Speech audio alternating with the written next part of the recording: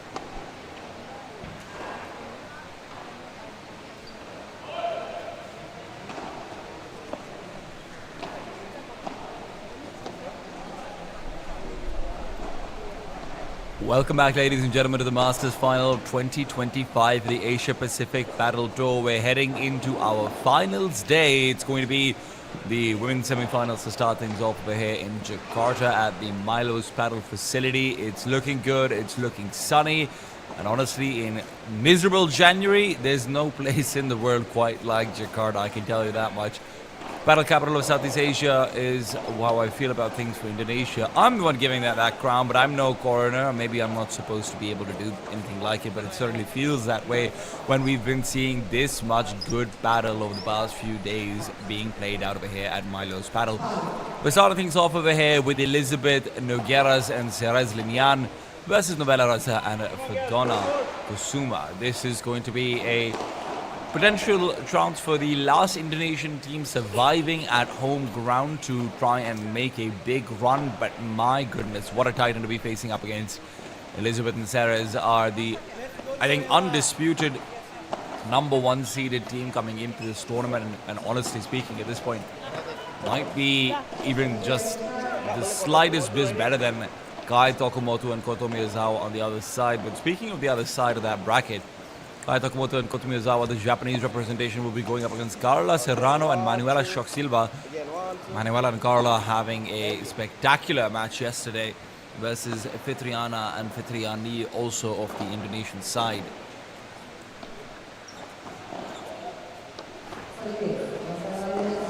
Now the question is, can Novella and Ferdona survive?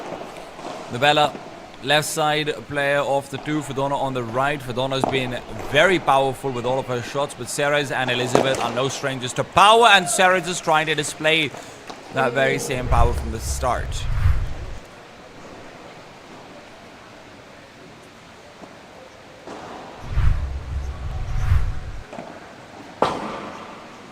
Ceres over here.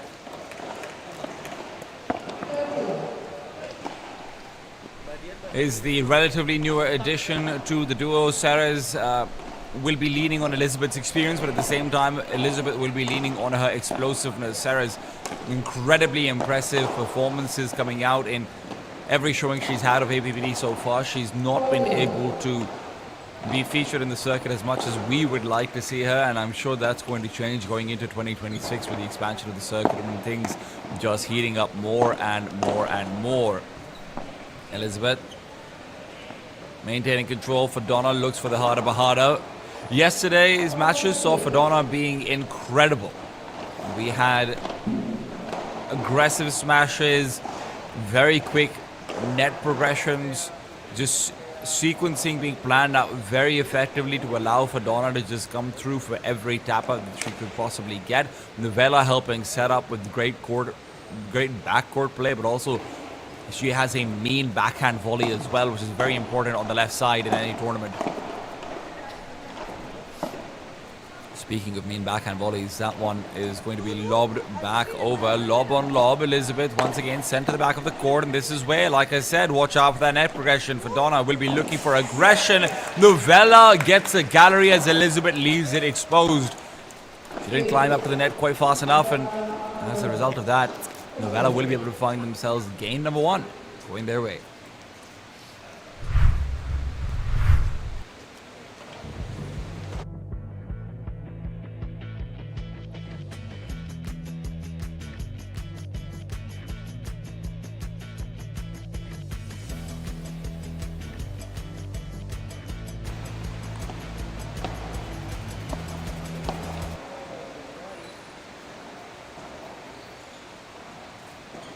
Elizabeth to serve now. Sides have been switched, of course. Elizabeth starts off with a strong volley, but it will be picked up by Fodona nonetheless. Novella is the one who is found lacking in her progression this time over. Sarah is able to exploit that backhand when she is forced to lean.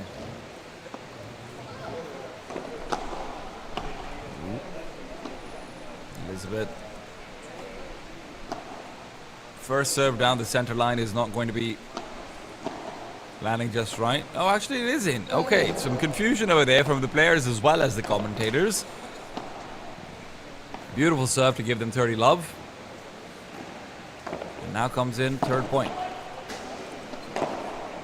Ceres, there's that Vibra. Incredibly powerful. I think that really Manuela is the only competition for aggressive Vibra prowess to what Ceres has been offering so far. Of course, there is also Ozawa. But Ozawa herself goes for a significantly more defensive. Vibora's a lot more on the bandeja side of things. So you are going to be seeing a lot of contests. Beautiful rally though, coming out initially. Lob back over from Ceres. Novella commits to the same idea, but it's a Rulo that almost catches her off. She's still able to recover very nicely. Unfortunately, her partner can't do the same. Fodona finds the ball dipping too far down for her own comfort.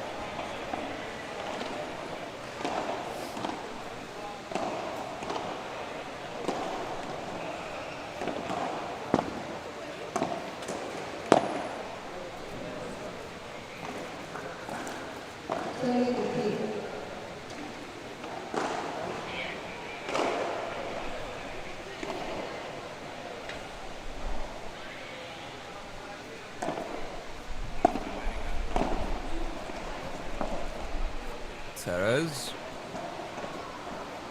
The backhand lob out over. Oh, what a bahada from Novella. Beautiful end of the point coming through as she will just stop Ceres in her tracks. That forehand, maybe a little bit unexpected to come through that aggressively.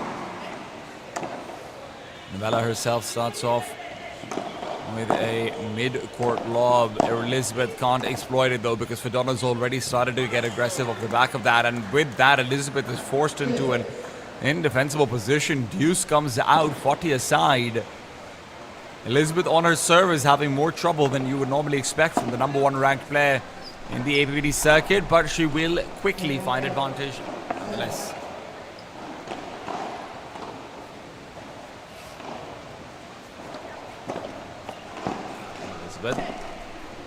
Oh, Sarah's on the forehand. A little bit slow to start things off over here. There will need to be recovery as we are back to second uses. Fodona and Novella smell blood in the water. And don't make any mistake about it, these two are sharks, but apparently they're sharks who also like to play dodgeball. That's another instance of the forehand from Sarah is not quite going where she wants it to. Fadona, fierceness in her eyes. And unfortunately, a lob in response to the serve that is going to end up being right back to the back wall. Golden point, Novella signals that she would like to take it. Receipt is on the advantage side, on the odds side. Serve down the center. This time it is a fault. Elizabeth commits again. Lob is high. Sarah's is going to find a beautiful shot though, where she might have been struggling just a little bit with the forehand volleys for the balls underneath the net. Sarah's will be able to find great performance in her receding vibras.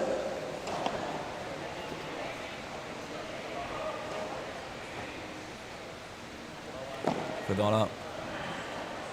Oh, what a serve. 15 love to the Indonesians.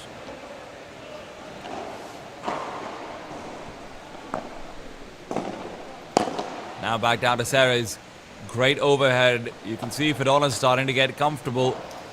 These are the kind of shots that you're going to have to watch out for Fadona. It's not just the the fancy spinning vibras and this and that. It's also just the straight up, honest to God, flat, hard shots down the line. And that's something that both Novella and Fadona have. Novella unfortunately can't tap the ball out. She will be forced to play in for the longer point. Great backhand from Sarah's to recover, and she will be forced to give up the net, even if she recovers the point. Another lob out from Fadona. The fight for the net is fierce, but the Bahada will end it here and now. Elizabeth and Sarah's find their first point on Fadona's serve.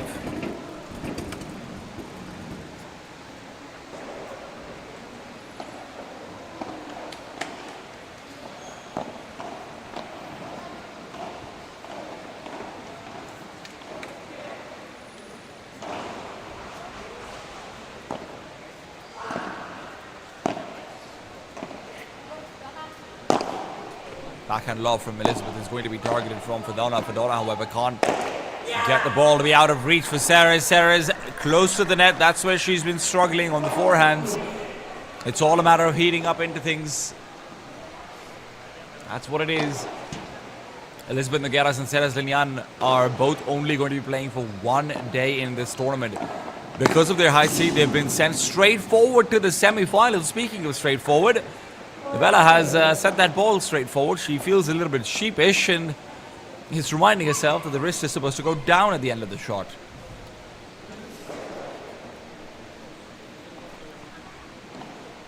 $30 to 40. Rather, 40 to 30. That's Fadona. Great Chiquita from Sarah. That'll allow her to get the lob of her hair as well. The Bahada is avoided, in fact, and Sarah's will do the same. Fadona finally commits down to it, but it is well received by Elizabeth. Not just well received, but well followed up as well. It is a beautiful chancletazo.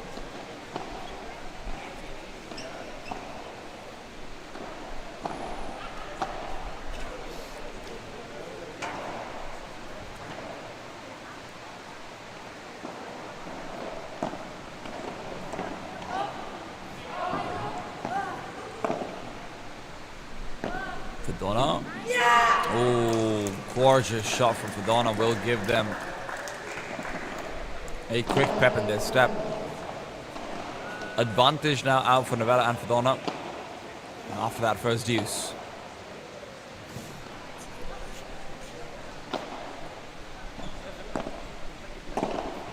Fadona serves to the forehand of Sarah's. Always a dangerous play to make, but still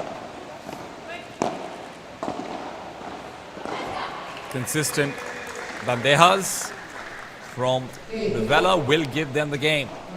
2-1 game is on serve so far.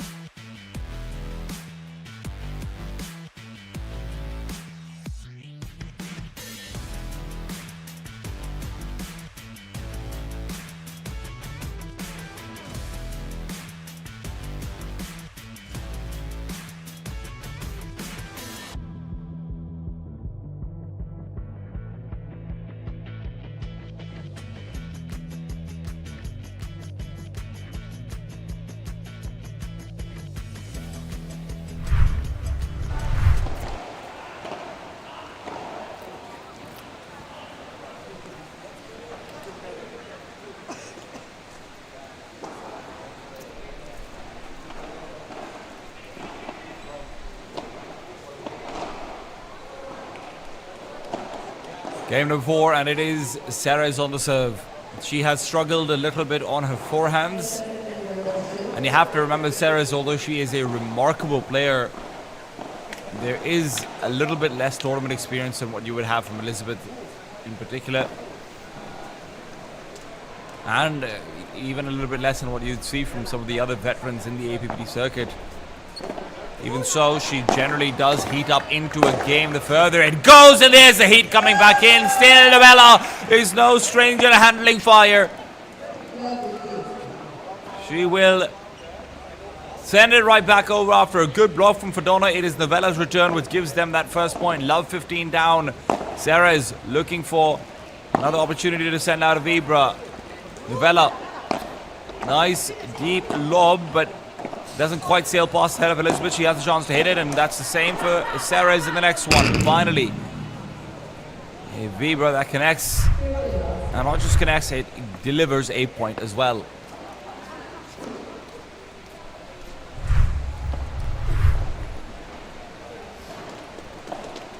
$15 all. Competition is fierce. Honestly, maybe more than expected. Oh, beautiful Bahara from Elizabeth. Absolutely fierce.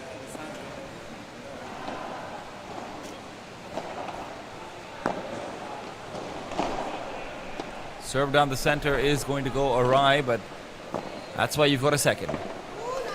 Sarah's. Oh, what a shot from Elizabeth. It's all in. Fadona still maintains control, but that second lob is going to give her troubles. Still trouble she is used to dealing with. Faster volley backwards. That means Novella has less time to adjust in, but she does so anyway. Sarah's, again, trying to catch Novella off on the corner, but eventually they're going to need a finisher, and that's what she's going to be looking for in this Bahara. Bahara will not be able to finish the point. It's a lob to regain the net, but in process of defending, Fadona gives up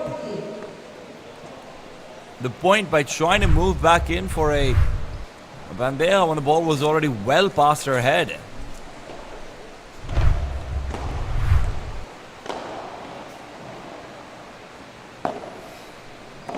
(42-15).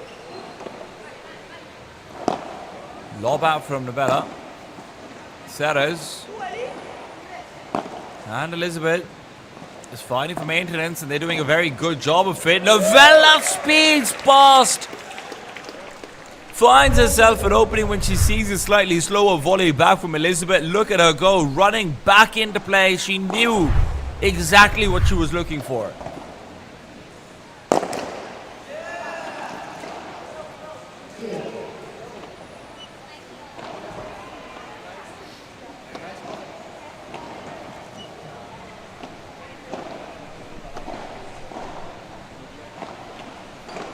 Deuce out,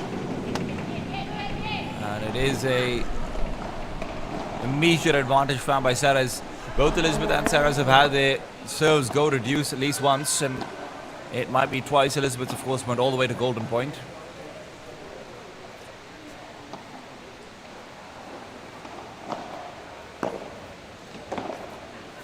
Serve down the center is good. Sarah's.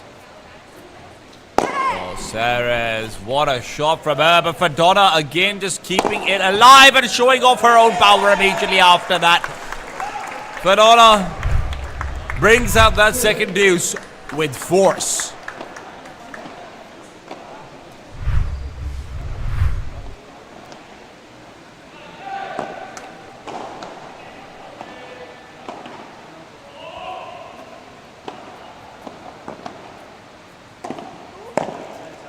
Backhand is good to receive. Oh, what a shot from Sarah's, and Fadona tries to block it rather than letting her teammate run forward to receive the ball. Sarah's is more than happy to collect on that point. Fantastic form in the overhead.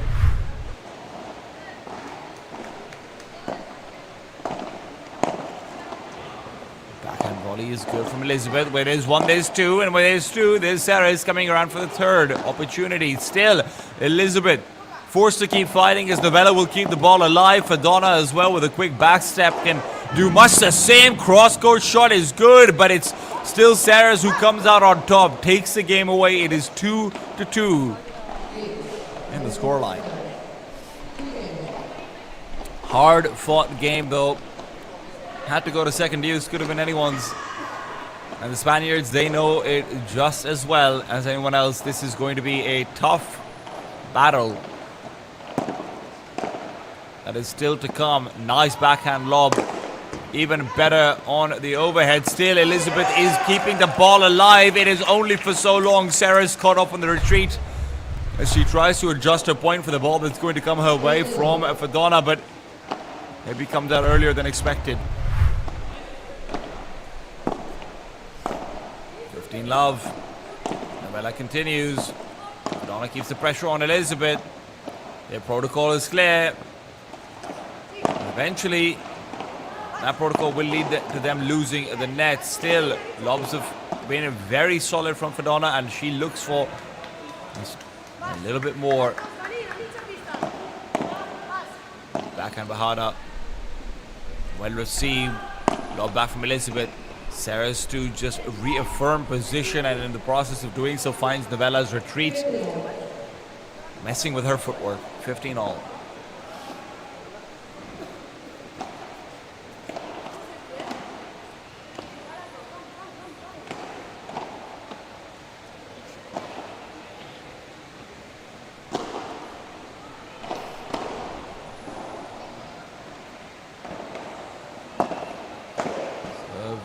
Center, Fadona's got the drop shot. Perfect 1-2 punch.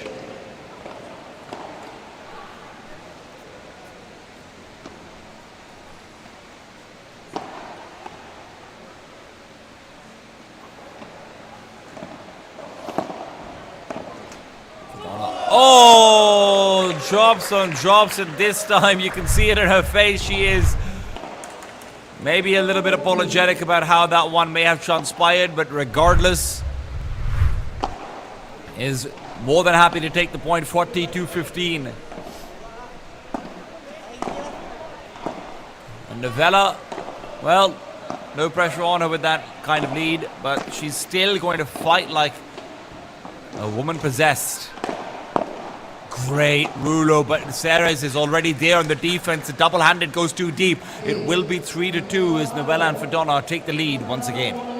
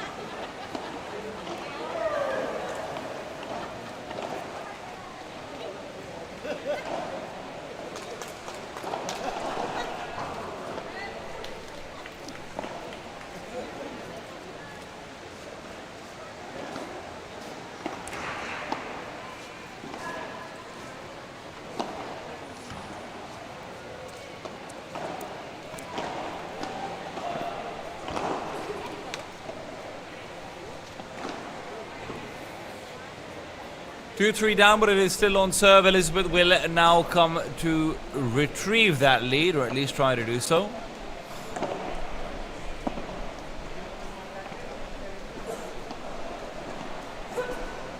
That might be a repeat because it did not look like a fault to me. We'll never find out if the second one goes right back in. Elizabeth, aggression, and that aggression is paying off. A quick reminder as to what happens when you look up APPT #1 woman. It's a picture of her face. You don't even need to do that. You go to the Asia Pacific Padel Tour rankings. Just click on rankings. You see a picture of her face at number 1.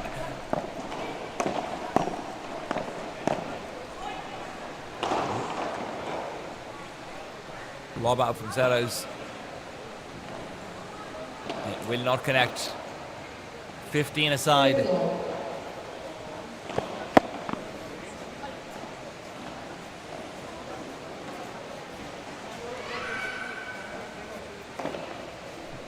Elizabeth.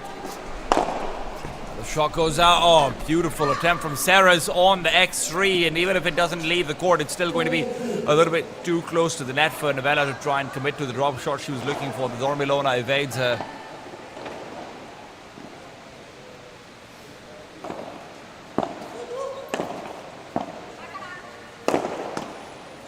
Where one was trying to put the ball to bed, the other is just fiercely waking it back up. Zeres Linyan finds them point number 3, 40-15 now. And Zeres will keep the pressure on. Yet another Vibra to the forehand, trying to squeeze Novella closer and closer to the corner before bringing her back down center line. That's been a good recipe for success for them so far. But Novella! What a shot right to the fences.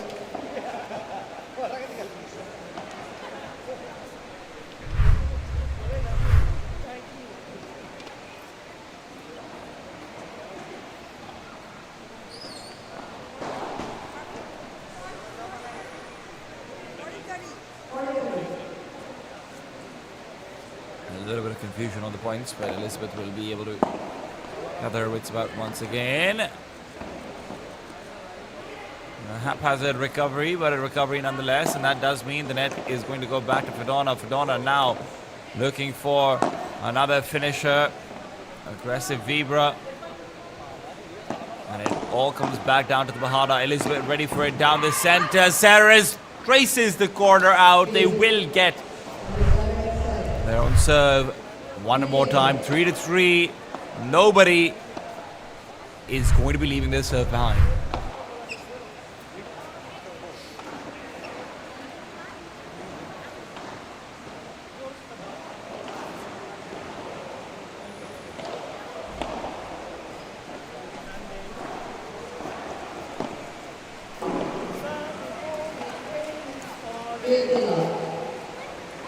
Novella and Fedona, they have been great at defending their own services as well. There has not been a single deuce on their hold attempts.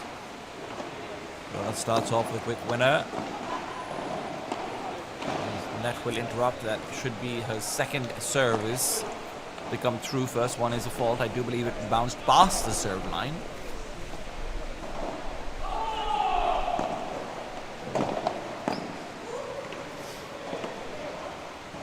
Nice deep lob out from Elizabeth. Novella. Oh, that lob was far too short. She knew it as well. You could see the smile on her face as she realized that she'd made an error. One that Zeres will be very happy to punish.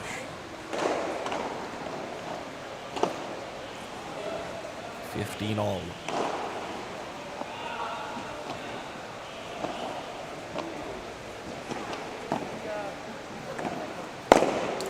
Oh, Elizabeth, where there's one bit of punishment, there might have been another as well. Novella, however, cannot finish the point. She is instead going to be taking the net off the back of that beautiful shot. And Fedona is sending out a couple of her own. Beauties all across the court with these shots being played. But unfortunately, at the end, it is an ugly finish. Back and right to the net in a position where Fedona thought she had a sharper volley than she did. She was targeting the corner of Zeres.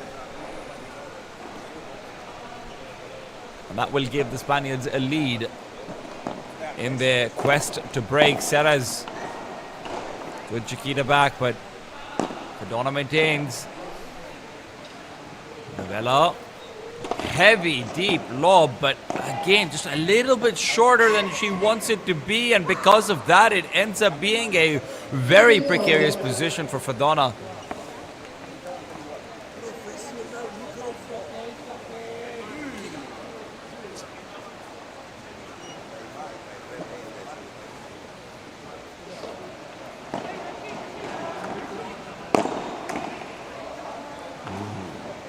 Good shot. But Donna's not done fighting for this game just quite yet. She wants to take you to deuce. Make sure that they don't lose their own service. It is without a doubt in my mind that I say that if the Indonesians lose their break first, I don't know if they have a chance to recover back into the set with the way things have been going. Sarahs and Elizabeth are both heating up as well coming into this. The first set of the entire tournament, and it is in the semi-finals. You can't blame them for being a little bit rusty. But Sarahs, all that rust has come off. It still doesn't mean that mistakes can't be made. Deuce as 40 aside. Sarahs, it's just an inch too deep.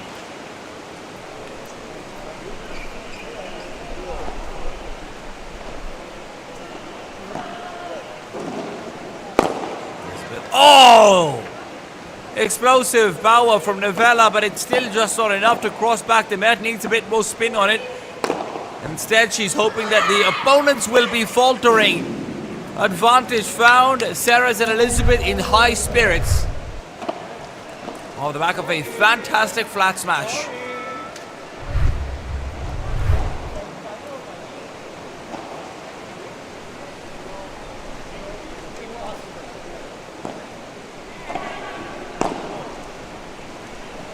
There's one.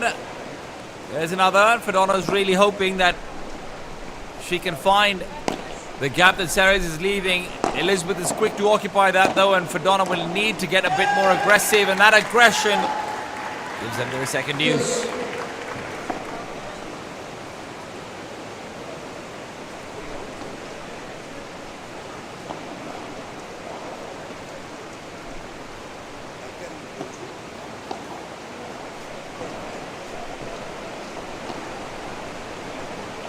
Elizabeth to receive. Fadonna sends it closer to the middle than not, but it is her time to shine as she does manage to get a quick smash out. Again, the problem is none of these smashes are crossing over. They just don't have that finishing capability, so they're relying on Elizabeth and Sarahs to make a mistake or to provide setup for a second one, and that second is often where they find the kill.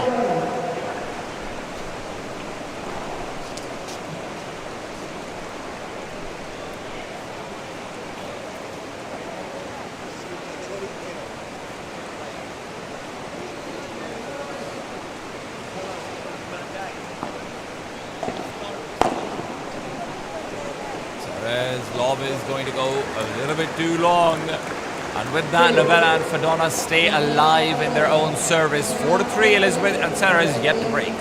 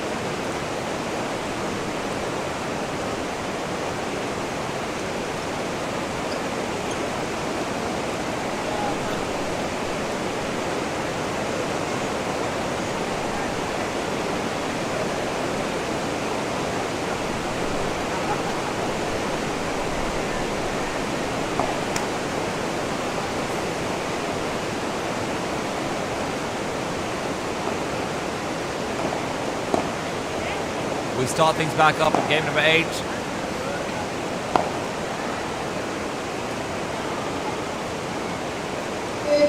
Donna. Mistake on the backhand will give Elizabeth and Sarah their first point into it. Sarah is on her serve. Is hoping for defense. This has turned out to be sterner competition than maybe they expected. Just a reminder about the talent that is still yet to be unlocked in Asia, especially on the women's side of things. Donna, deep lob, but it's Rulo coming out from Elizabeth that is making them worried. Excellent lob though. Donna can't compound on that.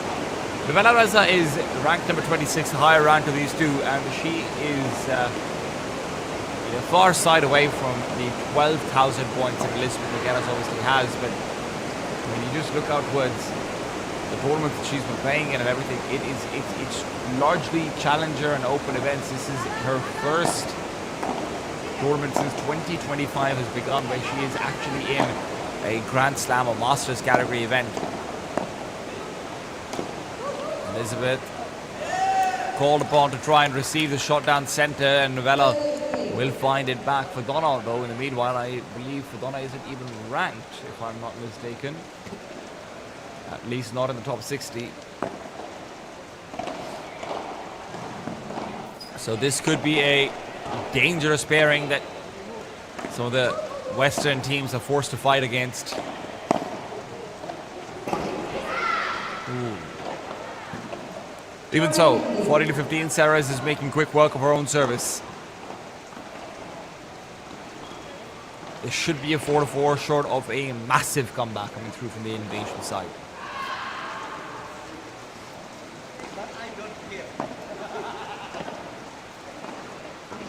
Nice deep lob from Fodona. Does open up for Bahana, but the drop shot backwards. Novella had that planned out in her head. Picture perfect. No way for Sarah to cross that kind of distance. Not that fast. Backhand flat down, and that's where Sarah's gets a weaker return where she will deliver much the same. 4-4. Back to Novella's service. Still, these two teams are breathing down each other's necks.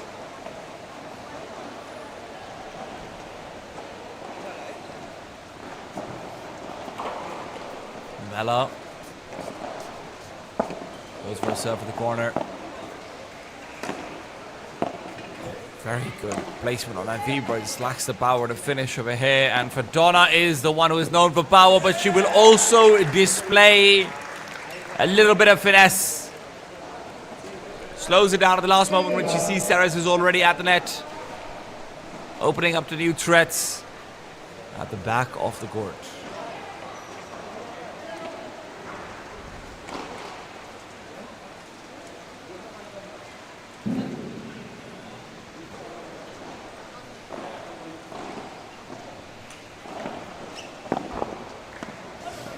Oh, chance for another drop shot, but Fodona doesn't quite push the ball long enough. It will be 30 aside. Elizabeth on the receipt once again.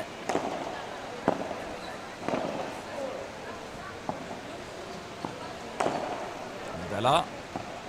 That is one of the more accurate shots you're going to see coming out of that Vibra. Absolutely deserves the setup being given to her for the follow-up smash.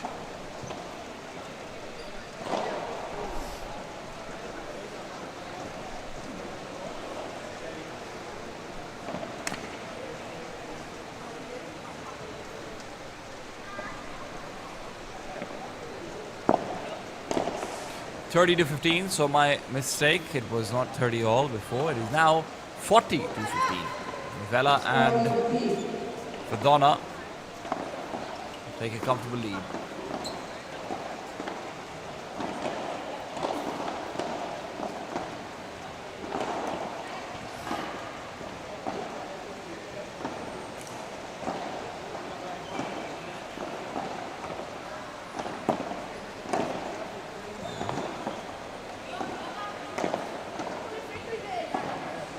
Fodona. Oh, Fodona and Novella just putting so much pressure on.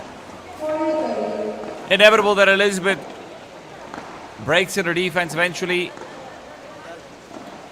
But before that even happens, the attack goes right to the fences. A little bit harder to tell from that secondary angle. We are, of course, having some rain out over here in Jakarta. It is causing the cameras to dip in and out at times, but regardless, shot is beautiful from Fodona. The deep angle from the right will give them the game, and they will find 5-4. Elizabeth and Sarah's are going to be forced to fight for overtime.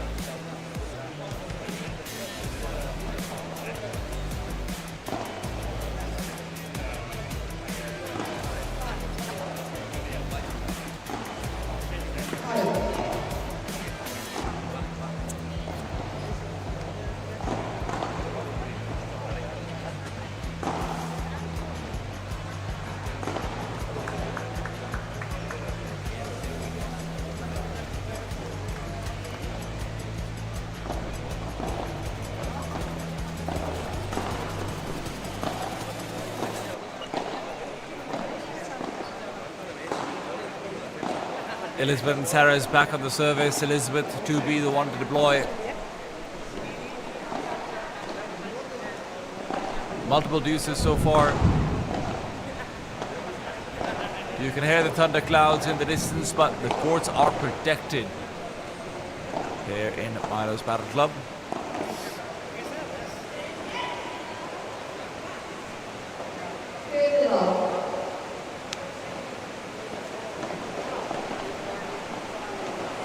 Love. As Elizabeth takes the first, just off of her service. Second one will be a beautiful shot from Sarah's to prevent progression. Just slides right underneath Novella's racket. You see her trying to come forward over there, and it's just not happening.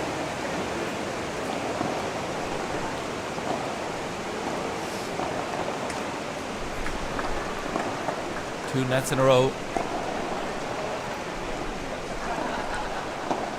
Elizabeth still has plenty of room to swing for the fences. And that's exactly what she does. 40-love. 5-5 seems all but a foregone conclusion at this point.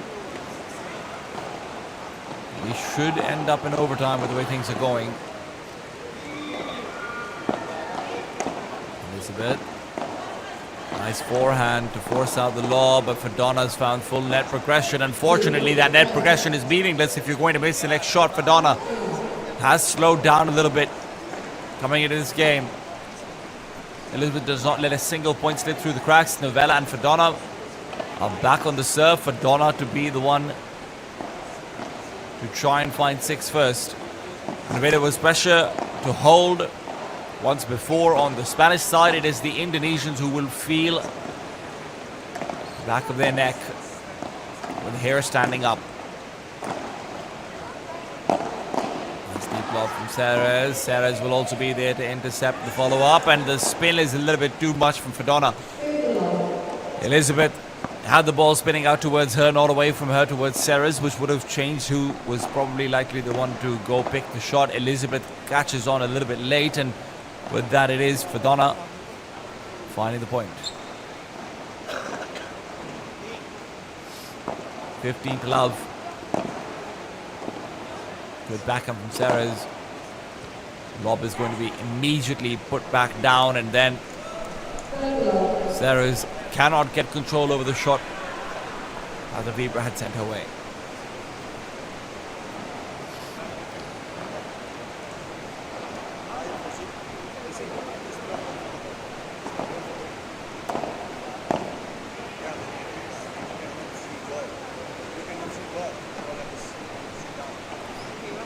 Very good lobs coming out from both Fedona and Elizabeth. Completely evading opponents. Fedona just caught up in the same lob battle. Eventually he decides to break it with the Bahada. Contra that is very awkward. Casual flick of the wrist, but it's not high enough at all.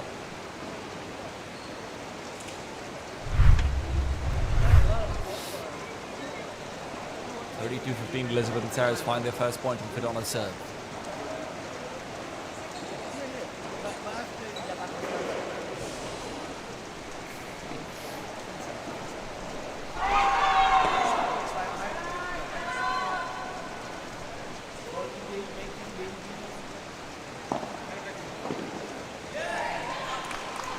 (40-15). Locals have started to show up to show their support as well. Bright, fresh and early, 10 in the morning over here in Jakarta. Milan and Fedona would like to start off their mornings with a bang! Fedona, Kusuma will bring them to 6 first. It is 6-5 versus the number 1 seed in the tournament. Can they finish, or will there be a tiebreaker?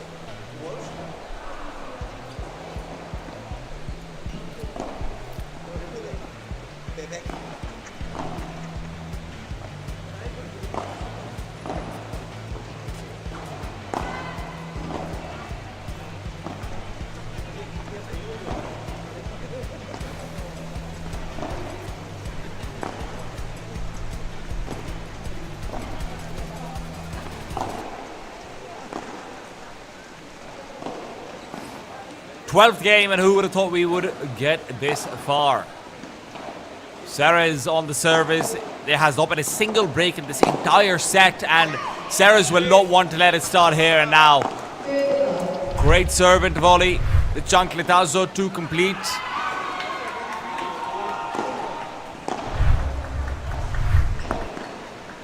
And Ceres continues on. Fedona bypasses Elizabeth, or at least tries to do so, but Elizabeth will be there on the cover-up. Elizabeth now with a lob that is going to be picture perfect, and with that, It is all control back in the Spaniards' hands. Novella's defense is good, but not quite enough to let them feel comfortable in actually taking the net. Now she pushes forward, intercepts the Vibra, goes back over for an lob of her own.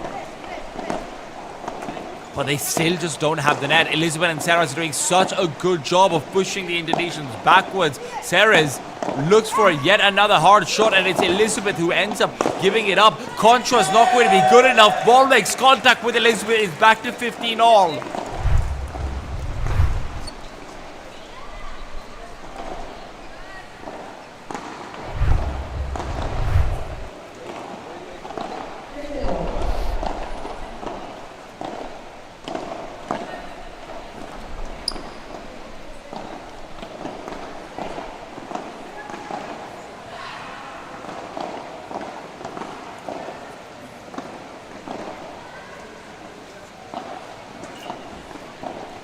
Sarah's back on even side, Deuce's side. Madonna with a great lob, though. She'll not be making the same mistake she did in the previous point, and now with a harder flat to try and push Elizabeth back, they will end up in a lob battle once again. Quickly ended. This time it's just a one apiece before you resume it. Good block on the smash, and Madonna keeps control with the back of the court being her playground. Still, Elizabeth is no stranger to finding underneath pressure, and she will do just that. Ceres, again and again, just trying unsuccessfully to push Novella into a compromised position. Novella is just so good on the defense right now. A deep lob comes through. Slowest shot from Bandeja of Ceres. She will follow it up with a fast one. And it's a change up in speed that finally catches Novella. Unready.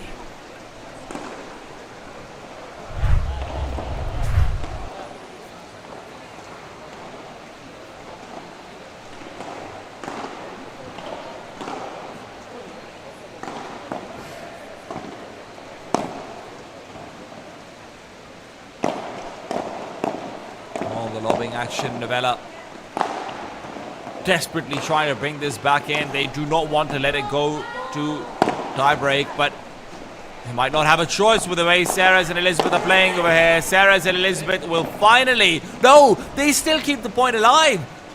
Ceres manages to tilt her racket right in the nick of time. And while Novella is being forced to run, she goes for an ambitious shot to the side.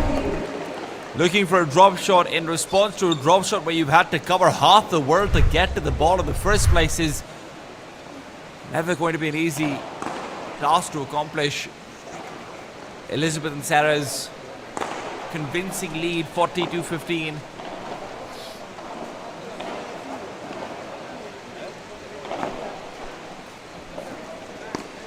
Serve down the center. Sarah's to block. Sarah's will be sent right back into a corner. Good lob on the backhand to keep control. Elizabeth on the stretch, but the opponent switching has been fantastic from Novella so far. Continuing to switch between targets, and eventually as Elizabeth tries to proceed forward, she'll be caught wanting.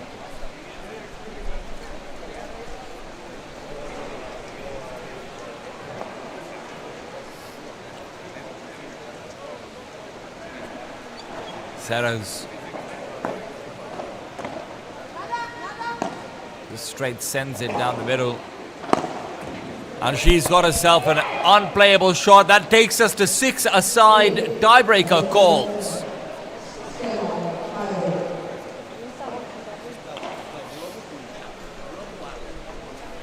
Some seriously impressive stuff coming out from the underdogs. Novella and Fedona have had a fantastic showing so far. Not losing out on a single one of their own services. Taking 3 different games from Elizabeth and Sarah's on their holes to a deuce or 2 deuces, even one to a golden point. But all of that will be forgotten if this is going to be Elizabeth and Sarah's to take the W.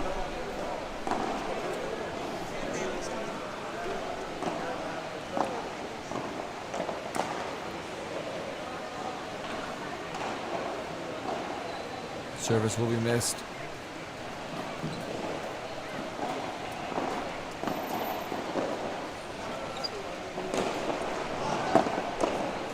connects. Oh, the net interrupts and the first baby break comes out. Apologies from Elizabeth, that's not the way she wanted to take the point, but when you're in a semi-finals of the Masters Finals, the season finale of APPT 2025, well, a point is a point. Ceres takes first serve from the Spanish duo. Backhand to try and force out a dead ball to the back of the court, but it's in fact the side glass where Novella barely keeps it alive. Sends back a slightly weaker shot, and that means that Fodona is much more open to attack. Look at that shot from Elizabeth. Quick to punish, 2-0.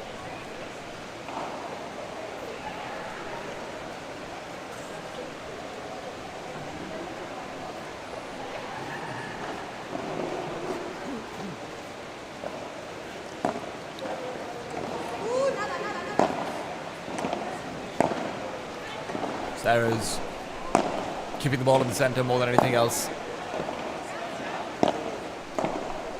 The pressure is on from Novella though. They will recover the back line and control over the net, but unfortunately eventually Novella is caught lacking. It is 3-0 to start off this tiebreaker. Not the way you wanted things to go at all for the Indonesian side. Novella and Fodona are going to have to mount up a big comeback. Fodona takes control with the service, does not have the option to lose even a single point from here on out, and the backhand, well, it interrupts what could have been a finisher from Novella. Still, ball is alive, and that's a conversation for a later date when you're reviewing the VODs. Deep lob attempted, and Fodona, it smells an awful lot like someone is tripping over their own steps. Fodona and Novella, they have fought hard to take it to this tiebreaker. But do they still have more wind in their sails? Down 0-4.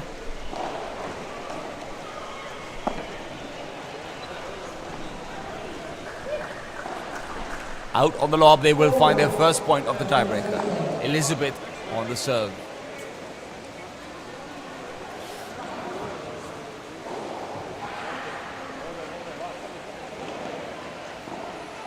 Four to 1.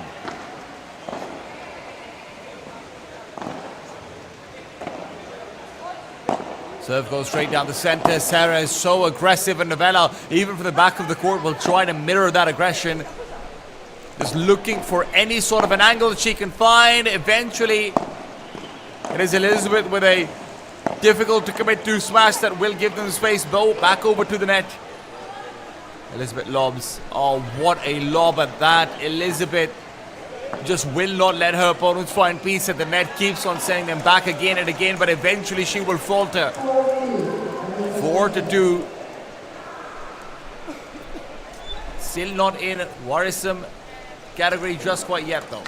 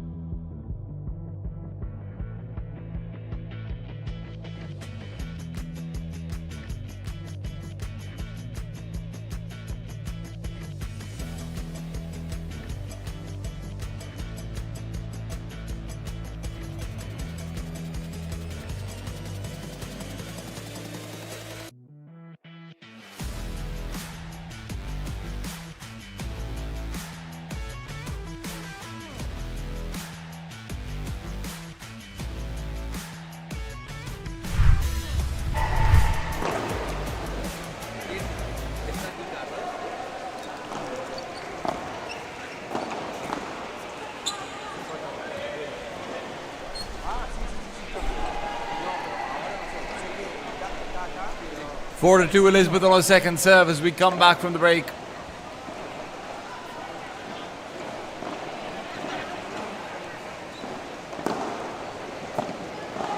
She is going to have to get this point. There was not very much pressure for the first, but I can guarantee there is pressure for the second. Losing 2 in a row is just tragedy waiting to happen. Very nice control from Fodona. And where Novella is still looking for room, it is Fodona, in fact, who lobs it over. That is lovely, but unfortunately, she cannot maintain the pace of the backhands.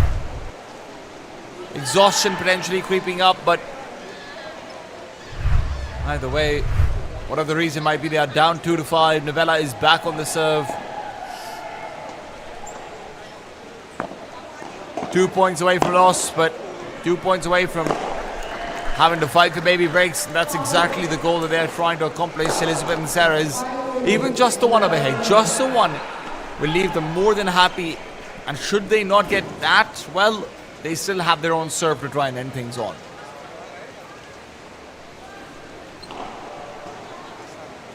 Remember, this is a tie-break to 7 and you have to win by 2.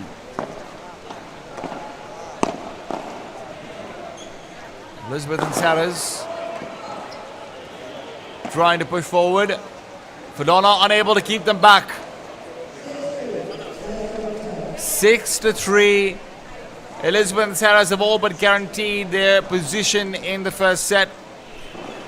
With a spectacular tie-break performance, the Indonesians will be looking back to the double baby breaks that they did receive at their initial point of serve. Novella, very good lob outwards, but there's one, there's another. Oh, great catch on the alley. Elizabeth was not ready to be sidelined like that. Still some fight left in the two, but it is still only 6-4. Elizabeth and Sarah potentially have 2 match points over here before they're forced to try and consider the idea of sending it forward. They will win it out here and now. First set will be taken in the semi-finals by Elizabeth and Sarah's incredibly hard-fought battle from Novella and Fodona, but they will have another set to try and come back into. Can they show an even better performance than they have over here? Let's find out.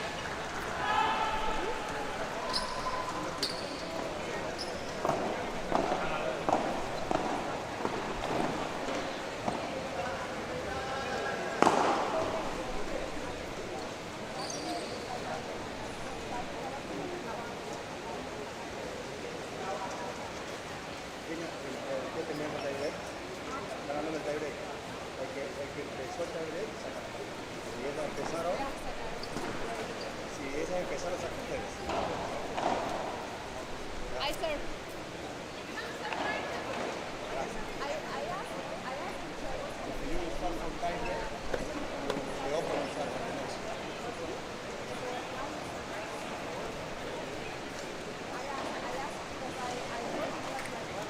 You understand? Always if you finish, you will start from time. The opening start.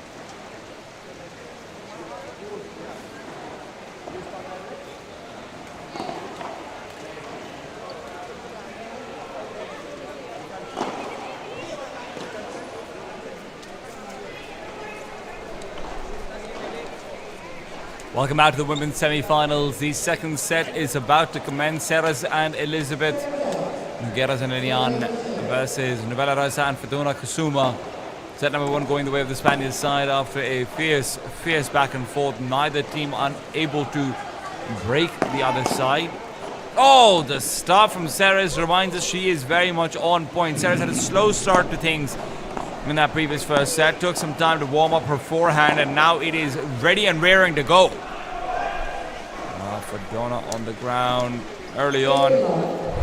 Had some signs of exhaustion towards the end of that first set as well. And she's frustrated, rightfully so. Knows how close they got to being able to steal one out from the number one seeded team of the tournament. Ceres might not give them another chance to do that. Fantastic services so far coming through. Oh, what a backhand from Novella. Elizabeth trying, but she cannot succeed. Even Ceres' face has disbelief at the shot that's just been hit. Beautiful work from Fedona and Novella. Nice deep lob now from Fedona. Once again, backhand being challenged, and maybe that's not the right place to push Novella to. Ceres some frustration on what was to her an easy point, or at least an easy forehand. That is once again missed, 15-30 down. Novella, excellent lob outwards. That next one, a little bit less so. Fedona can't keep the ball going right as she wants to. Chancleta's opportunity opened up for Ceres Lenian Ramirez.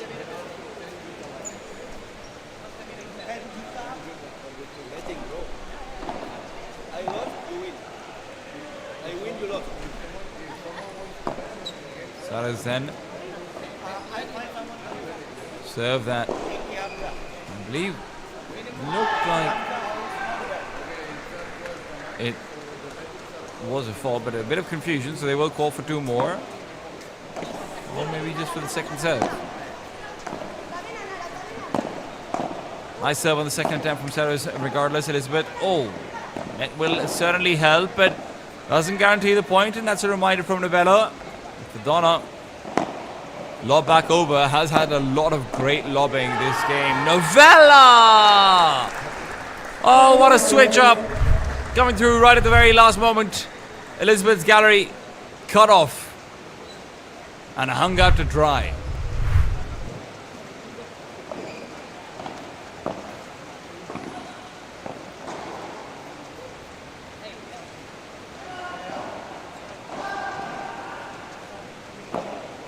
Ceres, yet another service forward. Nice backhand from Novella, but unfortunately Fedona can't compound on that. That was the real opportunity to break out at the very beginning of the set. Instead it's gone to a deuce. Opportunity is still there. Opportunity is still there.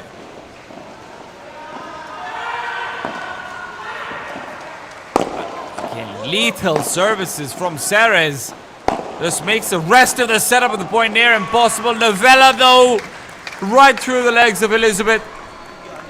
Ceres trying to keep the pressure on. Fedona manages to survive, and survival really is the name of the game. Novella eventually will finish it out with a backhand. Once again, a break point found. Opportunities aplenty. Elizabeth will find that her partner is the one facing pressure this time over, and as Ceres will lose out in that game of pressure, Elizabeth will not have covered off her gallery. Again and again, Novella finds the gap, and now they find that break in the very first game of the set.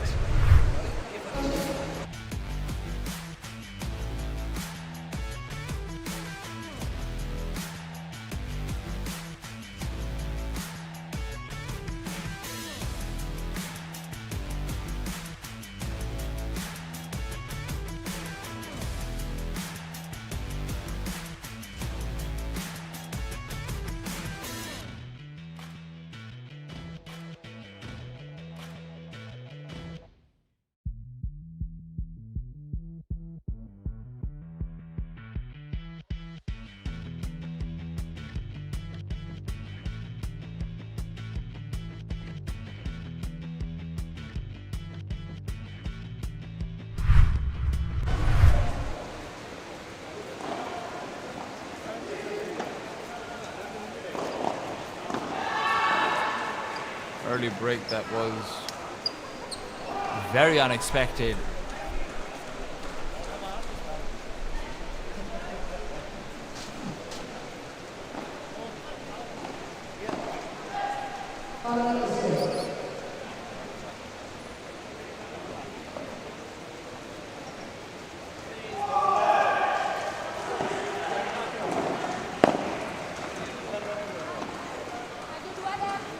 Start of the serve is good from Donna Annabella.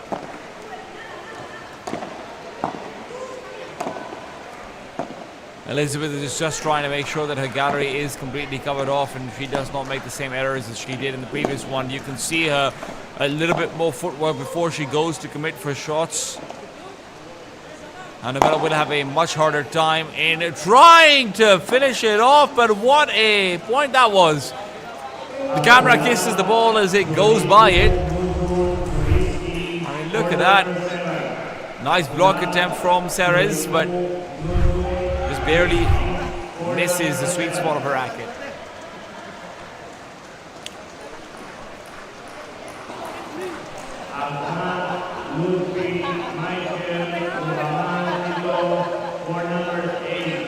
Second serve from Fedona as it is 15-love. Nice wind in, but Fedona's been struggling to get points off the back of that shot. Just doesn't have the spin that's needed to move it past, you know, these heavy veterans like Elizabeth and Ceres. They are always ready to receive. Especially Elizabeth, who of course in a lot of the APPT tournaments that also have a mixed category is often seen playing with Mark Bernils in that mixed category, so you know she's used to those very heavy flat smashes from time to time. Fedona with a great lob back over Ceres' head will now commit in for the Bahada. Elizabeth cuts it off down the center. Now follow Vibra, beautiful shot. This Vibra-Rulo combination that Elizabeth is able to bring out. Not quite the Vibra, not quite the Rulo, something in the middle. And no, Vibra-Rulo does not sound that good. I can tell you, because I tried saying it in the mirror 3 times yesterday. Funnily enough, if legend says if you say Vibra-Rulo, Vibra-Rulo, Vibra-Rulo, turn around 3 times, look in the mirror while you're doing it. Elizabeth Nogueras is summoned and gives you a personal coaching lesson in paddle terminology. That may or may not be true. Try it in the mirror today. Fedona targeting Elizabeth's forehand, but eventually that will be a position that is untenable. Elizabeth. Oh, Elizabeth. You see what she's trying to get done. Just get the cross court. Slow shot to drop down at the fences, but the cage is not kind this time over. The ball will reach it early.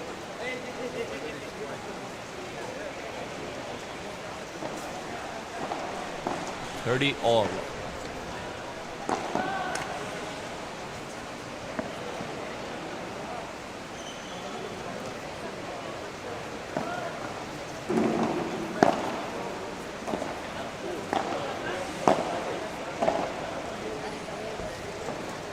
Oh, that was a very close shot from Ceres. Great check from Novella. I have to say, it's just such an impressive goal from a few of the women's players that we've seen so far whenever they're calling for an out on what looks like a store ball. Oh, Fadana finally will get her chance to shine, finally gets a chance to showcase her signature special. Catches Ceres off at the back of the court. Ceres was not moving forward quite fast enough, and Fadana feels incredibly satisfied. I believe that might be her second point of the game, or of the match so far, with a shot like that. And with that, they will hold after they have broken their opponents. So 2-0 start for the Indonesians, just what you want to see if you're a fan of the local team. Elizabeth. Oh. Even though it was a slightly slower shot, Novella just can't react to it in time. This is one of the reasons why Elizabeth Nogueras is amongst the top players in Asia. It's not just that, hey, you know, there are players more powerful than her. There's no doubt about that. But the fact that her placement is so good on these flat shots, the fact that she forces the opponent to stretch out to their last limb for the backhand, that's what makes a difference. 30 and love now.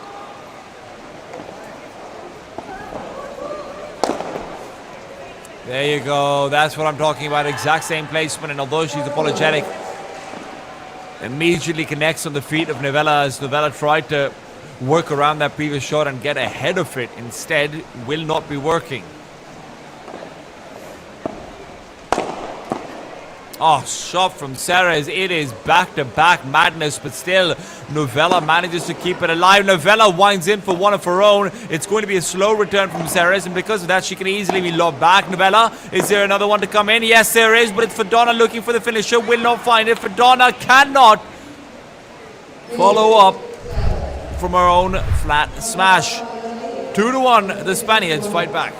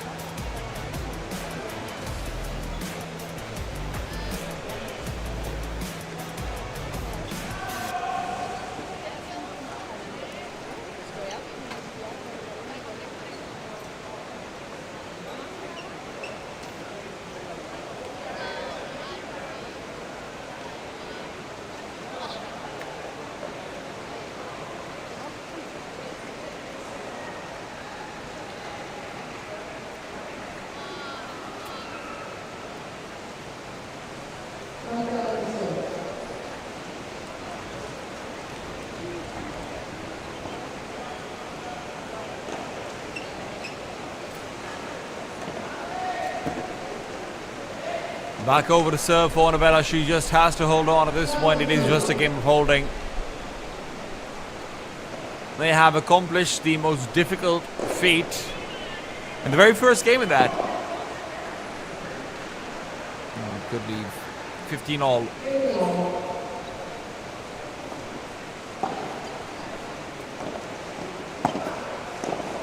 Elizabeth and Ceres are the ones with pressure now on their shoulders. Lob on lob action. Elizabeth will have hers go out. Where there were a couple of critical moments where Sarah's made errors in the first match, rather the first set, it is without a doubt that right now Elizabeth might be the one who is put underneath the spotlight.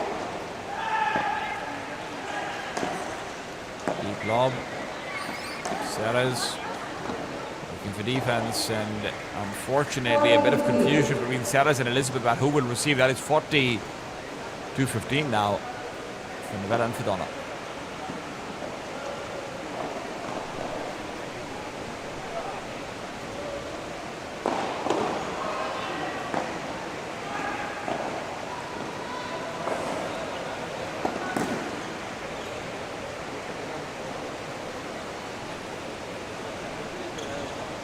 Fault on the first serve.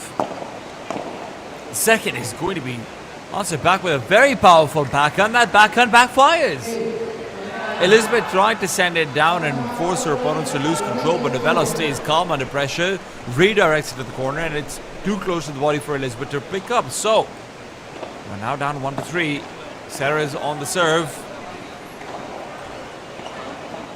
Drop shot initially. Fedona, fantastic recovery, and with that they'll get the net as well. Sarah's, even when she's reaching out, still managed to get a very good lob. Follows up with a far too aggressive Vibra. They'll hit the back wall, and frustrations are really starting to show.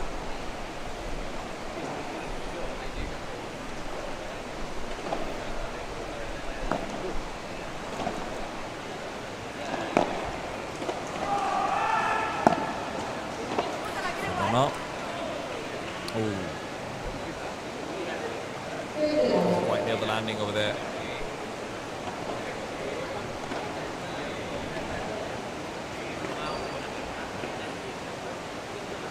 $15 aside for Sarah's on her serve. Fault on the first.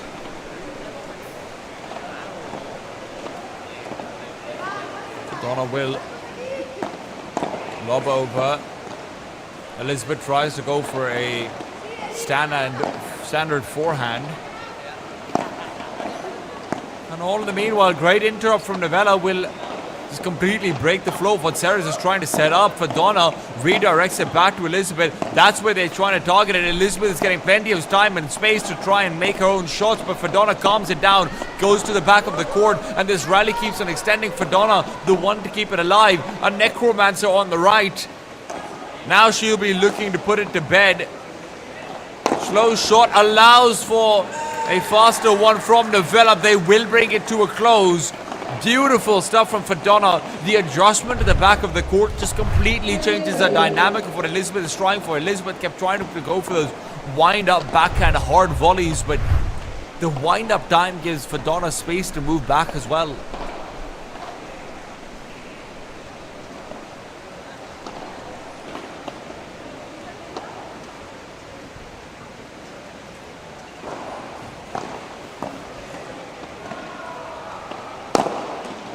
Oh, what a shot. What a shot from Sarah's Linian.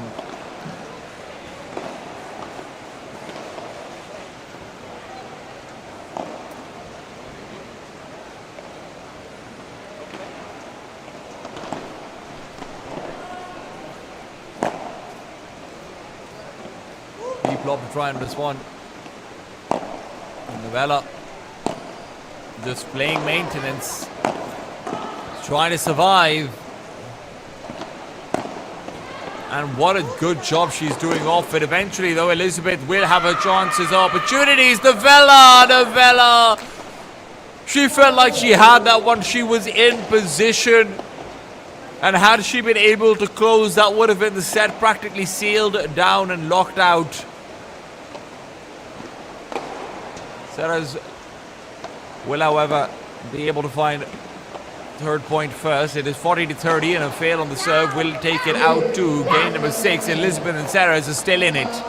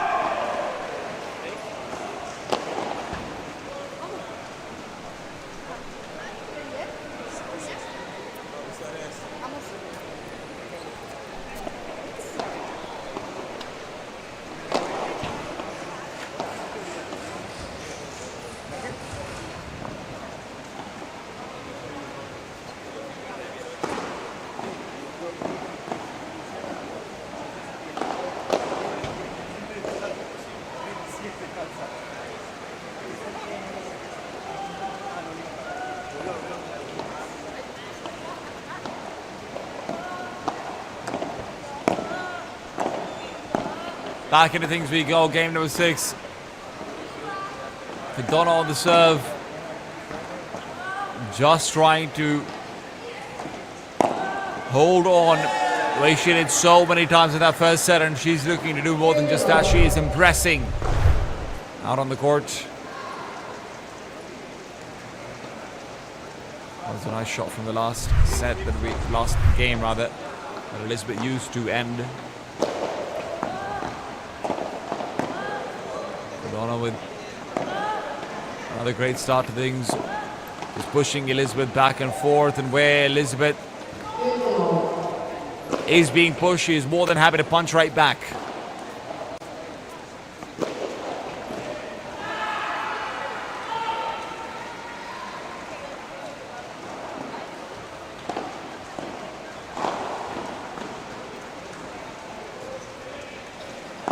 All.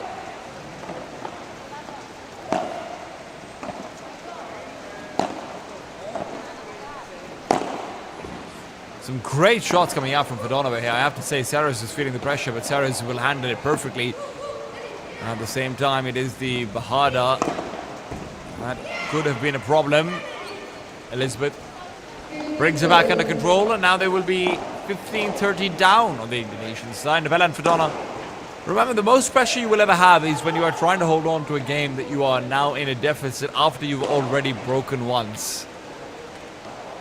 Those breaks do feel like they don't come again.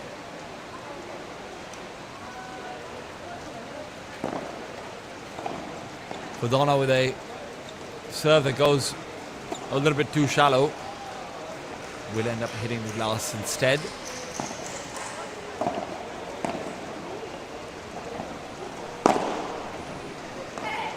Overhead attempted, but it is once again Sarah's to bring it back. Now this time, Fodona and Novella are able to keep the ball going. The rally continues, but eventually a mistake is made. It's very often that you see Fodona going in for the heavy smash commitment, and look, there's nothing wrong with that. Even if it doesn't come back over, you have an advantaged ball, but being able to convert on that advantage on the second shot is much harder. And that is generally where the Indonesian side has been fumbling the bag a little bit. 15-40, 2 break points out for the Spaniards' favor. Can they bring it back on serve with a quick win over here? Sarah certainly seems to think so. Net will interrupt her shot, but it still doesn't matter all that much. Sarah's will cross over, finds a cross from Novella as well. Novella has, however, threaded the needle. Yet again, finding Elizabeth wanting. Elizabeth just not in position to cover off her right side, and has been a problem.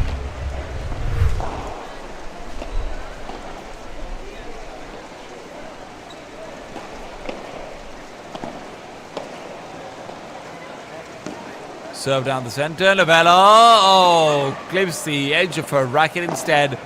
3-3, we're right back to on serve. Elizabeth and Saras are going to be very relieved about making up for the mistakes they made in game number 1.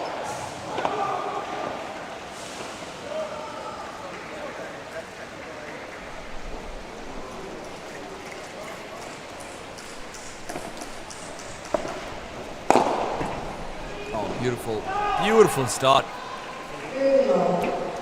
Elizabeth serve catches off Fodona. Fodona gives a poor return. There is a chancletazo to end from Ceres, no questions asked.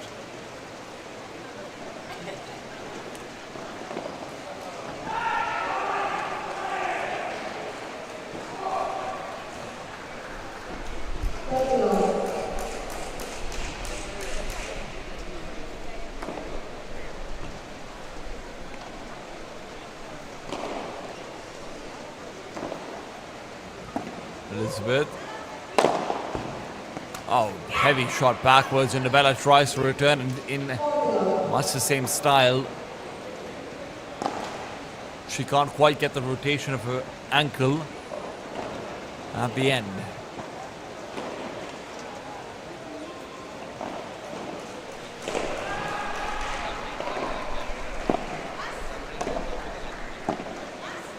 Love.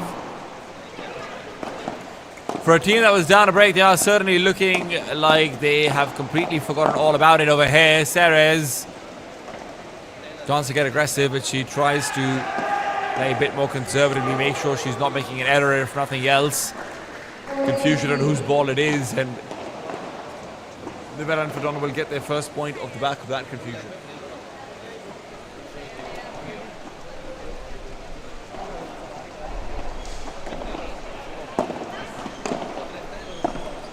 Elizabeth.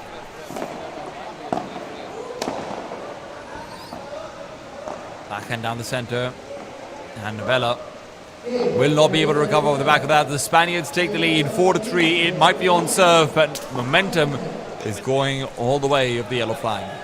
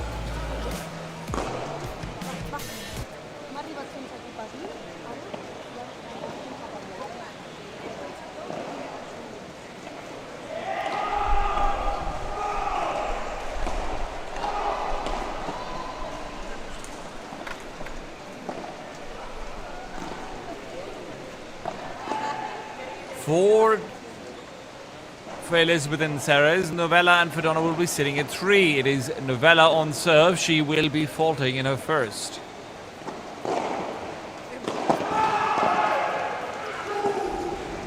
Novella. Back over and out. Ceres with a nice hard-hitting shot, but is the second from Fedona, which will maintain control. 15-love. A good start to that 8th game for Novella and Fedona.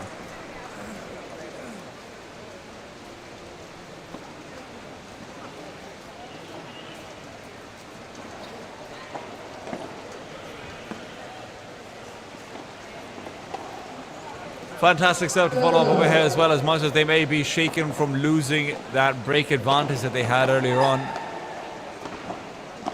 Fedona and Novella will not show it at all in their own services. 30-love.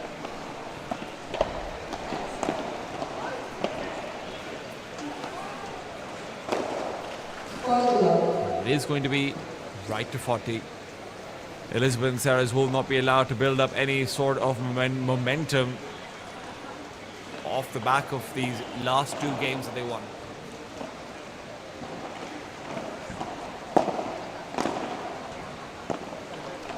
Nice lob out from Ceres. Gives them good control over the net. And where Fedona is looking for Elizabeth. Elizabeth has given over quite a few points. This is going to be, unfortunately for them, yet another one. 4-4. We're right back to even.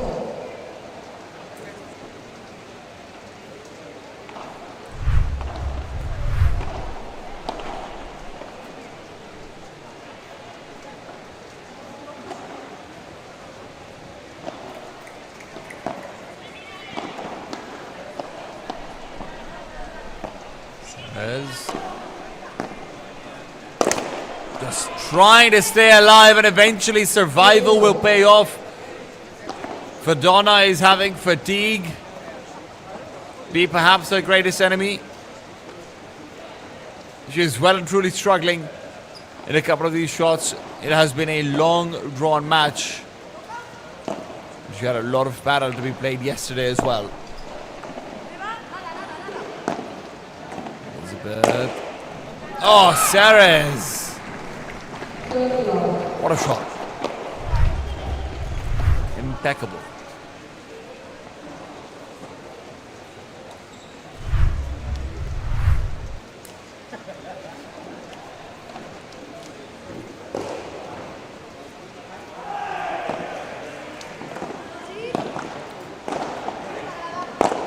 Elizabeth.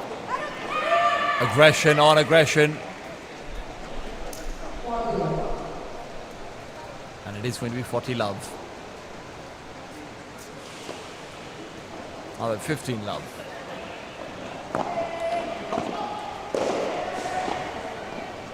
Ooh. A bit awkward there.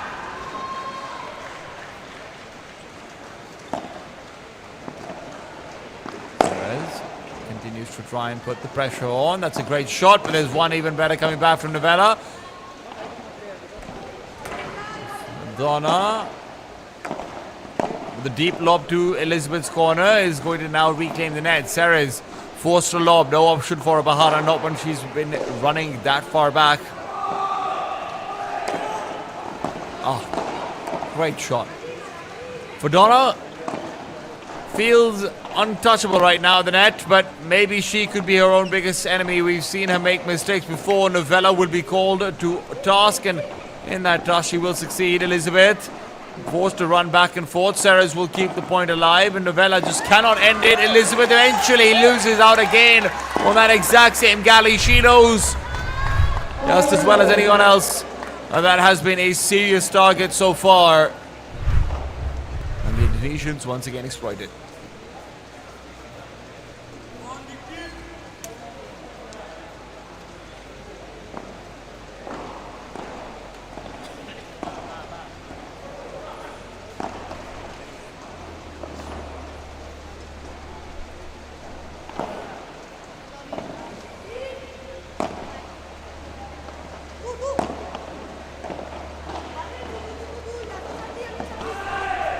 Elizabeth.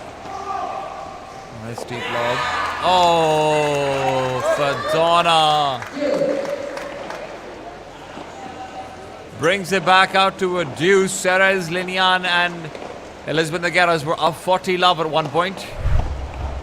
They know the opportunity they are giving to the Indonesian side. They know that this could be a full comeback that can be propelled off the back of just this one game.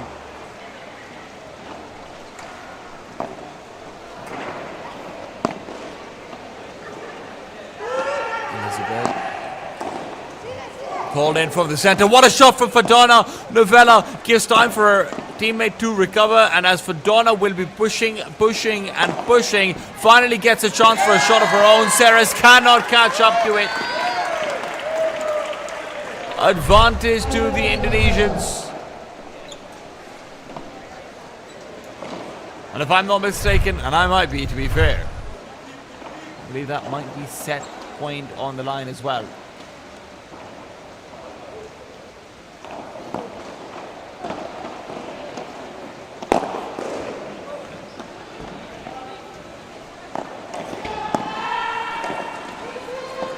Donna continues. Wind in. Fake on the smash. Ceres recovers. Barely just. Ceres back out over and ahead of Fadonna. Where Elizabeth's backhand is going to be proving to be trustworthy repeatedly. And it's still just control for the Indonesian side. And it seems untouchable right now. Eventually it is the confusion that will give them their set right back. It is going to set number 3. The Indonesians feeling triumphant.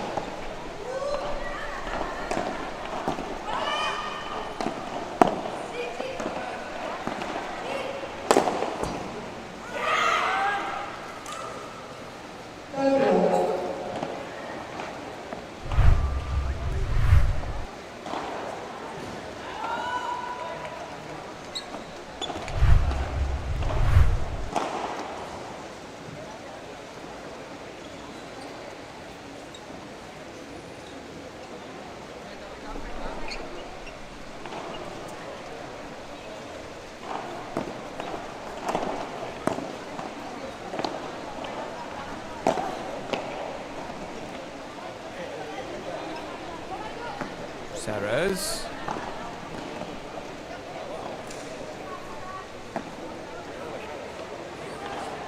Over.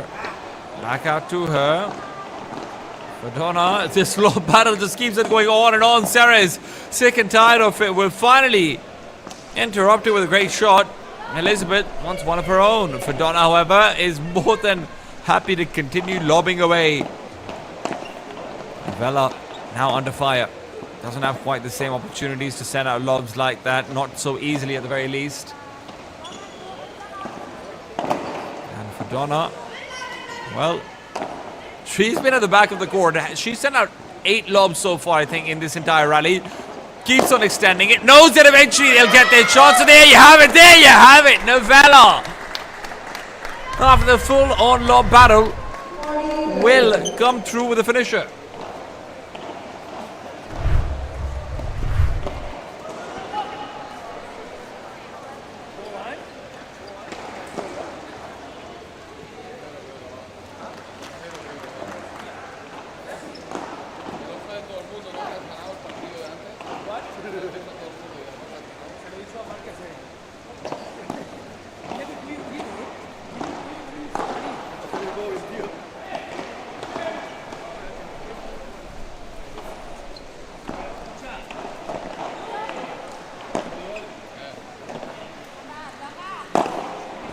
Donna, oh, what a finish!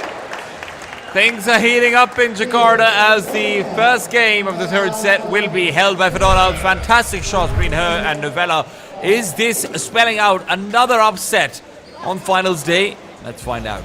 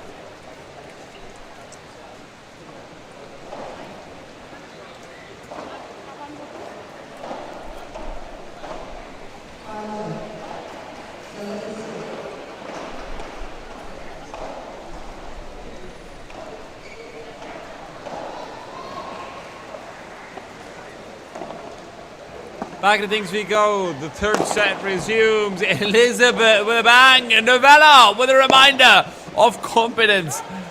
Somehow Fedona is looking even more fierce than she was before. 15 to love. Favoring the side that receives. Novella and Fedona will find themselves breaking ahead.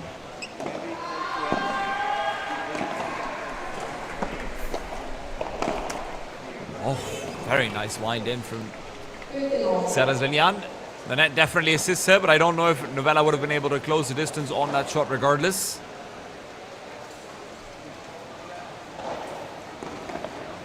All.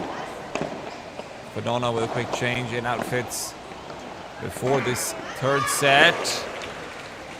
Novella can't make the sprint in time. Great drop shot out from Elizabeth Nogueras.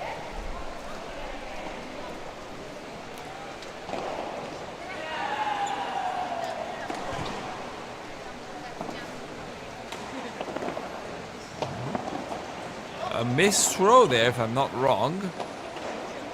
Elizabeth still tries to commit in. Ceres ready for what looked like an El Cuatro. Instead, it's going to be Fedona sprinting back, keeping the ball alive with a beautiful contra. And we're right back to the lob battles. This battle comes to a close quick. Novella will not let it stand. 30 aside, Novella and Fedona stay neck to neck.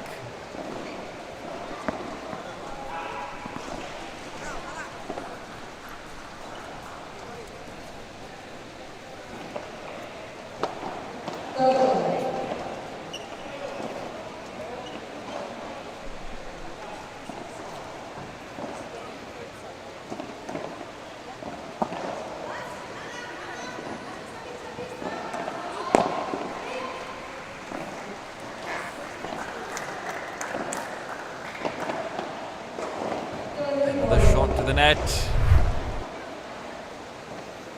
And potential for and the break over here early on into things. Fortunately for Elizabeth and Ceres, they will avoid that possibility for now. Deuce is out early, but a break point in the first game when you've just lost the second set is never going to feel good. Beautiful stuff from Fedona. Fedona has just continually leveled up as this game goes on. There's no doubt about it. She's got fatigue that is plaguing her, that is keeping her down 100%. This might be stamina issues coming in as well, but just sheer resilience, sheer perseverance. They have just broken another game. Elizabeth Nogueras and Serrazinian, the number one seed in this tournament, will start off the third set a breakdown.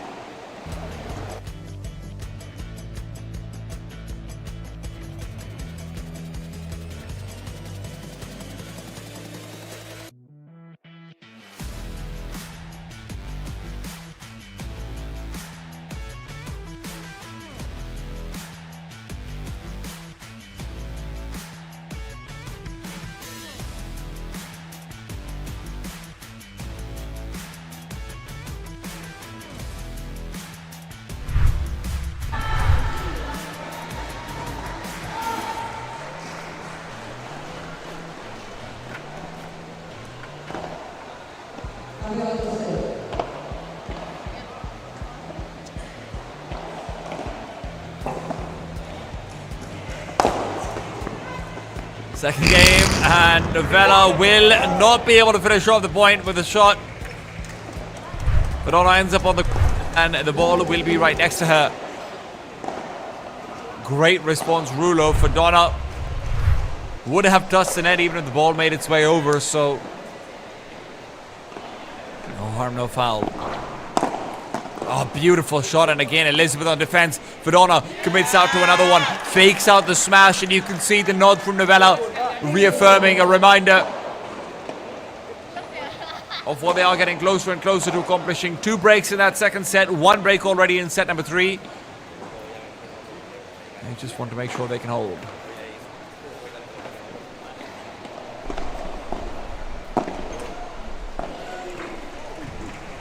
Ooh, nice pick from Fedona.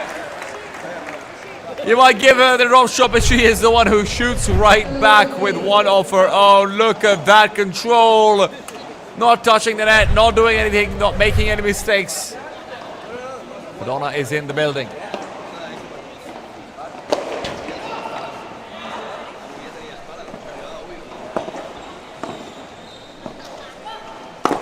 Fodona. Oh, Fodona. Where she was lacking the ability to finish in the first set, that has now been found. Alongside it, the confidence of the Indonesian side.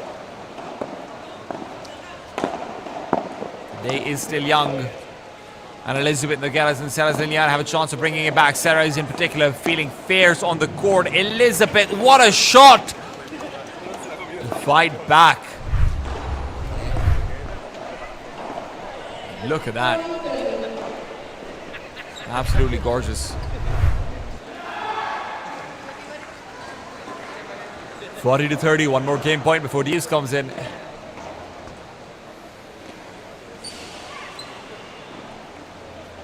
Second serve for Novella.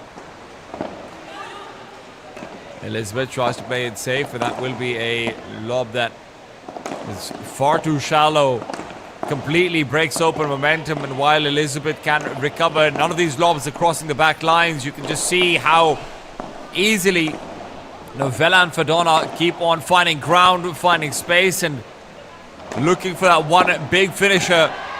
The back of the court, it's great defense is being put up by the Spaniards, but as you see Sarah stride and accelerate forward, Elizabeth's lob is what actually gives them the net, and that brings out the backhand.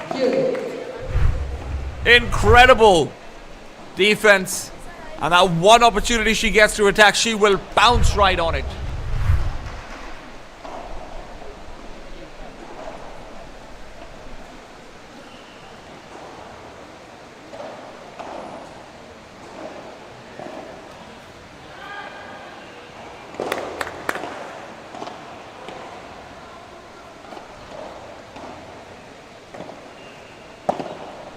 Hughes and Novella on the serve will not want to let advantage go by the wayside. You have to hold on to this game. You have to be able to keep that advantage that you struggled for in that first game. And as Elizabeth sends a deep lob out, Ceres can't recover from the slice. Fodona, another winner, coming up from a forehand volley.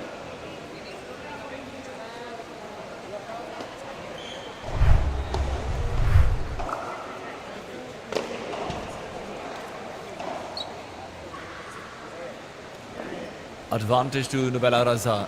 And that advantage is just extended out.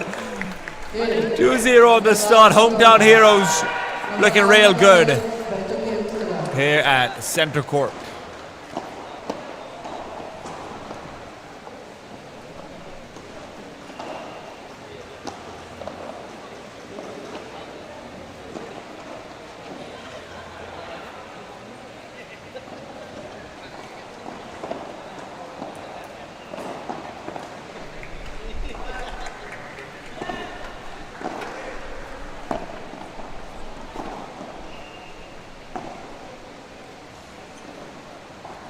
Sarah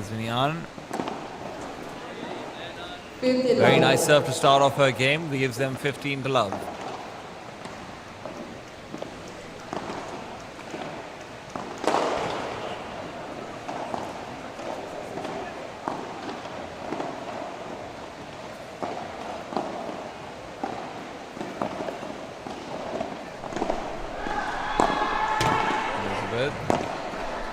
Oh, Elizabeth just keeps on committing to these aggressive forehand volleys. Eventually ends up opening up for Ceres. Novella keeps it alive. Novella keeps it alive. Oh, Novella. These shots that she's just not been landing so far, she is now right back in the business. And that business is violence.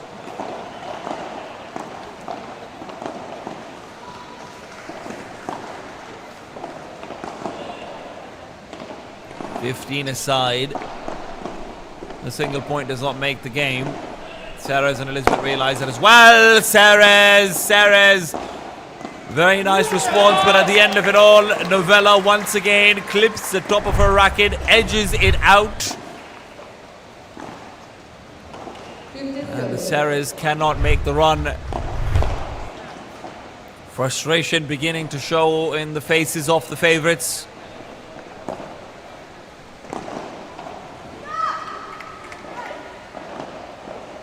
But the grand finals are calling for the Indonesians. 30 all. They might not be able to answer the phone if Sarahs and Elizabeth start to speed up though. Sarahs, in that process of speeding up, opens herself up to more errors. And reach the back wall.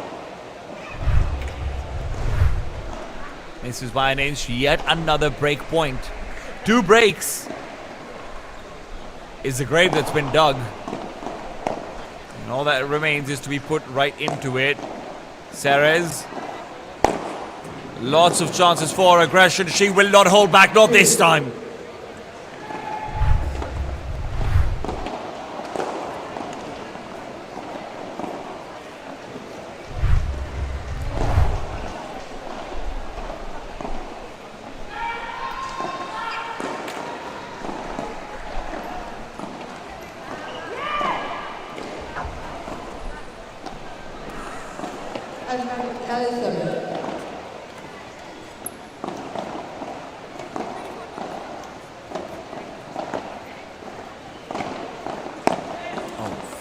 Very nice. Lead in now as well from Sarahs. Oh no, not the gallery, not the gallery. There have been so many points that Elizabeth Nogueras has been unable to cinch out because of that one damn gallery. And you're right back to deuce. Lob is very deep. Great lob. For Donna, we know how good she is at just maintaining composure in these lob battles. And the battle continues. This time Elizabeth will be the one to make an error. Advantage outwards. Another break point. It will be straight to golden point. Should Sarahs and Elizabeth win this one. That's what they are putting their hopes and dreams in. They have had a stellar season, but they cannot end it out with a loss of a hair. They don't feel like that would do themselves justice. And they fight on. But Novella and Fedona are immutable. They are inimitable. They are irrefutable. And the question is, can Elizabeth and Sarahs bring it back coming into game number 4?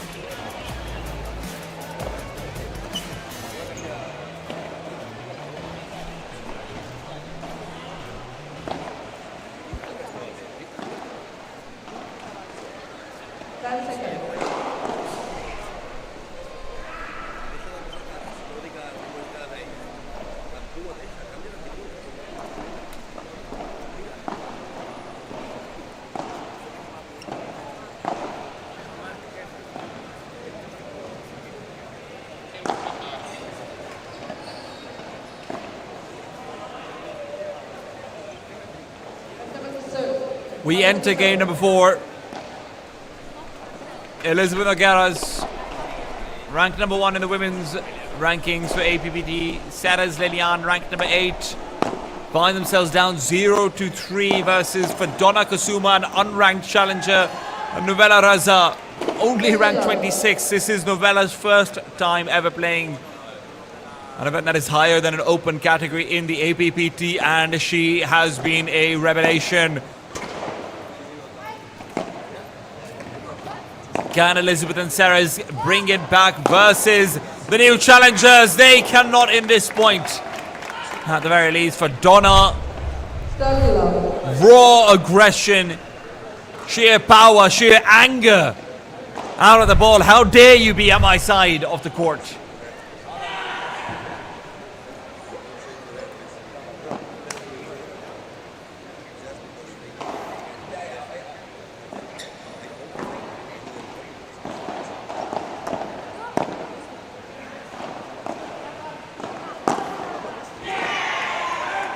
Sarah's ball kept alive. Elizabeth gets a chance to breathe because of the ball clipping the net, and that's where she uses it to perfection. Sarah's slows it down, looking for a fake, but it doesn't quite go between both players. Once again, ball clips the net. This time it will be stopped by it.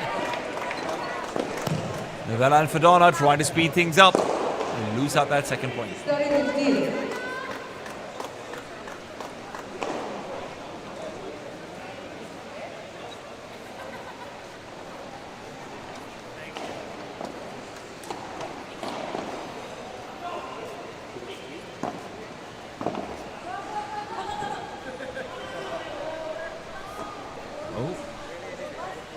Disputed call, as Fadona believes that the ball may have been out. Referee will call in as the ball being in. Did feel that way to me as well, I'll be honest. Sarah's Linian, beautiful shot right down her side of the alley.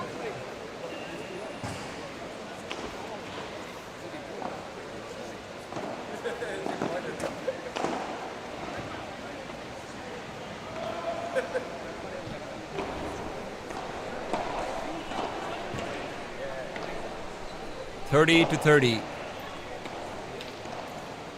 Fadona Kusuma starts off with a strong service. It is returned, but an error from Sarah Lilian will put the Indonesians on game point. They could be 4-0 up. They could be that much closer to the finish line. And that's the pressure that you cannot, you absolutely cannot go up against without being the best of the best. And Novella, great lob. Sarah's is being manipulated back and forth on the court, caught out by the gancho, leaves the center open. Elizabeth to cover, and it is Novella to execute. Out the side door, in the sky, it's a bird, it's a plane, it's Novella. Sending a beautiful shot out to get themselves that 4th game victory.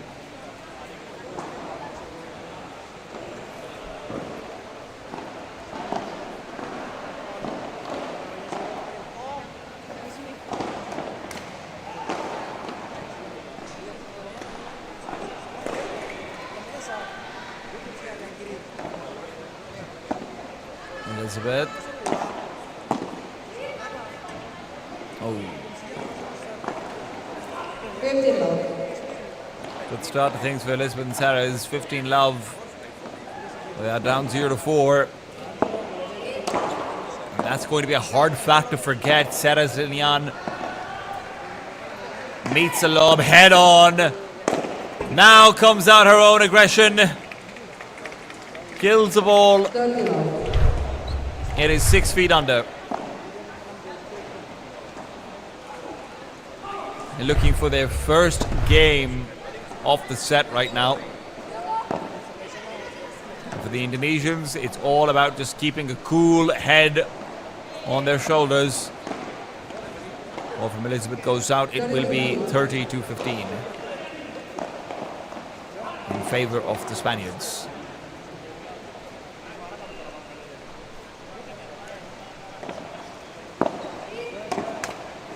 Oh, a big error. It's one thing to lose a point out to a big play. It's another to lose it in an error where you're already down 0-4. You already feel like the world is up against you. And right now, none of these women are called Atlas. But maybe Elizabeth can substitute his duties nonetheless. And that is a perfect serve. First game on the board, 1-4, but there is still a long hill to climb.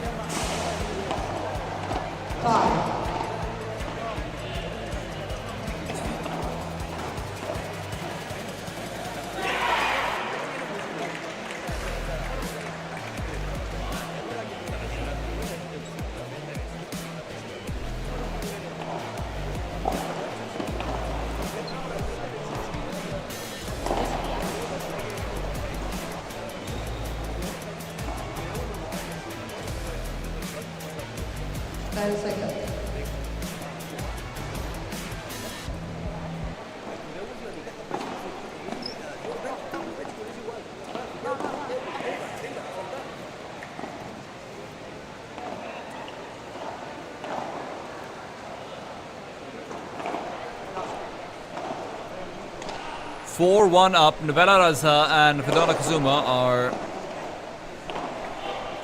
realizing that their dream of standing at the top of Mount Jakarta might not be just a dream. Elizabeth Nogueras, Sarah Zenian meet Novella Raza and her explosive smash. She's been delivering more and more of those. 15 love and 4-1 up for the Indonesian dream.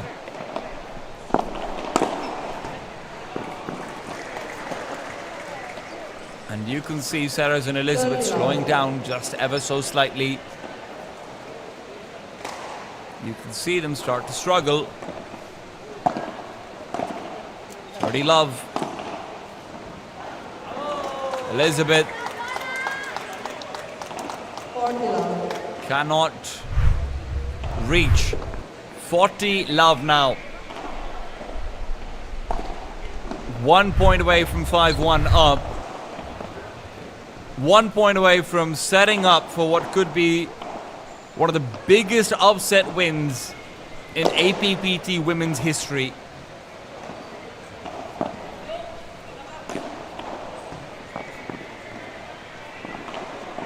Novella hoping to lead the team forward. It is 5-1 up. They still have one more stretch to cross.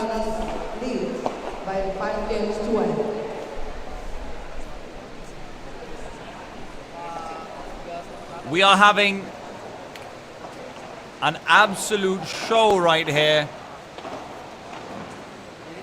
Sarah's Lilian to try and survive this brutal Indonesian onslaught. This power package of Fedona. and the unlikely captain of Novella.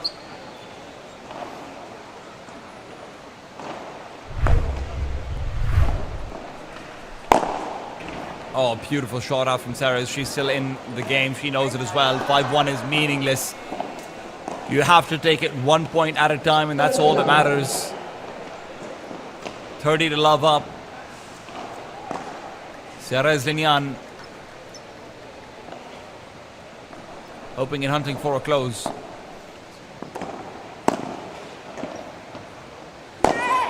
Oh, beautiful shot out from Sarah's, but Ferdona just blocks it before it even gets to the back wall. And with that, opens up for a mistake on the Rulo attempt from Elizabeth. 30 to 15.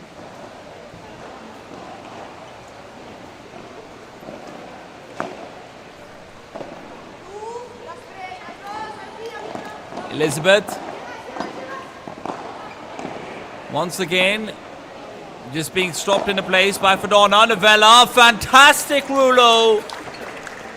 Absolutely gorgeous. Will bring it back to 30 aside in Sarah Zlinian's service. 30 to 30. Fault on the first.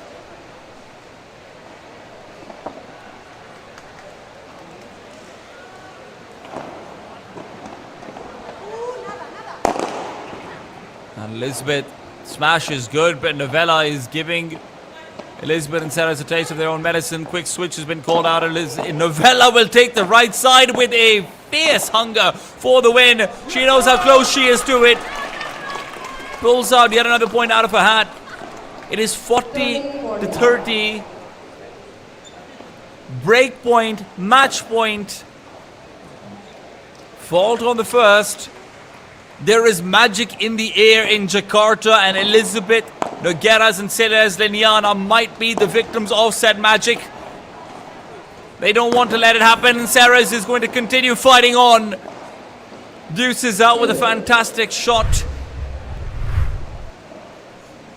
But more still needed, much more of where that came from.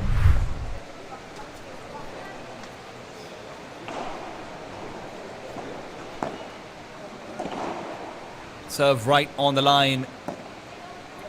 Lob back is still great. Oh, good sharp Vibra. Ends up switching into a gancho more than anything else. Advantage out to the Indonesians. Once again, pressure on the shoulders of Spain, as this road to the finals has so far been all red and white. But even then, another deuce, the second deuce.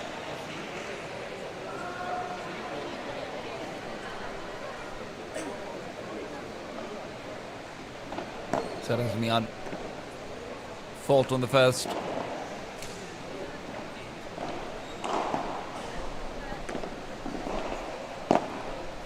Winds it in. Slow shot to the side glass. Beautiful lob out from Elizabeth. Barely just ends up being in. Sarah's reluctant to go for a big commitment, and they will bring it out to golden point. Golden point when you're down 1-5. When it is tournament live on the line. You have to treat every point like any other, but it's so hard to take that niggling feeling out of your head. It's just this 1 point. It's just this 1 point. This could make or break us.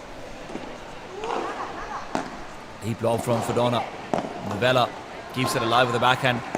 Feeling like she can get aggressive. She wouldn't be wrong about that one, but instead recedes back for the lob. Backhand over the cross out Sarah's. Sarah's sent back herself. A lob to Ferdona. Ferdona has a chance for a big lob backwards as well, so Sarah's will not be given this shot for free. Bahara down under. Blocked by the backhand. Sent forward by the backhand. Finished by Novella. Is it a completion? No, it's not.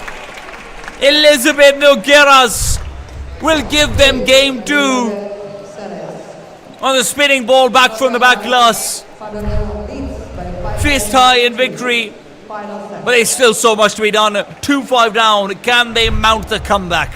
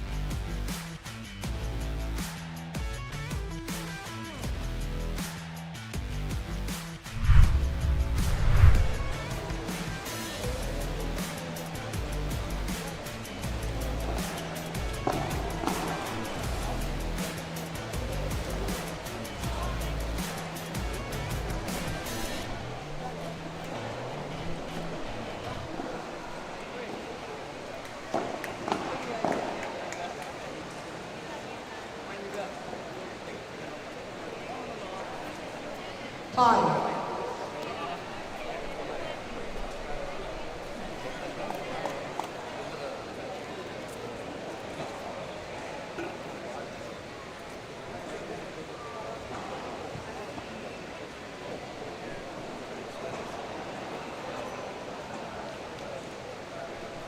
Seconds.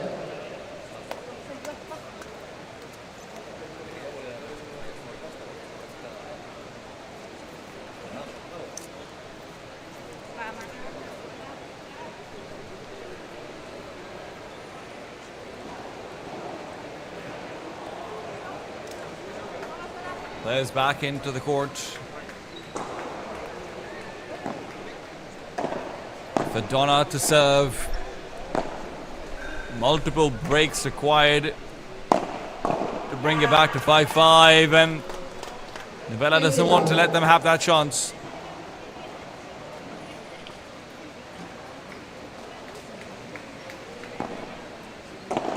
Serve down the center for Ceres. Ceres ends up sending it right out. It is 30 love. Novella Raza and Fedona Kusuma well in the lead.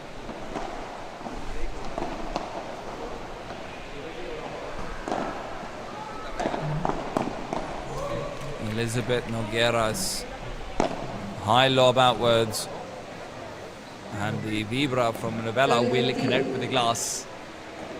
First point out to Spain.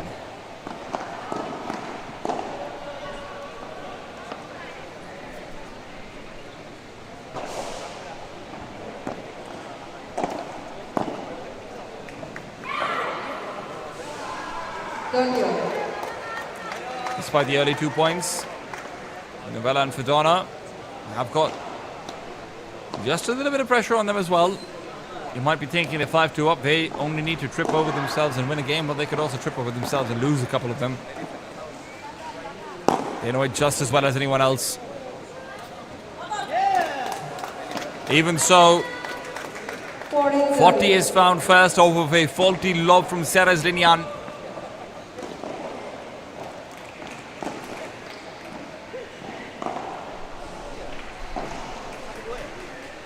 Fedona Kusuma up 40-30 alongside Novella Raza. Ceres Linian receives first serve. It is a fault.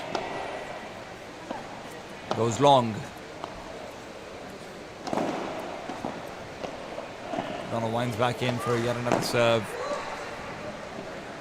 Good control, bandeja downwards. Novella's found the angle, she's found the gap, and they will eliminate the #1 seed. The reigning champions, Elizabeth Nogueras and Ceres Linian, will be out of their first set of play. Who would have thought it? The Indonesian dream lives. Novella Raza, Melania Putri and Fedona Kusuma will be moving forward to the grand finals with a face-off versus the victors between Carla Serrano, Manuela Shuk Silva and Kai Tokumoto and Kotomi Ozawa. Who will be their opponent? Let's find out after a break. Now in Central Court, we keep going with the second semi-final of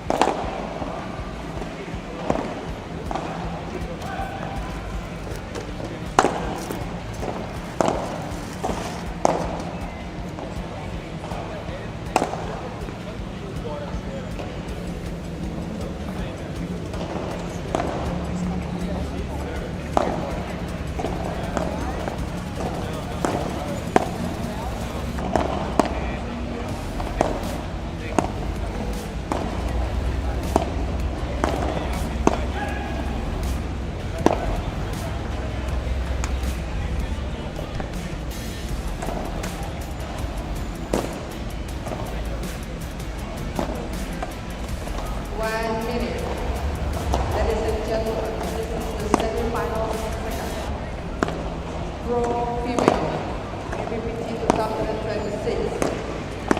With right of the chair. Sky Takomoto, Otomi Milos.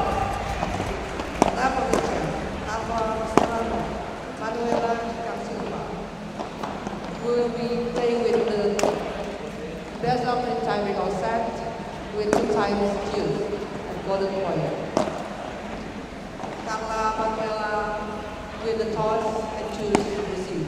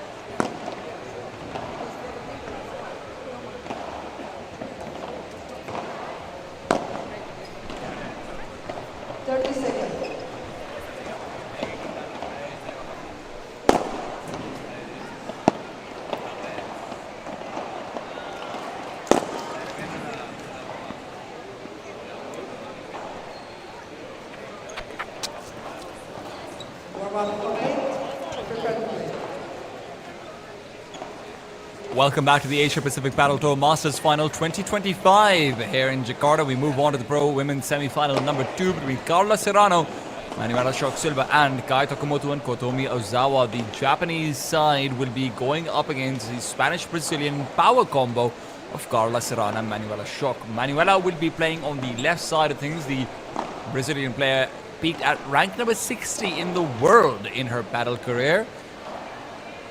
Her ranking is a wonderful representation of who exactly she is and has been. She's one of the 2 big Spanish players who are coming in from outside of the APPT circuit. The other, of course, for me is on the men's side of things. It is Miguel Gonzalez. Manuela Shock yesterday as well showed us a masterclass versus Fitriana Sabrina and Fitriani Sabatini. That particular set, which was the second quarterfinal of the day in first round matchups yesterday. That first set, honestly, 7-5 in favor of Carla Serrano and Manuela Shock Silva. But I messaged a whole lot of my friends and I linked them that exact set and I said, this set is some of the best footwork I have ever seen in any paddle match I've ever watched. Carla Serrano on the right side was just incredible in what she was able to get done, and Manuela Shock on the left side, just the power that she brings to it. I think power-wise is probably without a doubt just the absolute most powerful women's player in this current tournament right now. Her shots have incredible technique and she packs such a punch behind them. Now on the other side though, you have Kotomi Ozawa, you have Kai Takamoto, the rank 2 and rank 7 of the women's APPT circuit, respectively. This is paddle royalty in APPT. Kotomi Ozawa and Elizabeth Nogueras have been head-to-head, neck-to-neck every single tournament they play when it comes to the ranking points and the results afterwards. Now with Elizabeth Nogueras eliminated, even just making it to the finals would be a big win over here in terms of ranking points, but Ozawa doesn't care about ranking points. She wants a full championship. It is Kai Takamoto to start things off, playing on the right side, left from the perspective of the camera right now. Black shirt on the Japanese side. And Manuela, there's that power I was talking about. Now remember, Kai Takamoto and Kotomi Ozawa do not bring that same power. They are much more reliant on playing and building a point and finishing it out with a great volley or an even better vibra at times. They have good court coverage, but power-wise, I mean, it doesn't take much to be able to tell that that should be where their biggest disadvantage comes in. Fantastic vibra from Carla. Love Kai 30. Tokumoto will not be able to spin around in time to pick that one up. She is left-handed. She will be the only left-handed player on the court right now.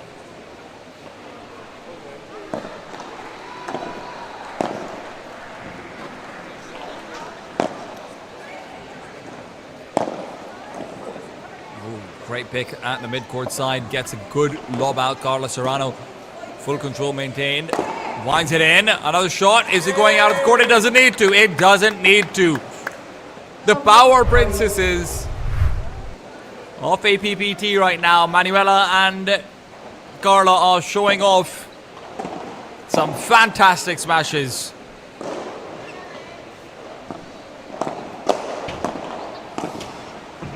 Oh. Maybe a little bit too much of it. Still, 15 to 40. 15-40. 3 break points in a row that you have to fight off. The first has been won. Kai Tokumoto and Kotomi Ozawa do not want to lose out on a break early on. Oh, nice backhand. Completely pushes Kai away from her point. And there's that volley finish that I'm telling you about. Kotomi Ozawa. 30-40. Such an incredible player. What a finish coming out from her. You leave a corner open. If the ball connects with the wall, it will die. There's no questions about it. And now in just 1 point's range in that break potential that has been swayed away. Potential may have been swayed, but it's not lost. Tokumoto serves down to the feet. Brilliant vibra, but Carla Serrano is in just the right position to pick it up. Gancho out as well to follow up. Carla Serrano lob through. Manuela trying to find at the feet of Ozawa, but Kotomi Ozawa is more than up for the task. She will fight back immediately.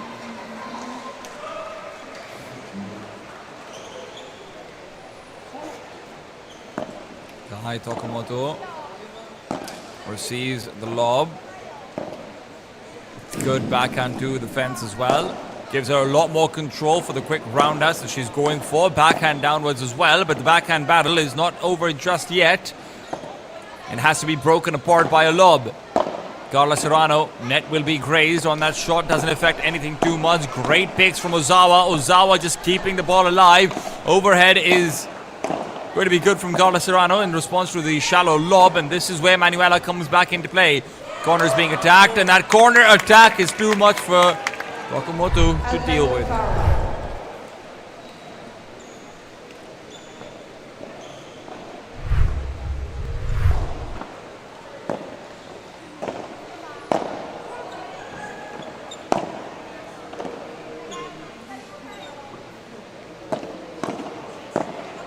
Ozawa sends the ball back out to Serrano. Carla Serrano with a racket face that was a bit too open and will not be able to capitalize on the advantage that they gained earlier on.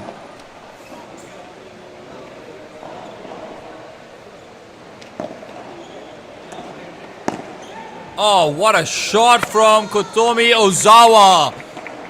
Right down the long diagonal. It just nests itself into the corner. No chance at all for Manuela to pick that one back up.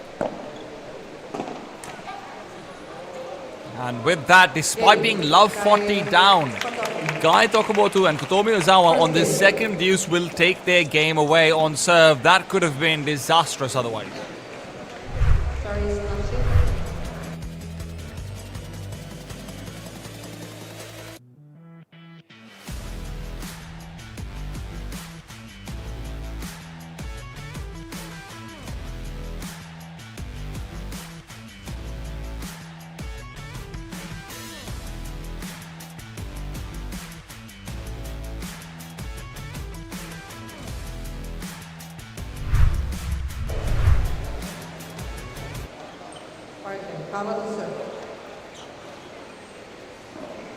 Carla Serrano on the serve now.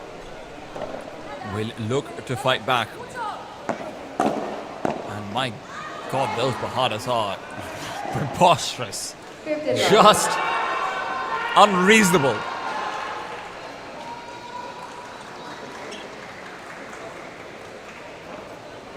One of the best part about watching women's paddle is just the raw level of technique that you generally see at play in men's paddle. Sometimes you see players, overriding it with what they would sort of call instinct and creativity, but just raw technique, raw footwork, the sequence of a build-up. Women's paddle is sometimes the best to learn from and sometimes the best to watch. Carla Serrano and Manuela are just another example of just that very fact. Look at that shot that escapes the gallery of Kotomi Ozawa. She's just not ready for it at all.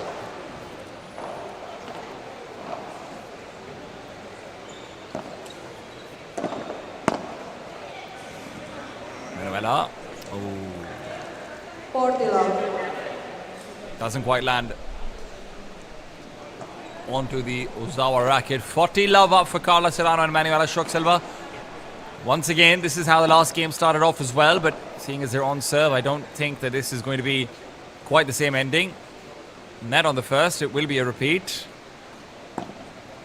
And the second is smack dab in the middle. Not bad for Manuela. Ozawa winds in for Vibra. Very nice and high elbow, but it doesn't matter when she's left out that much of a gap in the middle. Manuela will be able to target it down 1-1, as it is going to now switch to Ozawa's serve.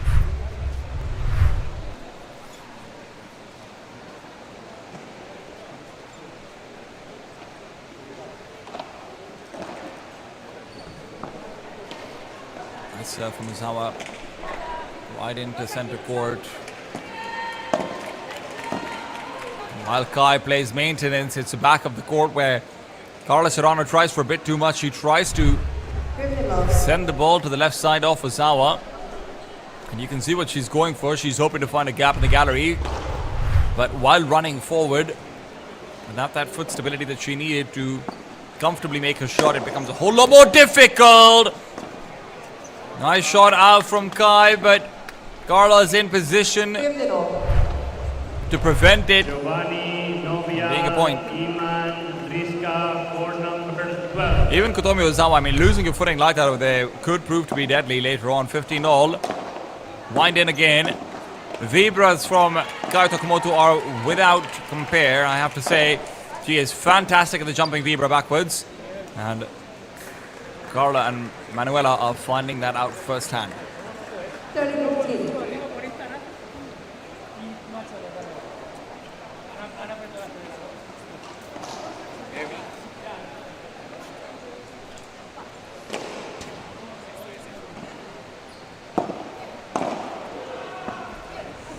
Ozawa ready for the smash. That won't be sent out. Manuela makes connection, but it does go right to the glass. 40-15. It's a faulty connection, leads to 40-15 in favor of the Japanese side.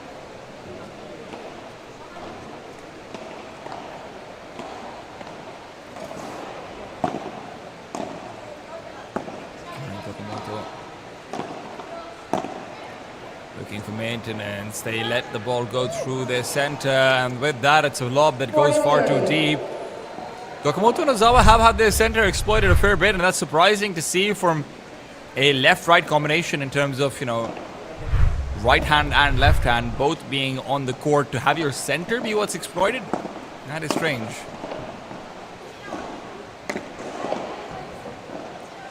Very nice control being maintained over here from Kai Tokumoto. Eventually opts into a rulo to try and bring the change of pace, and that change of pace is enough.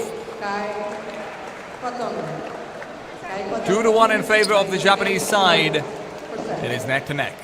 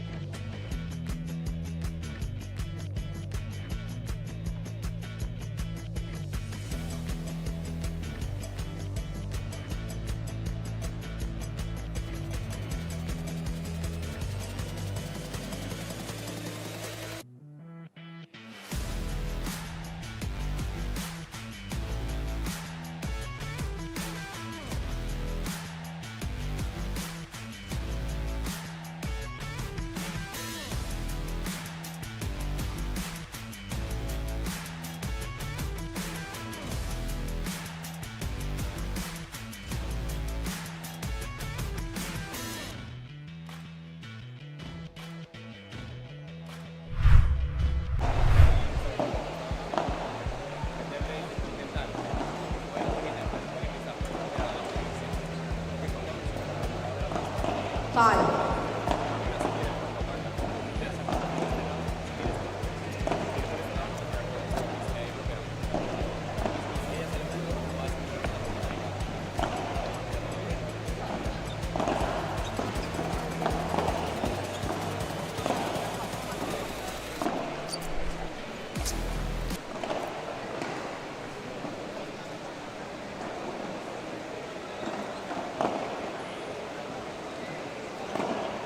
Manuel serve.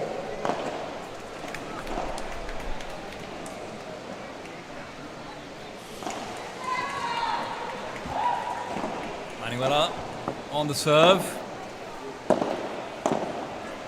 Carla will end up being lobbed out, but that lob isn't quite deep enough. Oh, Kai Tokamoto on the second lob. She's forced to swivel. Will not be able to land that shot.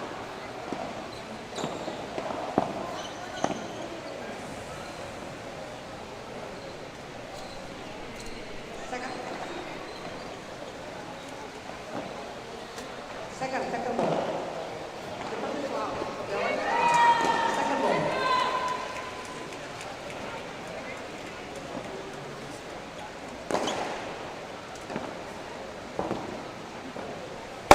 Oh, what a wind up from Carla. She knew that ball was always going to be coming back to her directly. No chances whatsoever.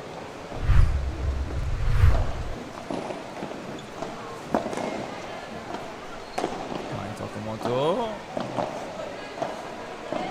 moves back in for a good backhand defense, but trying to speed things back up right after she's resettled her footwork is, it'll come back to bite her. 40 to love. So far, every single one of these games has been a little bit one-sided on the serves advantage. First game being the notable exception, going all the way to a double deuce before Kai Tokamoto and Koto Miyazawa were able to win it out. I believe an official is being searched for. That might be a ball from another court. That has made its way down to center. Everyone wants to be on center court, especially when the pros are playing, but only the greats can make it there.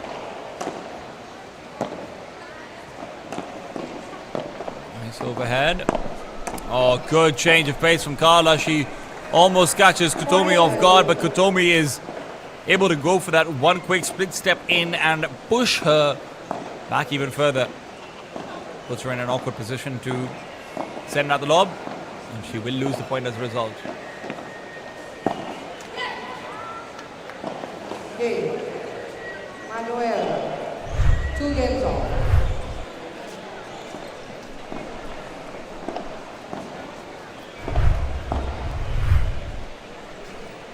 Game score is 2 aside. Tokamoto's last serve did not start off particularly well.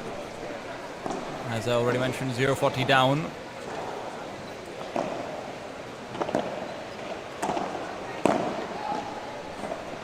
Great backhand on that one. Roundhouse to keep things engaged. I have to say, Tokamoto is doing a very good job of defending, but the fact that they're on defense on their own serve is a problem. Ozawa remedies that issue, and that's where Tokamoto is able to come back in, get aggressive. Carla lets the ball slip back into a slower position, and that slowness is where they lose the point. Manuel and Carla caught off guard in frustration as they realize they've just been outplayed by the slow, burning killer that Tokamoto delivers.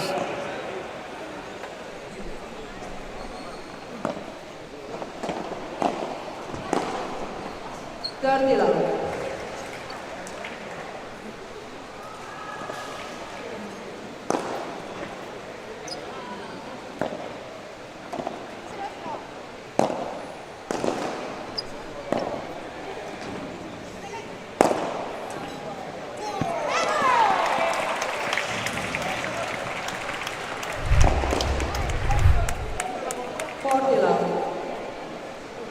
Back-to-back fantastic shots from Tokumoto. Really showing off the power of having a left-handed player on your right side. I always will get that wrong. I'm just making that clear right now. Hey, I get it wrong on my matchmaking applications, so who am I to say anything?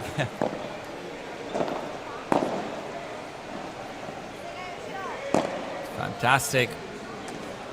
On those roundhouses, again and again, just catching them off guard. Ozawa backhands forward, and where Carla tries to interrupt her momentum, that's a mistake. Game goes the way of Kai Tokumoto and Kotomi Ozawa. They will find the lead up 3-2, not dropping a single point in Tokumoto's second serve of the set.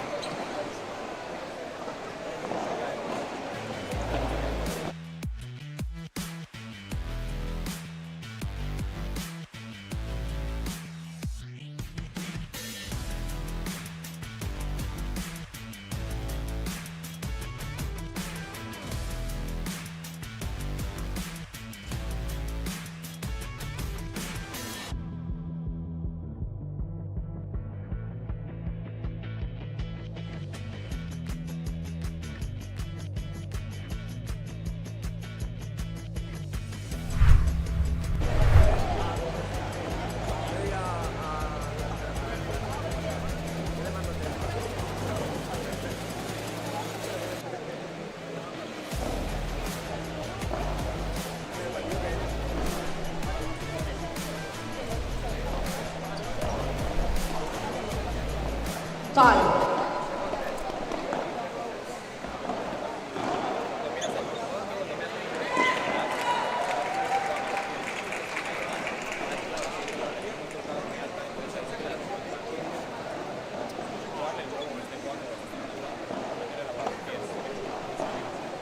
Seconds.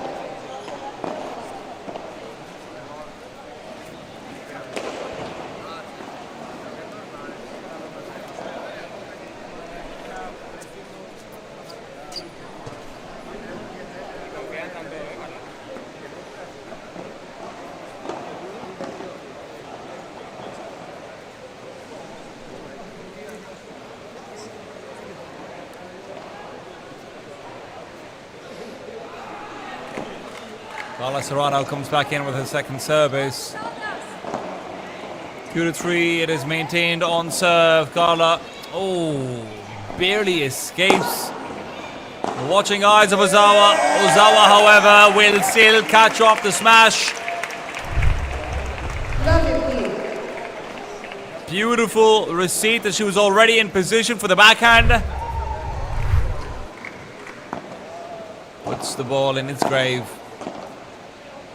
Manuela, meanwhile, to the back of the court she goes. Big lob attempted, but it will still lose out on the battle of the drop shots to Kai Tokumoto, who speeds her way to the front of the net for that drop shot to work out. Kai is incredibly fast. I have to give her that. She's got a lot of talents about her, but her speed at just getting to the net, she is so quick. Gives her a lot more flexibility in moments like that. Wind in for Carla. Lob back from Kai, and the Bahana is picture perfect. Targets Ozawa's outside. And Ozawa does manage to clip the ball, but clipping it is not enough. It will not be sent back over the net.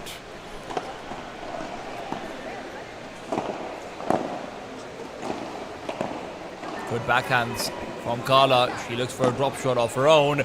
Ball goes too high. Still can't finish it on Manuela. Not yet. The way Tokumoto is being challenged. She is quick to receive with an answer back of her own. What a shot down the center. The slow bandeja with the extra spin. So it's almost like a bandeja vibra cross in between. Just dies at the wall, no questions about it. 15-40, 2 break points now for the Japanese. And where one queen may have lost her crown, on the other side of the bracket, Elizabeth Noguera is already out of the tournament. Kotomi Ozawa wants to make sure she is there to pick it back up.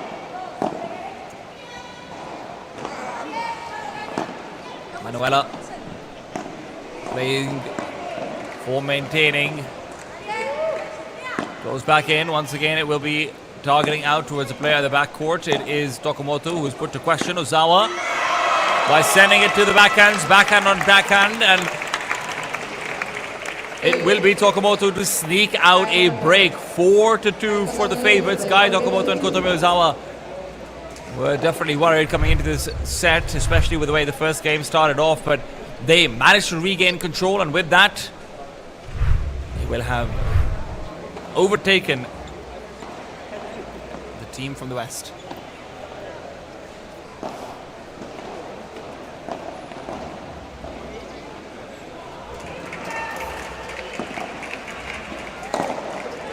Oh, beautiful. Fantastic vibra right there from Tokumoto. Tokumoto, though, will not want to commit to just the one. Backhand, high lob. Still keeping it alive. Spinning her in place. Footwork is fantastic. She knows she has a chance to interrupt, but afterwards, that interrupt leads to Carla making a critical error. Her volley clips the back wall instead. Ozawa still on the serve. Tokumoto looking for a high lob back, and not just once but twice. Manuela will take that opportunity to send the ball home. 15 all. Manuela will not miss those easy balls. Not even once.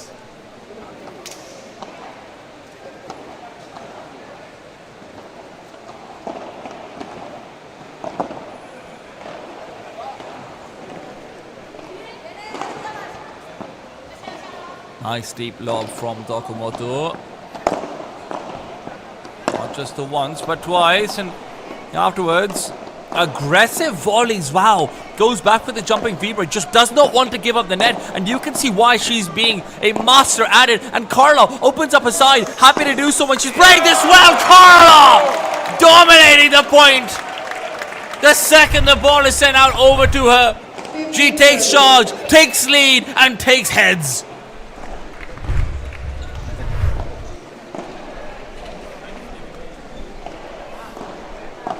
(15-30) down.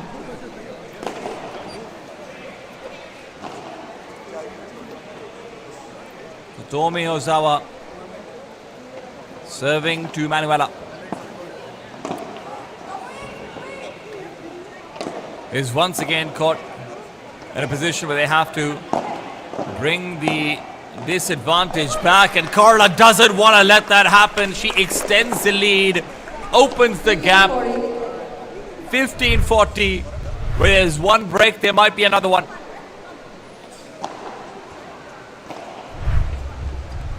Carla has been dominating these last 2 points. You can see she's completely changed up her strategy. She has decided she wants to wrestle the point out of her opponent's hands, dodging out the initial shot, but as aggressive as she's getting, she has to be careful.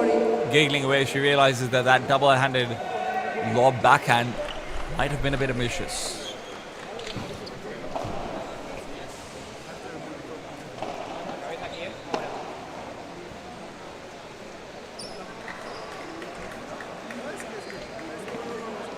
Ozawa finds Manuela's backhand.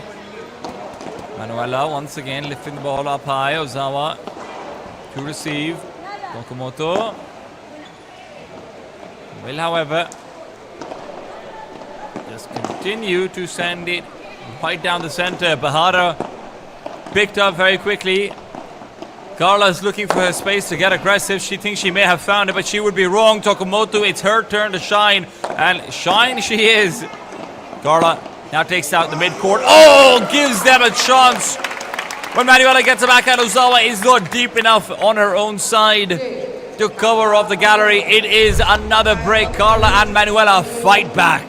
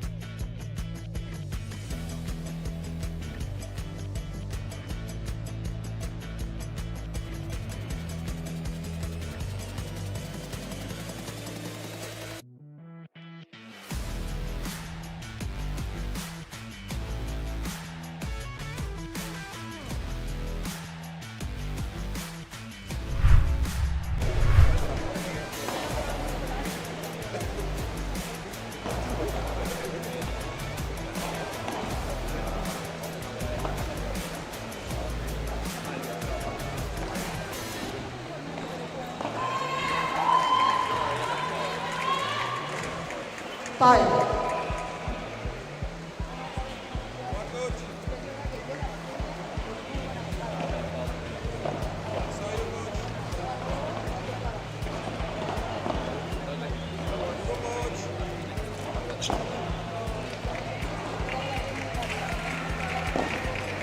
Seconds.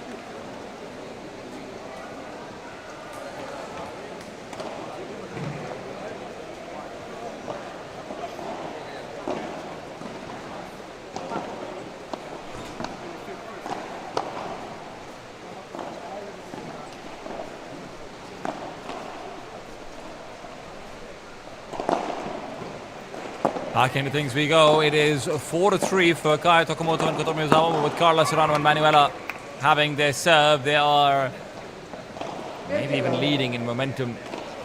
Big break coming out on Ozawa's serve. Fantastic moves from Carla Serrano, without a doubt the reason why that break was able to materialize. And Carla will have to keep the pace going. Right now, leaves out the ball for Manuela. Carla hunting for a shot that will just not be found. Very nice flat though from her. Kuzawa misses out on returning it. 15, rather 30 to love. Manuela speeds it up. Tokumoto not ready for it. 40 love on their route to equalizing at 4-4. Kai Tokumoto and Kotomi Ozawa are being put underneath a lot of pressure.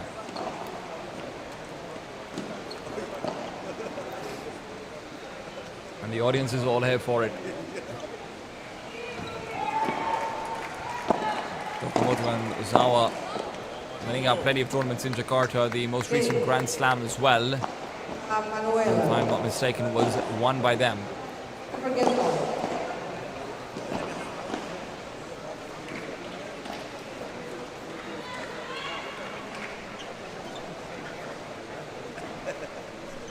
The 2nd of October. But that shot from Tokumoto is magnificent. Where there's one, there's another.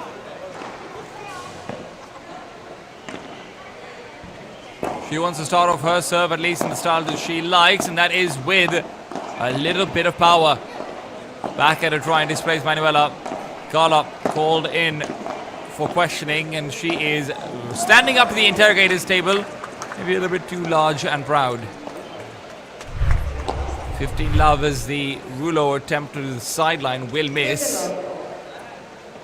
Ozawa feeling triumphant, as they know that they can't allow this game to drop through. This hold is mandatory.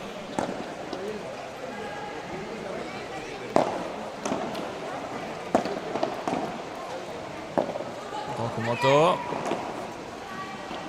Oh, that was brutal from Manuela. Gancho forces the spin out to the fence, and when the ball is spinning that much sideways and it hits the fence, it is so unpredictable. Purely depends on what point in the arch or the route that the ball had that it actually hits the fence. Carla feeling frustrated at missing out on what she thought was a golden opportunity to pressure the galley of Tokumoto.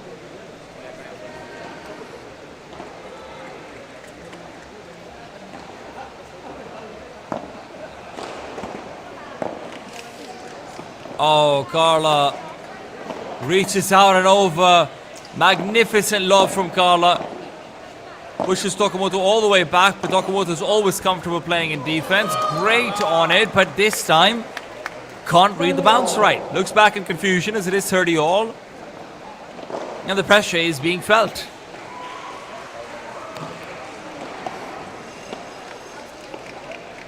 Only 2 points away from either one of these teams winning, but it means a whole lot more to the Spanish and Brazilian side if they're able to take this game. And they are one step closer. An ambitious Rulo attempted. And ambition will not be rewarded, not of a hair. This could be the point that decides the entire set. Carlos certainly hopes it will be. But with Ozawa receiving a perfect drop shot delivered, she will help settle things down. The conversation is not over yet.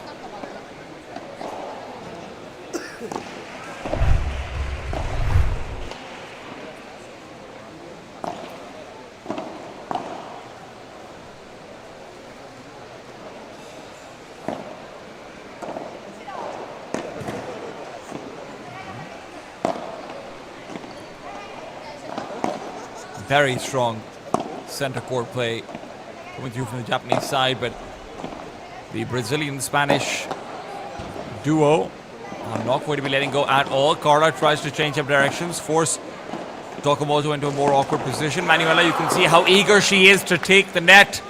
You can see how ready she was for that drop shot as well. Manuela keeps dancing forward just in case. Even on the replay, you can see it there. And Ozawa, who used that drop shot to give them the deuce, is now going to watch it give away the advantage.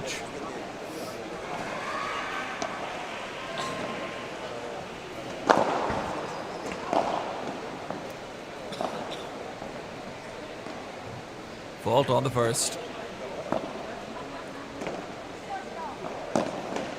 Oh.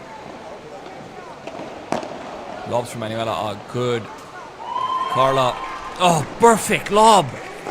Just goes boss, winds it up, X-ray guaranteed, it's out of the court, there's no chance of fighting back over there. Another break going the way of Carla and Manuela, 5-4 up on their own serve. This is their golden opportunity.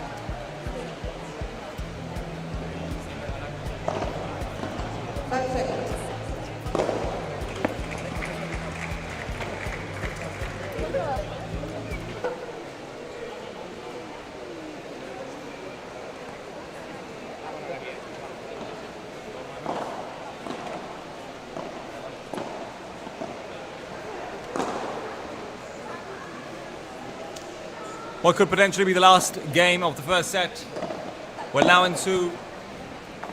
Kai Tokumoto and Kotomi Ozawa have to break to survive. Oh, difficult. The stomach, that miss.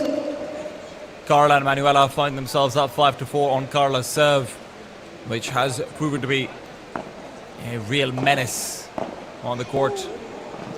Drop shot is good. Carla's ready to end it. Wakamoto goes for the sprint into the corner. Is not going to be able to find it though. 30 love. The number one of Asia has been eliminated. Currently ranked number 2 is Kotomi Ozawa. And although she's not on the verge of elimination, she might end up being one step closer to it should she lose this set. Ball goes high. Manuela looks to end, and she will be able to do so. Carla and Manuela have put up a fantastic show together. This tag team duo has consistently adjusted strategy of play from game to game and done so incredibly well. Now they find themselves with 2 points separating themselves from potentially winning out the first set. Trying to catch Tokumoto off guard though is incredibly difficult. Ozawa, backhand is where she will reign supreme, being given a chance to showcase that as well, but the ball goes too deep and Tokumoto, frustration in her face as she loses out that point, which she felt like she could have just pressured on in. It's always a game of inches, and now more than ever. But when you're 40-15 up, Carla and Manuela have got a meter or a mile. And they have created as distance. Meter can be crossed in a couple of steps though. This 2 point difference could be lost very quickly. Tokumoto back on the forehand, pushes forward, looking for the angle. Ozawa forced away as her gallery is attacked, but she will be able to readjust back in. Center point is going to be where they focus down in. Backhand to try and keep Carla away. That effort is in vain. Manuela once again brought back over to the power play, and with a lob overhead, Carla is going to be moved. She takes one last look at her opponents to try and find a gap, will not be able to do so. Yet another shot down the center. Tokumoto to keep it alive. Another lob to retake the net, and they're getting ready for a Bahana. Bahana goes down the line. Kozawa is just defending, but she can't defend long enough. 6-4. The first set goes the way of Carla and Manuela.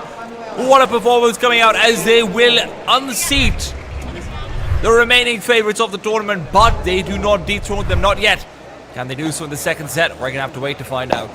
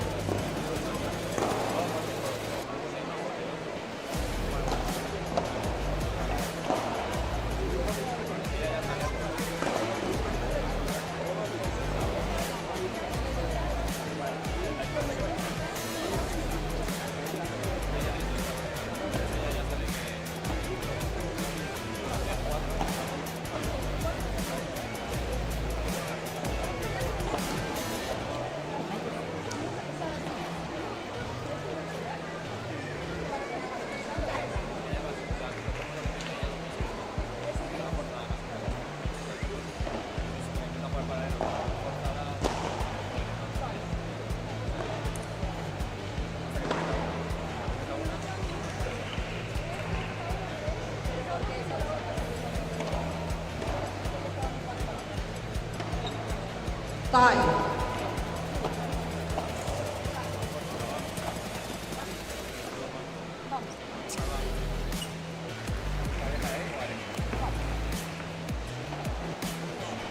Second set.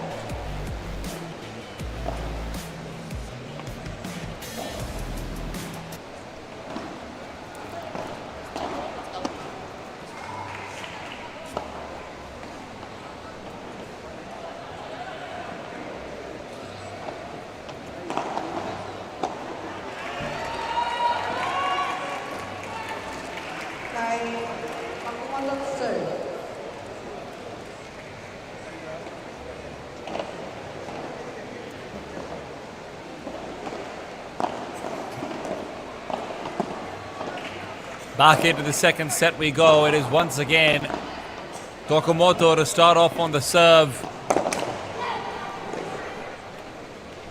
You can see just the pressure to start off with an early win, but that pressure might be exactly what continues to push them down under. And I don't mean to Australia.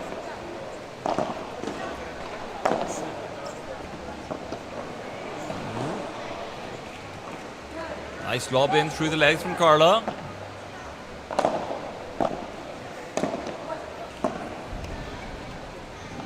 Tokumoto to maintain. Ozawa with a nice 50-all. Bahada.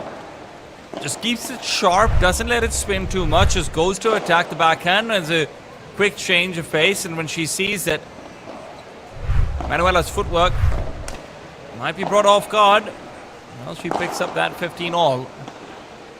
Nicely done.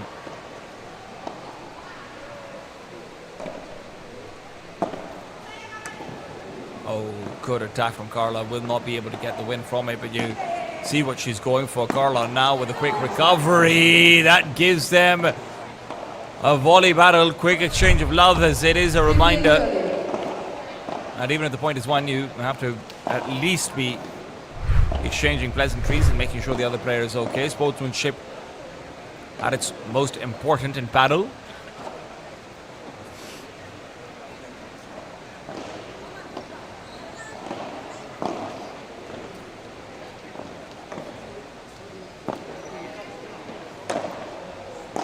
Oh, good corner attack. The left-handed Vibra is so good at it as well.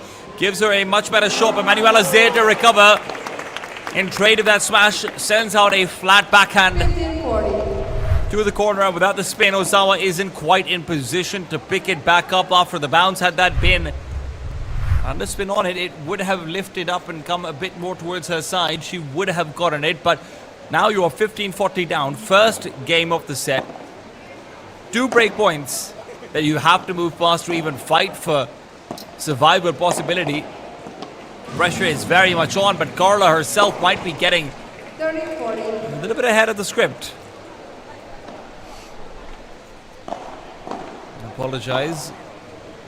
Apologizes, and we'll move on though. Great backhand volleys so far from Ozawa. You'd expect as much from a left-handed player. Has to cover so much of the gallery with your backhand. You will get good at it very quickly. Another one, lobbed over. Manuela will have it escape, but still received in the center. Ozawa can't reach for the contra. Going back in for the Bahada pickup was a mistake. It is game 1 going the way of Carla and Manuela. A break to start off the second set.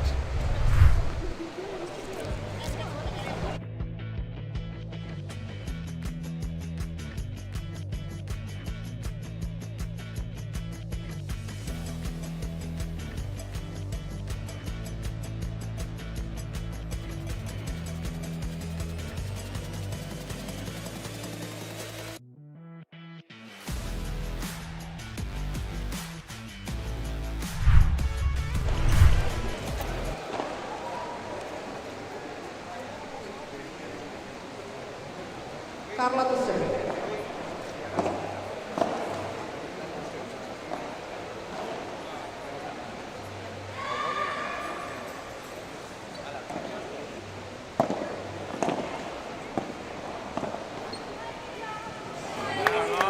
Second game will begin. 50-love. Carla Serrano and Manuela Shuk-Silva have been just impeccable so far. They've had one break against them, but they themselves have delivered 3 so far in the middle of these 2 sets. Oh. Manuela, in her rush to get to the net, commits to a hard backhand volley when she's already on the move. Mobility reduces accuracy. That's always the golden rule in any sport, and all the more so in padel. She will suffer to that rule.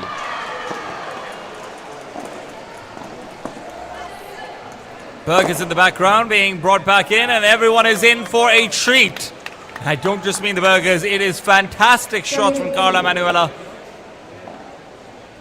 Everyone is getting a show. As a reminder, we will have the males semi-finals after this one as well. We will have Sergio Nogueras Lorenz and Mark Niels going up against Paul Alcin and Miguel Gonzalez Garcia. Following that up with Martina Ariel Andornino and Carlos Martivanio versus Eduard Altamira Ross and Adria Mercadal Berenguer. Before we move on to the women's finals, soon after that it will be the men's finals as well. It is a jam-packed day of action here at APPT Masters, and so far that action has been favouring the underdogs, at least ranking-wise. It's hard to call Manuela Schuck Silva an underdog, though, and she is the highest ranked as far as global ranking is concerned player to be playing in the tournament, but for the APPT she is a relative newcomer. Oh, what a shot from Carla. Up 40-30, and they will finish. The 2 in a row to start things off is a brutal beginning for the Japanese side. Tokamoto and Ozawa have got a lot of adjustments to make, and quick. They need to find a way to disable Carla and Manuela from fighting forward into the net, even from disadvantaged positions. That discussion they're having is to address that very fact.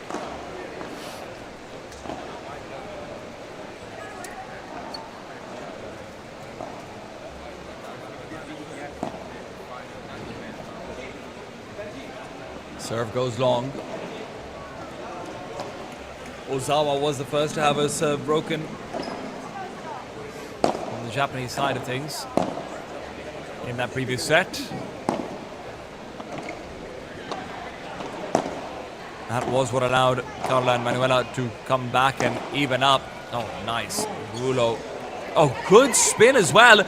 It's an awkward lob, but Manuela doesn't actually commit down to a harder shot. Because of that, the Japanese are able to regain control. Ozawa now attacking the center. Manuela pushes too far deep into the sidelines. It is the fence to catch the ball. That is a mistake she will be looking back upon potentially. Initially going for the softer fake smash rather than just a straight up smash as well. Ozawa fast on her feet to pick that one up.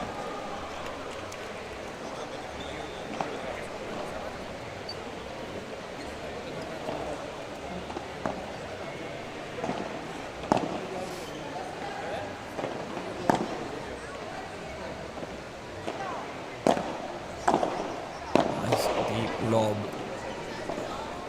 Volleys from Ozawa are maybe lacking just a little bit of a hair, but Tokamoto is still on point with the backhand.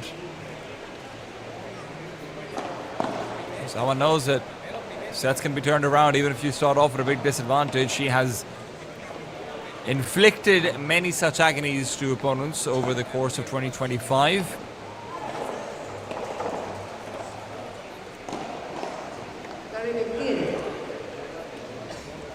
Thirty to 15, Carla frustrated at her return. She knows that wasn't the best she could have offered.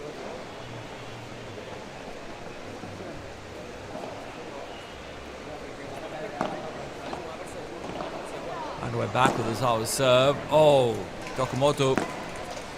Poor contact on the ball, otherwise that could have been a harder shot. It is a soft one though that Ozawa uses to end the point. 40-15. First game is now just a point away for the Kai and Kotomi duo.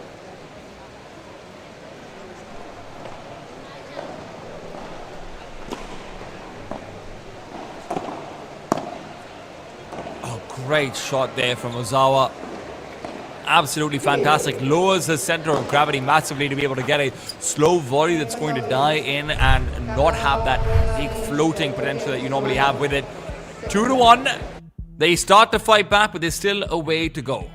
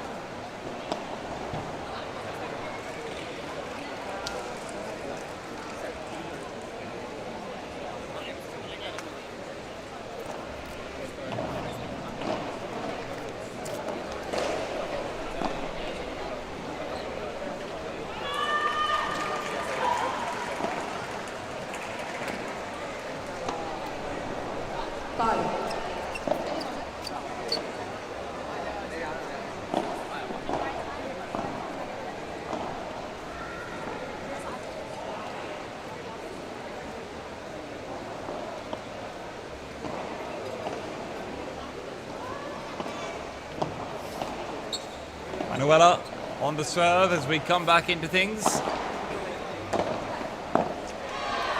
Sends it down the center, plays it safe, and where Carla was looking for a drop shot, she will lose the point.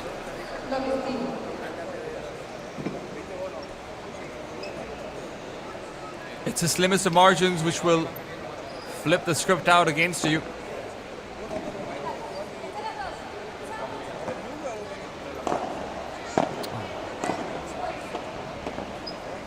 Deadly, deadly shots coming out from Ozawa. Defended effectively by Carla. Oh, look at that again! Carla! Just did not expect that ball to stay inside. Ozawa, while falling down, sends a straight galley attack that just can't be read. Carla caught completely off guard, and now you're down 0-30 on your own holding serve. Fortunately, serve from Manuela is a little bit too deadly to keep a hold of things. Dokomoto unable to respond to it. 15-30. They are closing the gap, but they haven't closed it just quite yet. That certainly will help. Absolutely. Amazing services from Manuela. And those last 2 points, winner for the last might have been Carla to deliver, but the setup was all Manuela. Speaking of setup, there's a setup you've loved to see. Concha backwards for the faster. Vibra does not commit to it though. Ozawa will go back in for the Mahana. That's a mistake. That is a big, big mistake. 40-30. Manuela will show why, when you have the opportunity, you have to commit.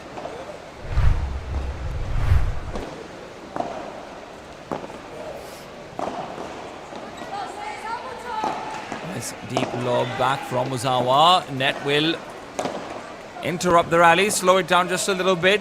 Japanese side has actually managed to pick up the net, but that is temporary. The Spanish-Brazilian combo will get the pressure right back on. They will turn the stove up. And oh, Carla! You see what she's going for there. You see Ozawa trying to sneak past the serve line and into position where even a border lob could work out as long as Dokomoto could deliver. Carla tries to interrupt it with a flat shot. That would have gone right to the corner. That would have died in that corner. But the net. Manuela once again delivering some very, very fast shots now. Carla is getting these great winning forehands just handed to her on a silver platter.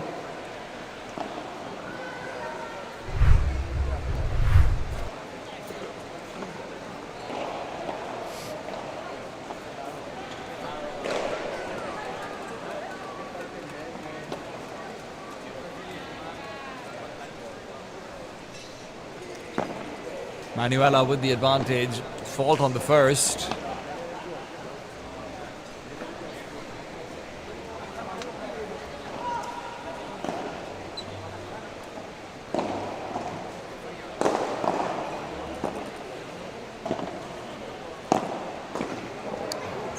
Very strong forehand. 3-1 Carla and Manuela are able to evade the possibility of a break on their own serve. They were down 0-30, but Manuela's double services in a row, and then even some past the deuce, show what a strong serve can do for your case.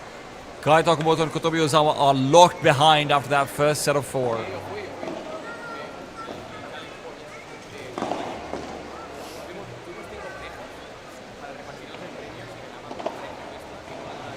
And the question is clear, what do we do to try and fight back into relevance?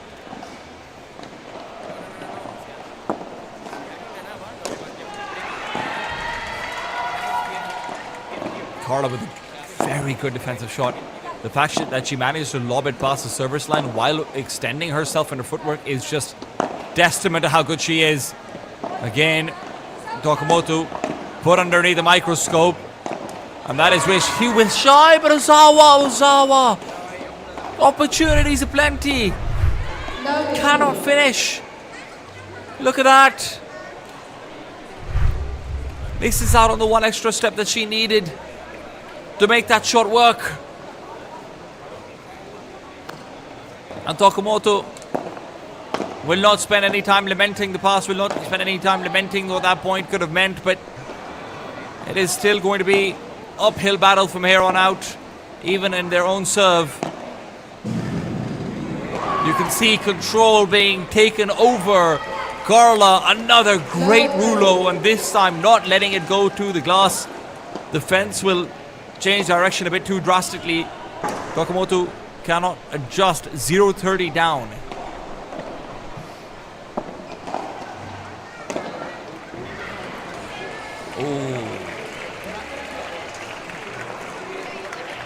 That's one of the best vibras I've seen so far across this entire tournament.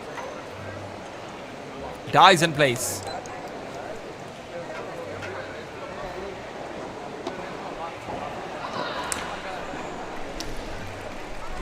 Fault on the first.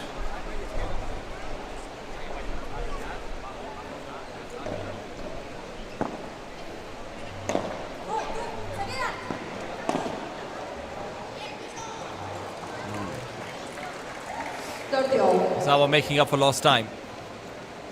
Anyone who left the ball behind thought that it was going to be an out, and it is not, just by a hairline that the point is maintained.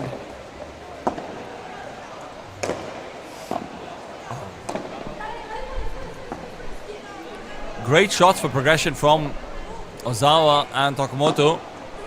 Takamoto in particular has just been playing out of her mind on defense. And it just continues on. Fantastic lobs on fantastic lobs. Bahara is slow, opens up a gap. Manuela can't exploit it. Goes for the rulo instead. And that rulo gives space to Ozawa to recover. Ozawa now with the backhand response of her own is going to be caught in the back lines. Takamoto, again, just keeping the ball alive.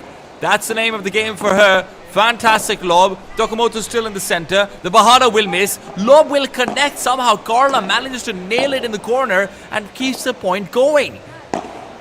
The point just will not stop. And Takamoto would like it to. Manuela will be forced into an awkward backhand volley. And that is going to be game.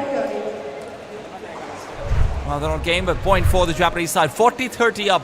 Game point. Kai Takamoto and Kotomi Ozawa after being down 0-30.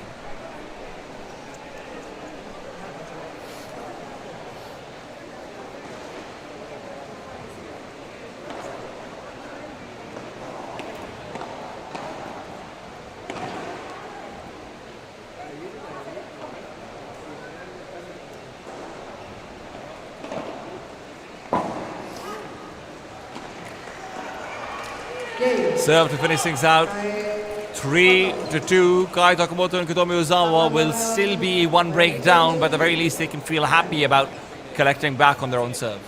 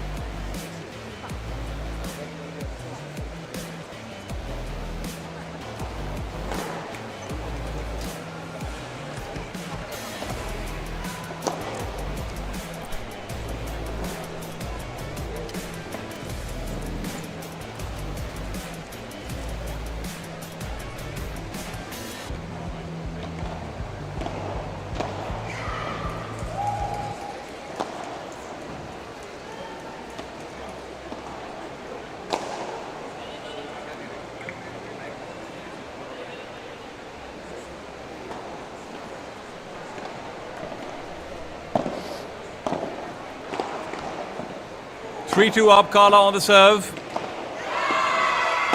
Getting ready for a finisher. 50 love. Easy point for Carla over there.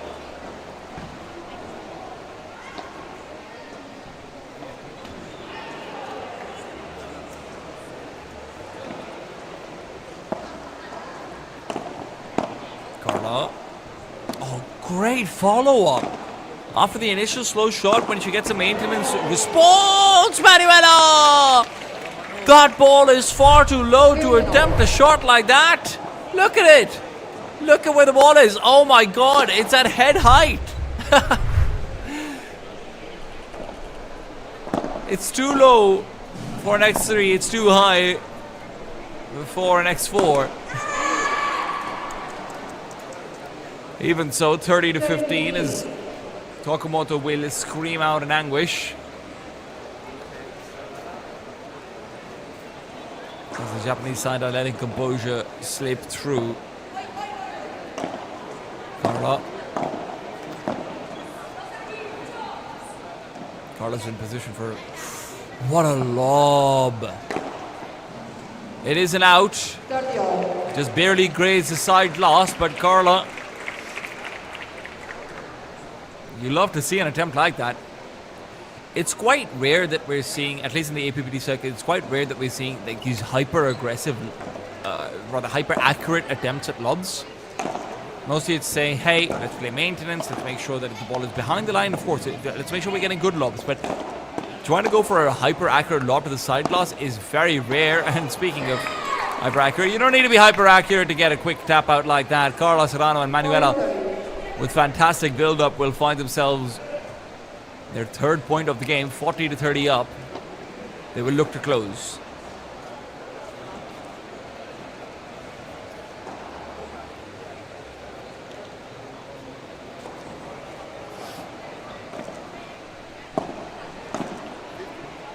Carla. I do appreciate the adjustments that Carla's been making. She's been going for many more flat smashes versus Takamoto instead of the vibras.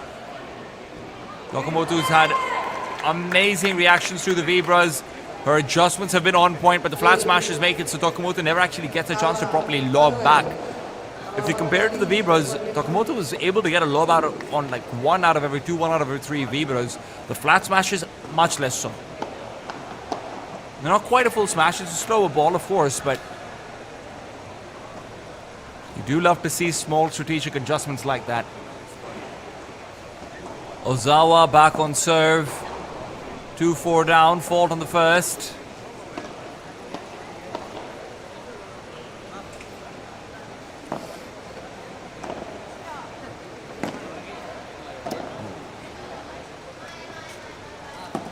Great lob once again. Ozawa still manages to push the ball away from her body in an awkward bahara that will pay off. But can it get the point? Manuela changing positions. Great recovery, great cover fire from Tokumoto, but Ozawa just cannot reach the ball. Manuela taking control of the center line will be able to take the first point as well. For number 12. Love 15. Sidi Muhammad Safian Frigi Madiba for number 12.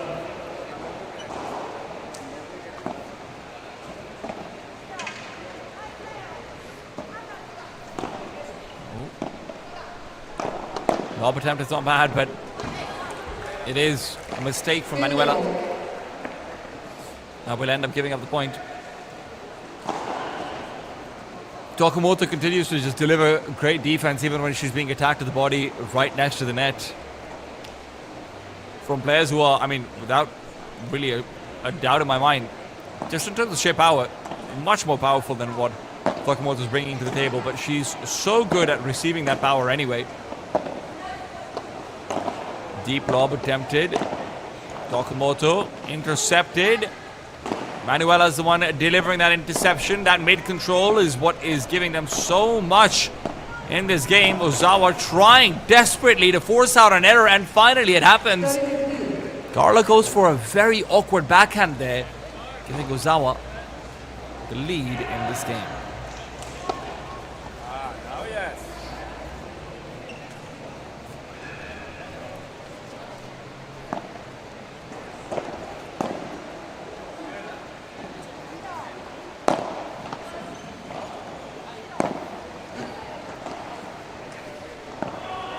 Good underhanded backhand. Oh, can't get the crossover in time though, Carla. Just not able to get it done. Went for a very difficult shot there too.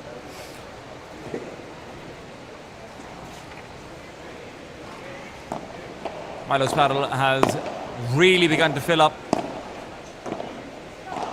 Spectator stands are full. Sidelines are occupied. And for good reason. Carla's playing like she belongs in the finals, and with the way the score is going, she might. Kai Tokumoto and Kotomi Ozawa need to step up to bring things back.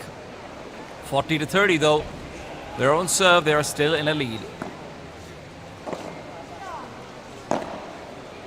Wind in from Tokumoto. Hunting for another is Ozawa. Has a chance for a high lob. Carla. Oh, Carla's going to be pushed back to the back lines once again. Tokumoto. Oh, what a shot from Manuela! How has that sailed past? Ozawa was convinced it was an out. It goes over her right shoulder into the left corner. Oh my goodness. Sails past. Deuce coming in from an impeccable shot by Manuela. Beautiful, absolutely beautiful. Padel on display right now.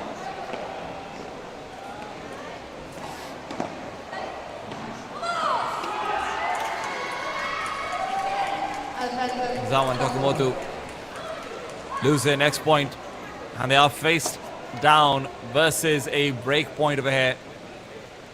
It could end up being 2-5 down if they lose this point. That would be a death sentence for their tournament life.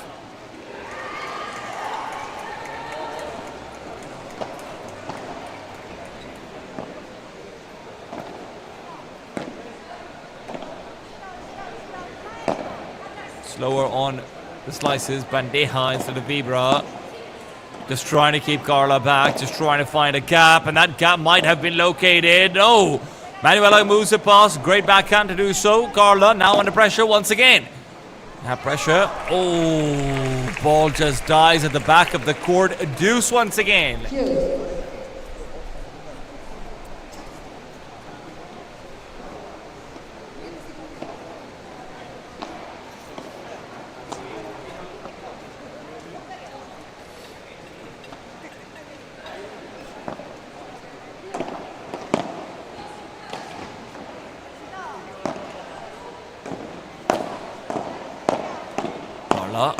Carla is just in heavy fire.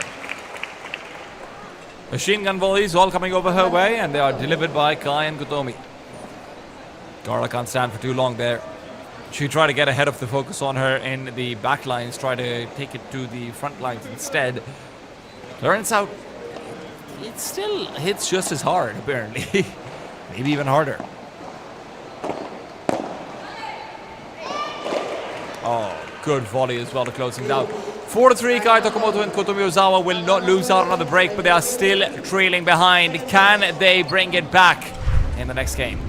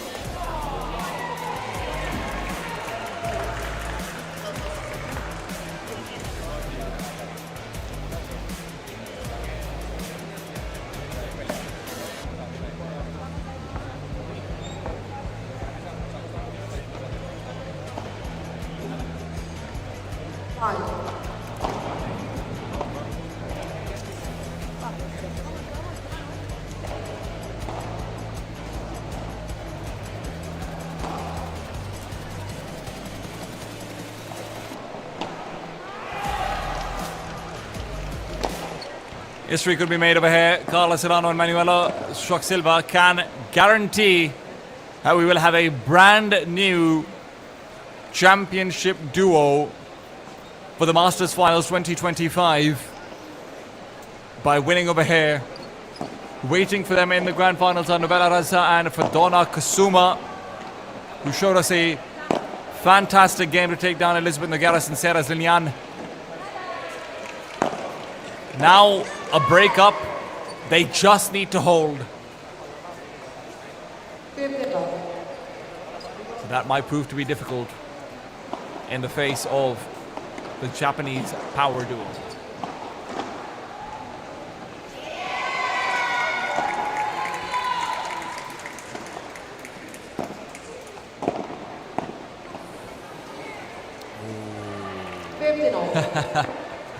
Whenever a player goes in for a drop shot and is just stuck in the pose afterwards, you know they were really convinced that ball was going to go over the net. What's this? Aye, strike a pose. 15 although. And the only poses that these two teams want to strike are on the podium. Fantastic Pahada. But Tokumoto is quick to receive.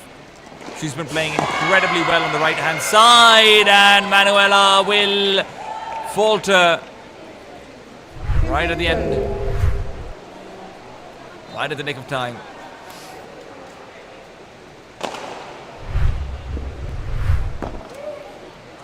(15-30). Service from Manuela is fantastic. Ozawa still picks it up like it's no big deal at all, but She loses out on the follow-up exchange. Her racket grip fails her. You see the racket move like that. You know that it was maybe just held a little bit loosely, or the grip has come loose either way. 30-30. Serve down the center. Big lob up high. Manuela keeps the pressure on to Tokamoto, and that's the right decision. They will find themselves at game point, 40-30 up. Manuela in high spirits.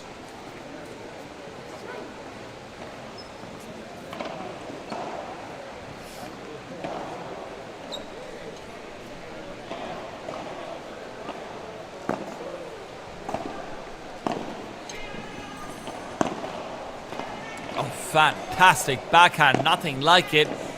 Manuela doesn't have quite the same opportunities, but in the two-step process, what is that from Tokamoto? You just can't get the ball past her. Her defenses are too strong.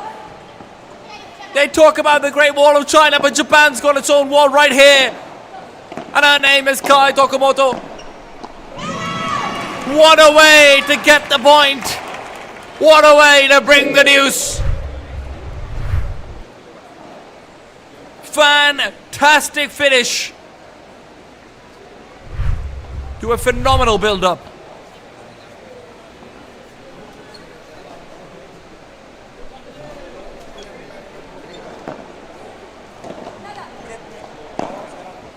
Oh, slower on what looked to be a smash attempt early in.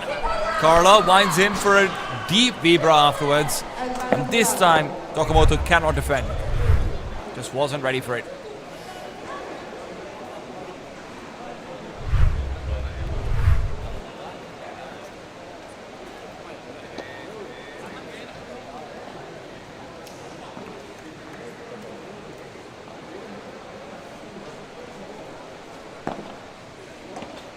Serve down the center. Outside, even though Manuela really was convinced that it wasn't. That is almost definitely making connection with the glass first. You see her face as well. Oh, well, what can you do about it? Sometimes in, sometimes out, you know? And that is the spirit to have, I suppose. Second deuce comes out.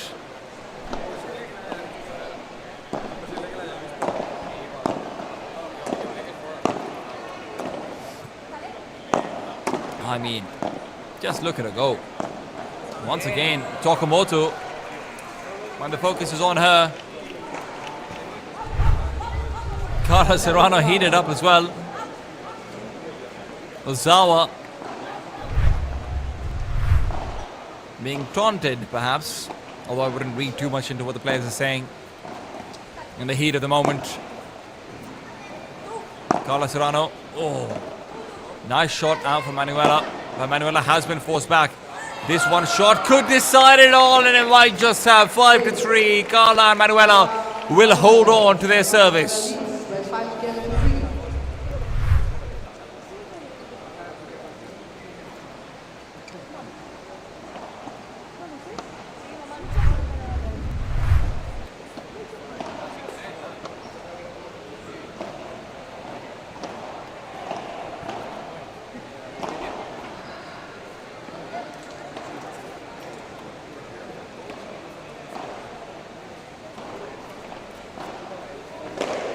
Kai Tokamoto and Kotomi Ozawa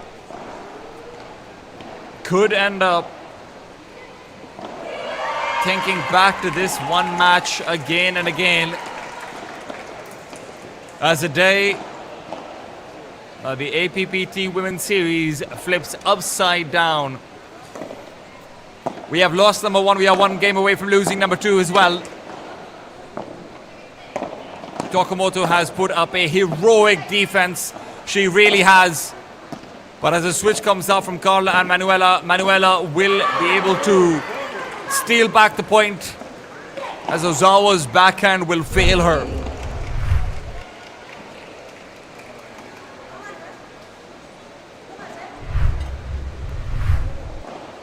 Ecstatic.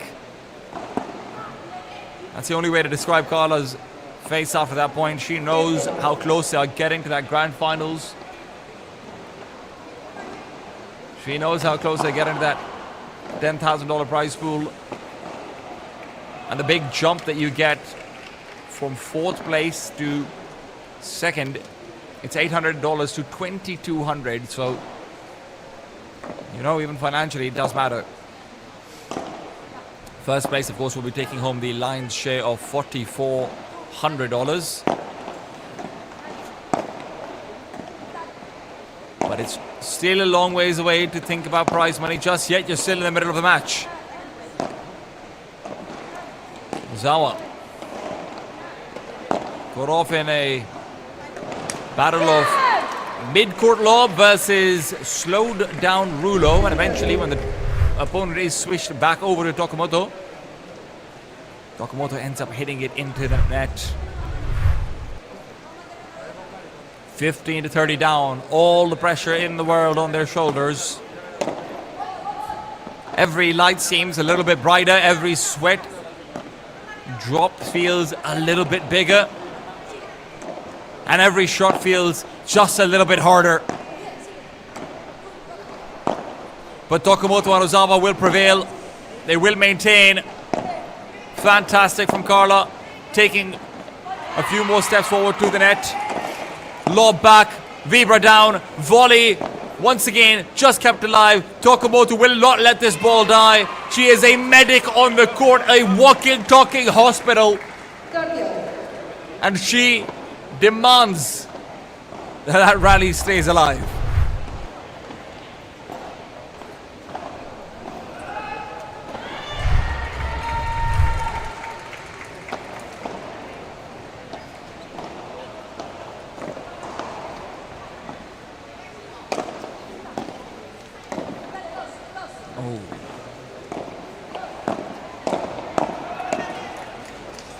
Fantastic receipts again. Tokumoto is just on fire right now.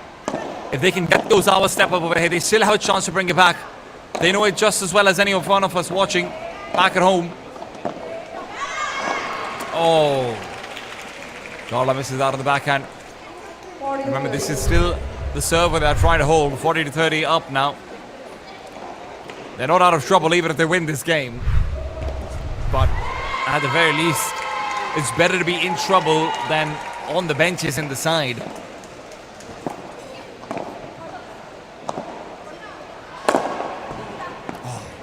Feeder attack. Manuela tries to turn it around. It will not work. We are right down to the wire.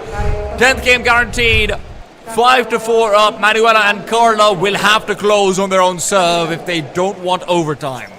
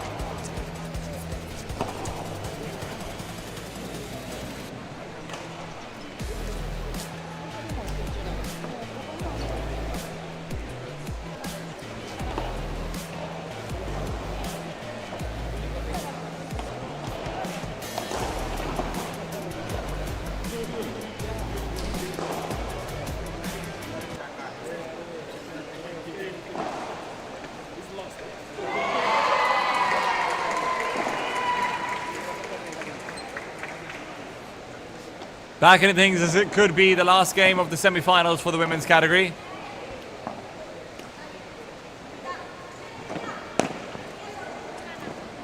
Manuela to take charge. Carla on the serve. First point collected by Tokumoto Anozawa. Love 15.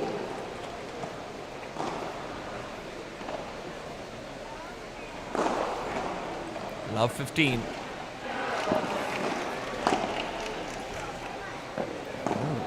Oh, what a shot from Tokumoto.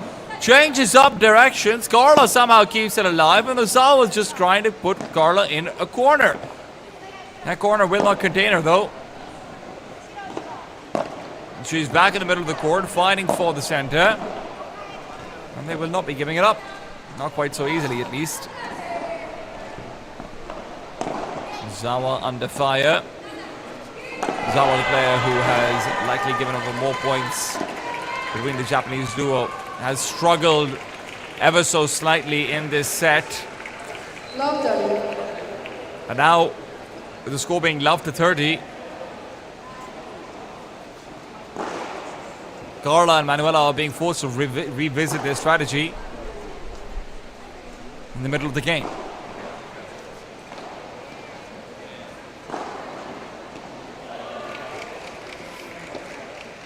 Smiles all around as Tokumoto Ozawa will try to take a moment to alleviate pressure. Tokumoto knows that her partner is likely under a very heavy burden. Wind in. Good shot. But Tokumoto will always keep that one alive. Tokumoto pressuring forward, realizes that that ball has gone maybe a little bit too deep, opened up to a Bahada. That's why she has to take the net back. Instead, ends up being a overall battle for the nets, but Ozawa is getting aggressive. Almost catches Manuela with her legs maybe a little bit off kilter, but Manuela can adjust back into place and position very quickly.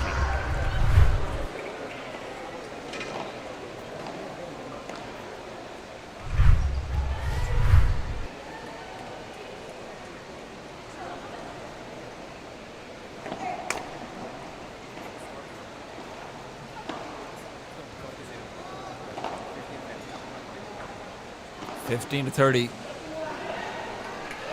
This next point is going to be absolutely vital if Kai Tokumoto and Kotomi Ozawa want to have a slightly more comfortable shot of coming back into this game. If they can get this 1 point, give themselves a 40-15 lead, that would be huge. That would be everything.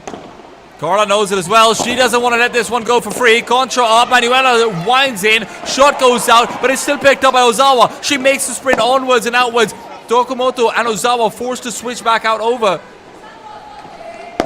It is going to be somehow still a battle of the forehands as Tokumoto ends up in the one position where the lefty forehand can prevail even on the left side.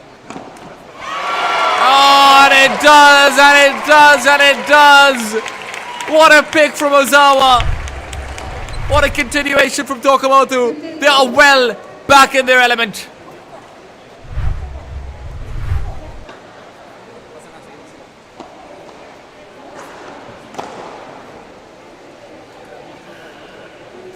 Ozawa makes a run across the long diagonal, and the switching is one of the few places where the left-right combination can become really frustrating, because if your center is attacked, you're both on the backhand then. But instead, because it's so hard to mentally make that decision to start attacking back the center when largely so far the attacks have been focused on the right gallery onto Ozawa's backhand, it ends up still being in their advantage. Oh, Ozawa, good cross forward into the backhand volley. Even better on the jumping Vibra. Ozawa maintains with the contra, pushes forward even more. Manuela keeps the ball in, and she gets it done. They will find 30. Kai Tokumoto and Kotomi Ozawa are not out of trouble, not yet.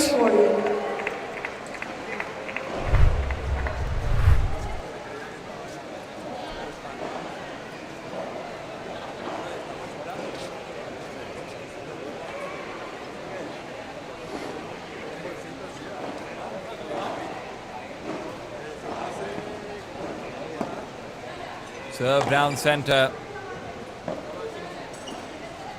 Tokumoto. Her corner feels completely off limits. Oh, you can see the frustration in Carla's face.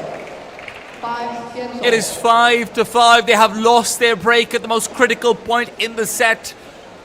And this doesn't mean that they're out of it, not by any stretch of the imagination, but this was their best chance at ending there and then on the hold.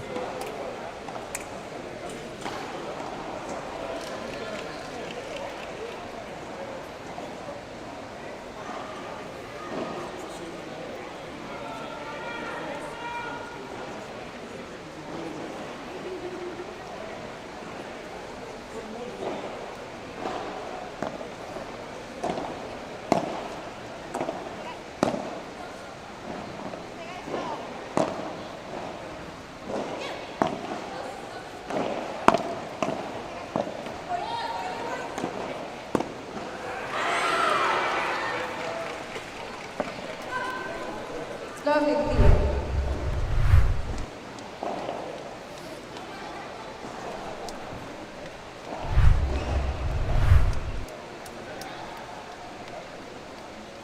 Love 15. Ozawa's service. Good lob backwards. Manuela doesn't let him move past her head, will actually commit to a behind the head Vibra. Always good to see one of those.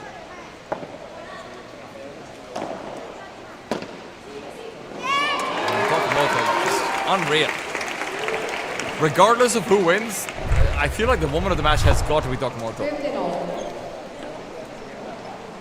Just the efforts that she has been putting in have been Herculean in nature.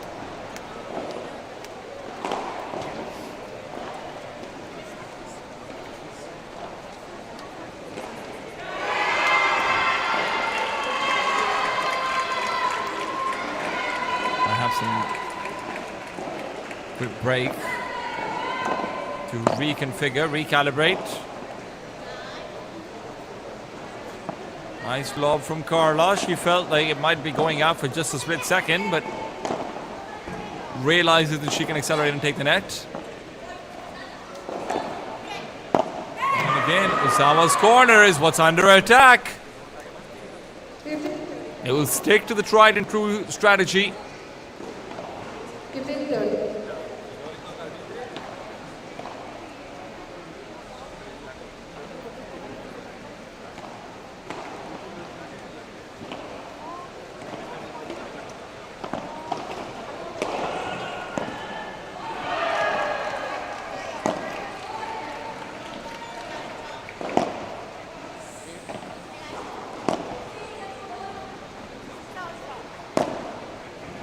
Manuela once again on receipt. Carla trying to pressure forward. Ozawa's sideline has been found again. It is 15-40 down. Right after they've worked so hard to find a break and find the equalizer, Kotomi Ozawa and Kai Tokumoto might be slipping on yet another banana peel. Semifinals are getting tighter and tighter. Serve down the center. And Carla's been trying to go for those corner lobs quite a few times with the backhand, but on a serve that is that on the money, difficult to get it done.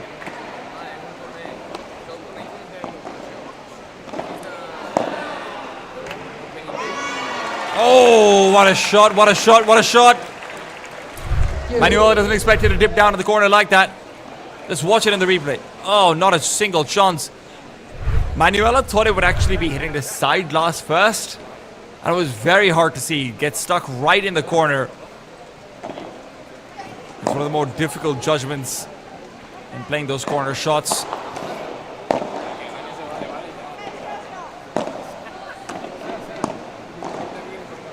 Carla Serrano. Again, the aggressor. Again, looking for space onto Ozawa's flank. But Tokumoto will push Manuela back instead. try and keep her at the backcourt with some lethal overheads. But as Ozawa is being contested, they're looking for space at the net through Tokumoto instead. That space will not be given up, not easily. Good intercept backwards. Tokumoto takes the center. Trying to put Carla in an isolated position. It bounces off the wall. It clips her shoulder.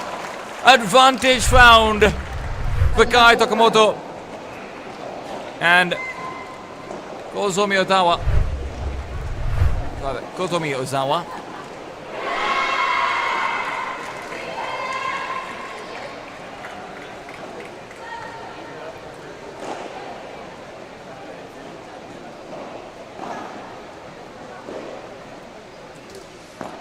Advantage in.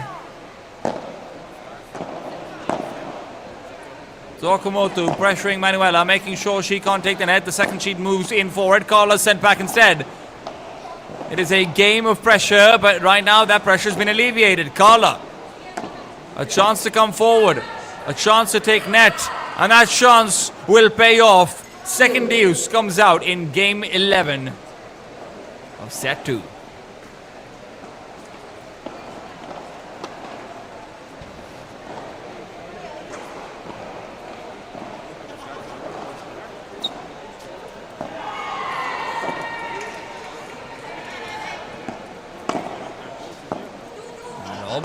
Not just once, but attempted twice.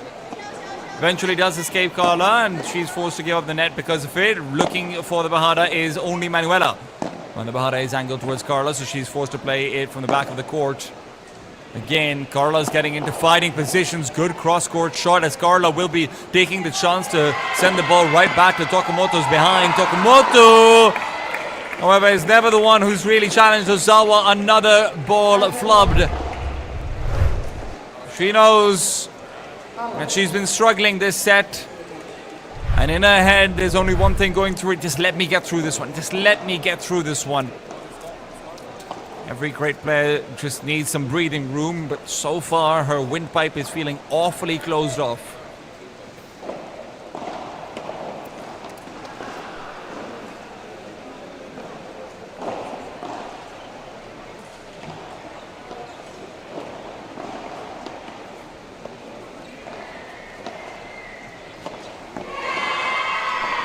Serve to sail.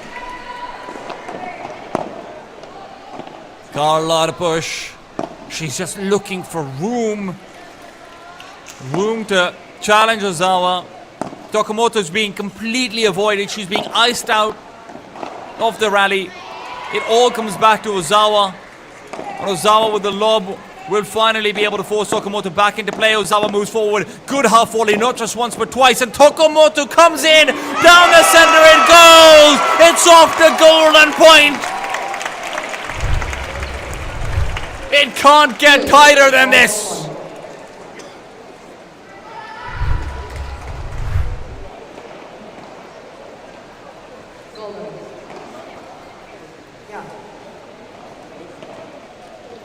Maybe losing track of the deuces over there. Carol and Manuela are so caught up in these incredibly difficult moments. It's easy to forget, but the question is who will receive. God, man, Tokumoto, she just needs a second to come back into the point. She is fierce, she is a lion. Point will be received by Manuela. Golden point. Carla raises. Ozawa prepares. Shot to the corner. Controlling the center. Tokumoto comes back in. An awkward receive from Carla. Tokumoto raises it back behind Carla.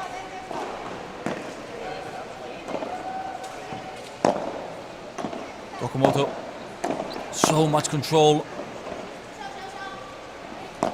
No question about who is the player on the court to be avoided, and Ozawa will show us those mistakes that have been costing them again and again. 6-5. It is Manuela and Carla to steal it away. Kotomi Osawa has not had her day. But even then, she might have a chance to take it a tie break. They need a break in response now.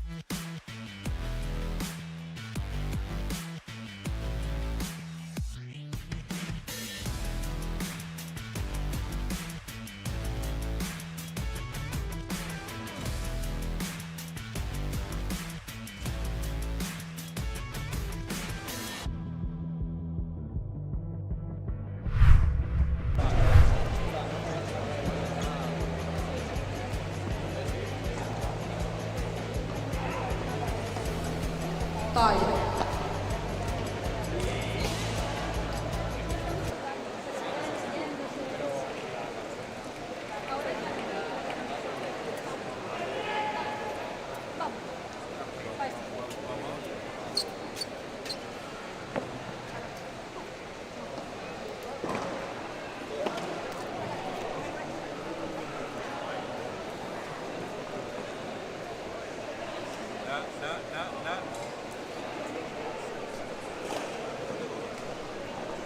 Manuela Shruk Silva to serve. 6-5 up.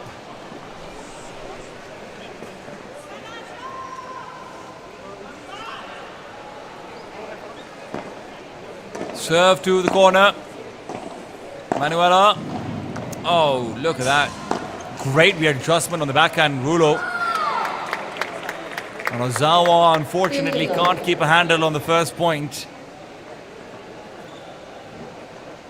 You know, it's just a question of waking up for her, but Carla and Manuela have been doing such a good job of making sure that she doesn't get that opportunity. Wind in from Carla, flattest shot over there.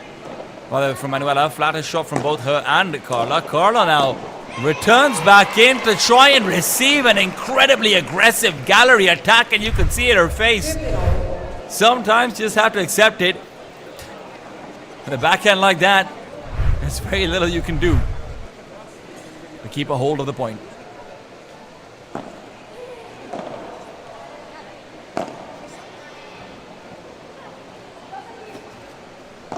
Nice lob.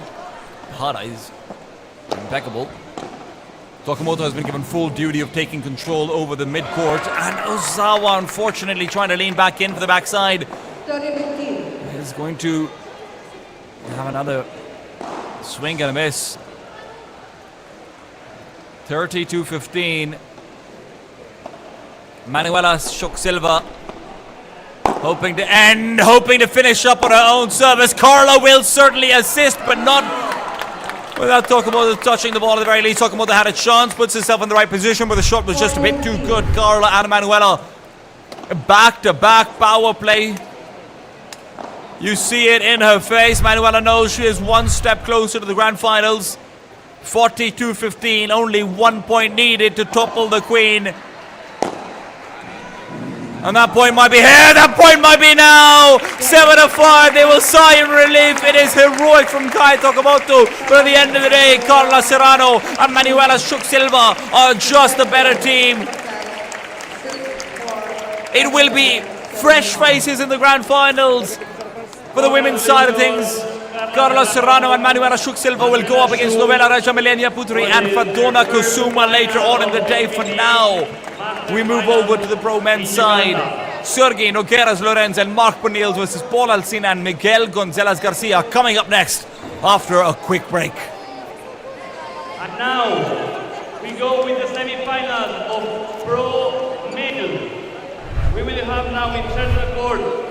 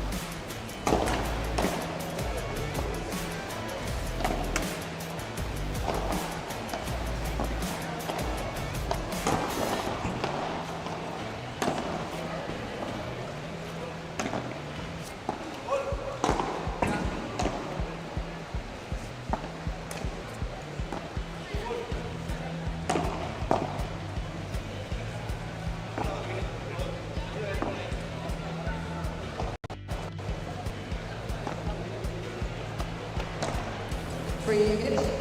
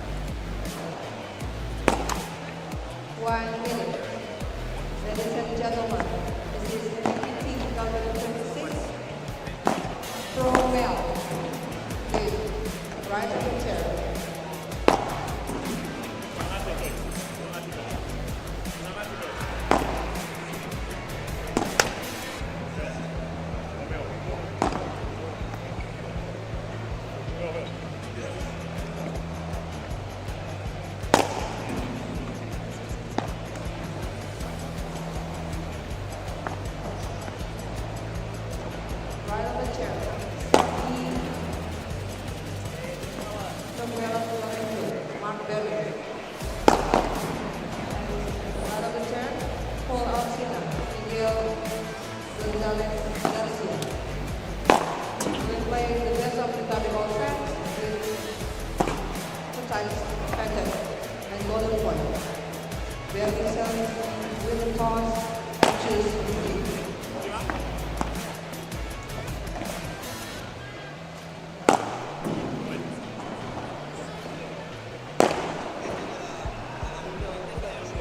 Okay, ya me veo.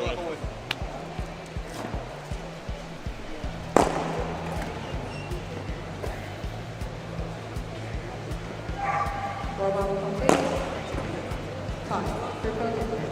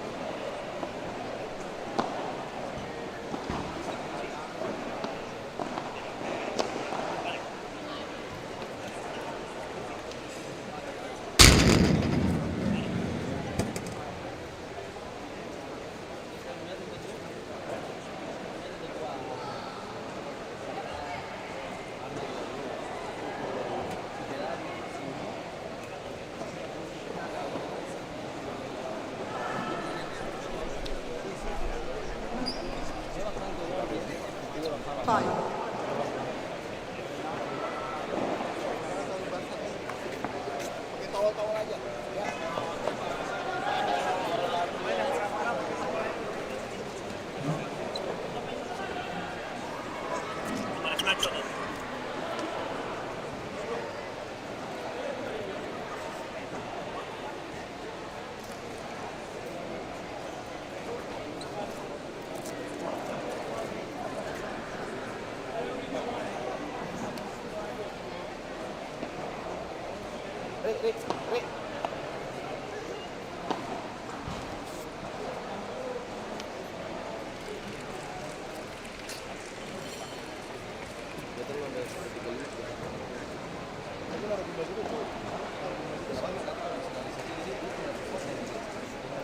Welcome back to the Asia Pacific Battle Tour. We head into our Masters Finals for 2025 Semifinals.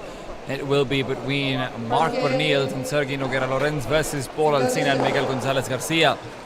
Miguel on the serve right now. Mark Berniels to receive. Next to him in the white is Sergey Nogueras, and in the black is Paul Alcina, although I don't think Paul Alcina really needs much of an introduction. Points off to a great start as the lob will be missed out. Miguel Gonzalez is a relative newcomer to the APPT circuit, but he comes from the World Tour. Coming out and I believe rank 64 as his peak, and Paul Alcina, explosive start to things. Paul Alcina versus Mark Berniels seems to be a matchup that we see in pretty much every single semi-finals or grand finals of the APPT circuit, one way or another. But the Miguel Gonzalez dynamic is what Paul is hoping to use to upset any chances that Sergey and Mark have of bringing it back. 40 love up now. Miguel Gonzalez on the serve is going to be able to get the contra back out as the fence doesn't really take the side of Sergey Nogueras. And game one will go unbroken, unblemished to the side of Paul and Miguel. First game.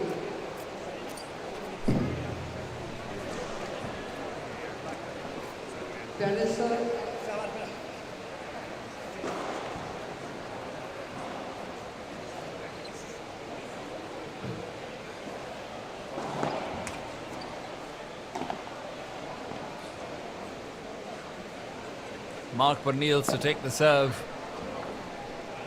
And a beautiful smash out from him as well. Paul Expected the ball to go outside, but it ends up colliding with the fence instead.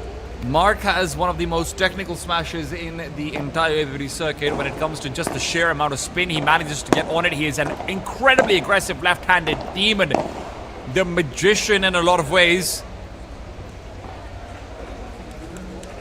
And he is always a crowd pleaser, always a crowd favorite.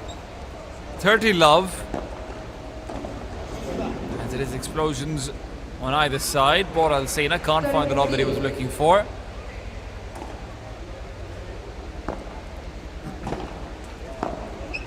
Oh, good adjustment from Mark on the net clip. It is going to be Miguel still able to bring it back in. And Mark, not only does he finish, he finishes the ball back over to his service line.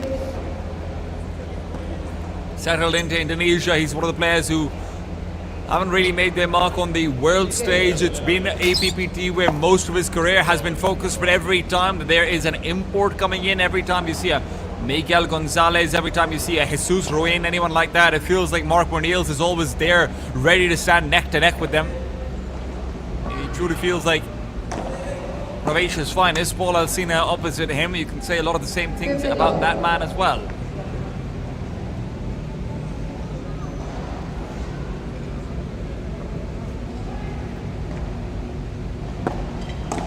Once upon a time, Paul Alsina and Mark Bernils were paired together on the, if you are to believe the FIP website at the very least, but Alsina has since gone over to the right side. Nice clip on the net, and Mark Bernils is just on another level right now. Contras will be punished. Poor lobs will be punished. Honestly, everything will be punished. 15 all on Paul Alsina's serve, 1-1 on the game score. Oh, nice drop from Gonzalez. Manages to get the cross-court touch to the side fence. Sergi Nogueras can't keep up with that. Oh, Sergi tries to send out a fast one of his own, but Paul Alsina and Miguel Gonzalez will find 40 as a result of that. Nice sky lob to come through. Alsina controls it. Quick half volley to keep it alive. Miguel pushes forward. Has his backhand under pressure. Bernils will be able to find that backhand. Finish it off as Miguel moves a bit too close to the center to try and cover off Paul's territory.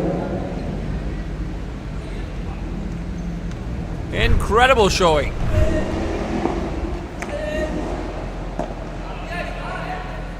Yet another sky lob. This one will collide straight to the glass.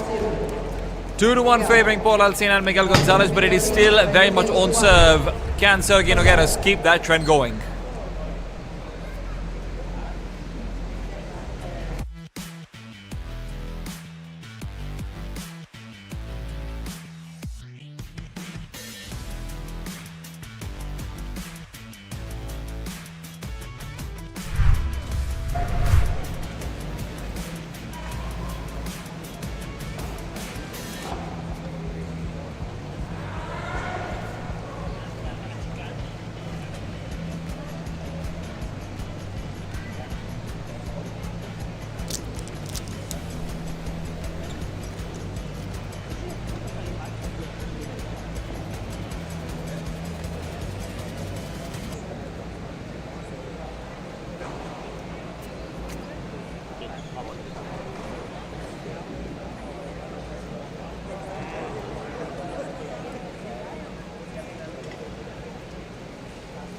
One of the things you will see about Bernils and any one of his partners is it feels like the left-sided player does take a bit of a back foot, but Sergi Nogueras himself can be incredibly technical on the smash and the rulo. You see it right there, and then Miguel Gonzalez forced to give over an easier shot. That rulo is phenomenal. Paul Alsina tries to send the ball back over, can't try to bring it in, and eventually the smash to send it right back over the net where it came from. Beautiful sequence to come through from Sergi Nogueras.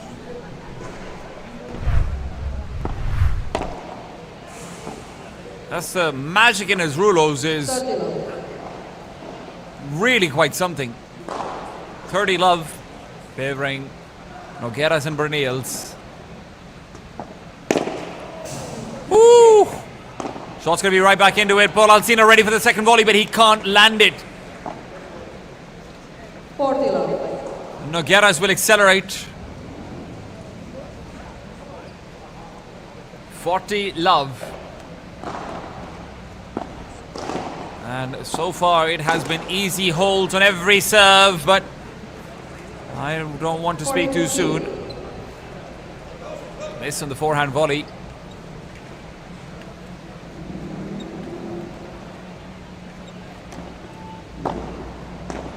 Sergio Nogueras backhand to the fence, and it just feels like that third fence battle 2 games off. on the sidewall it just belongs to Sergio Nogueras. Whenever he wants, he can make connection with it. Be it the backhand, be it the forehand, wherever he is on the court, he will find it. Miguel Gonzalez gave out a very difficult serve to receive last time over. Paul Alsina, though, will end up having the edge of his racket betray him. Love 15. Ball sent out of the court and not the way he wanted it to be.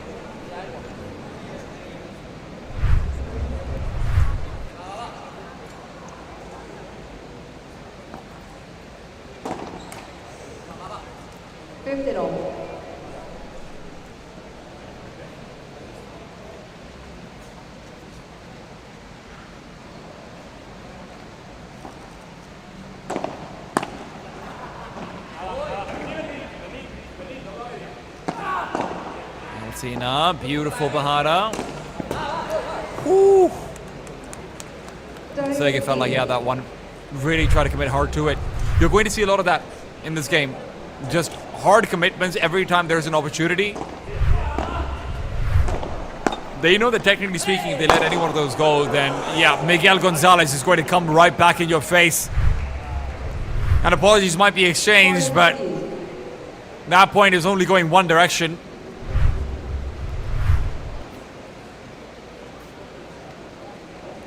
(40-15). Ooh, nice backhand flick to try target Alsina's gallery. Another Bahada. Mark to pick it up from the back wall. Half volley. This time will not connect. Shot is too fast for Sergio Nogueras to block it out. 3-2 as Alsina and Gonzalez once again take the lead. A serve is held.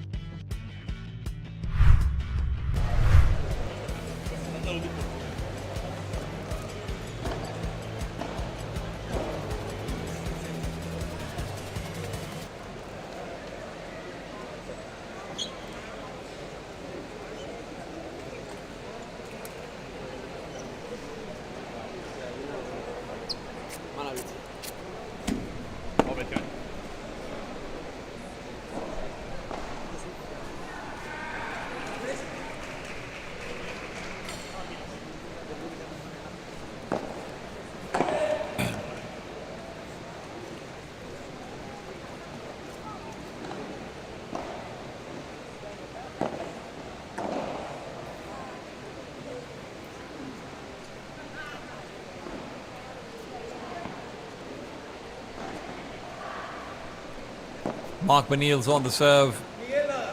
Alsina with a shallow smash. Gonzalez tries to go out of the court, picks it back up, and the backhand from Mark. A little bit too good. Doesn't even need to look to his side to get the high five with his teammate. Oh, God. When Mark Benils is playing in his comfort zone, he is probably the most entertaining player to watch just in terms of facial expressions and how much he's willing to commit to his shots, but at the same time, when you've got Miguel Gonzalez on the other side, I wish we had a speed gun on the sidelines, because it feels like every single shot that Miguel hits, be it a like a normal forehand swing, backhand swing, or an overhead smash, a rulo, it just feels like it's 5 to 8 kilometers an hour faster than everyone else. It's got that extra power.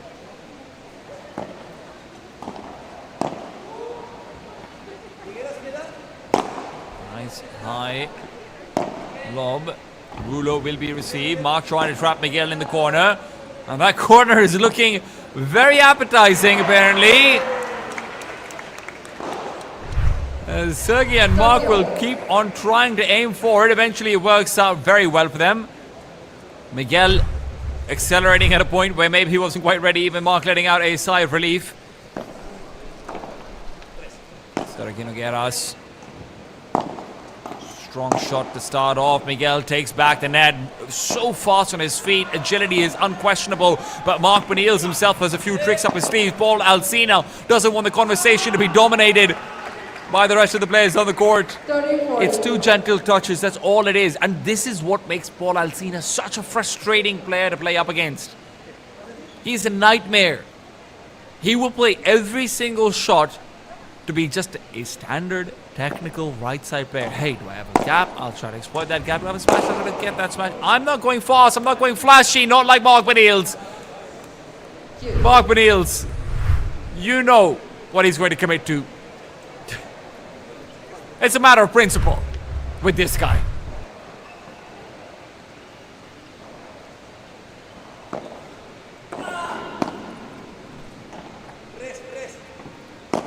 Big backhand. And Sergey's Vibra will end up colliding with the back glass instead.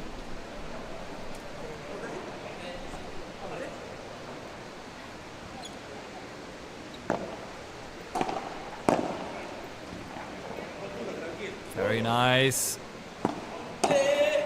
Deep drop.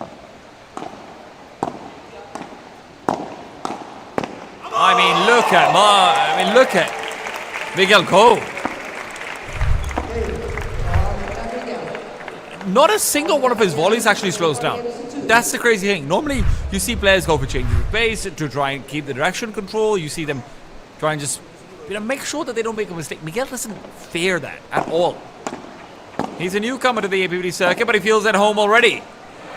Edge of his racket will still keep it alive. Mark Benils though still gets the ball right past Alsina. Alsina can't reach for it. It's a stretch too far.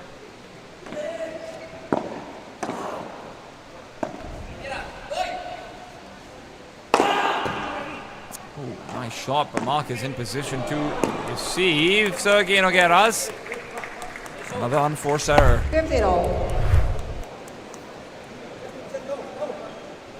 That is 2 in a row now. Not 2 in a row, but 2 in as many opportunities to go for that forehand mid-air volley.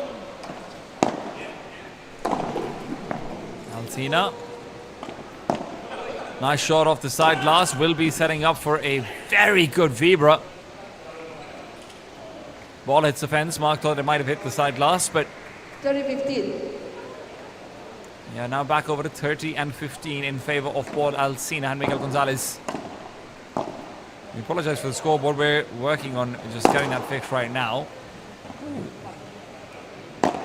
Net clipped. Not as much so next time over. Paul Alsina. Crossover. There's a continual attach to the center court, and Alsina eventually will end up finding the corner. Miguel catches Mark Benils off guard. Mark even tries to move in for the chopper because he's just a little bit delayed. Ends up hitting the ball down, loses his balance with it.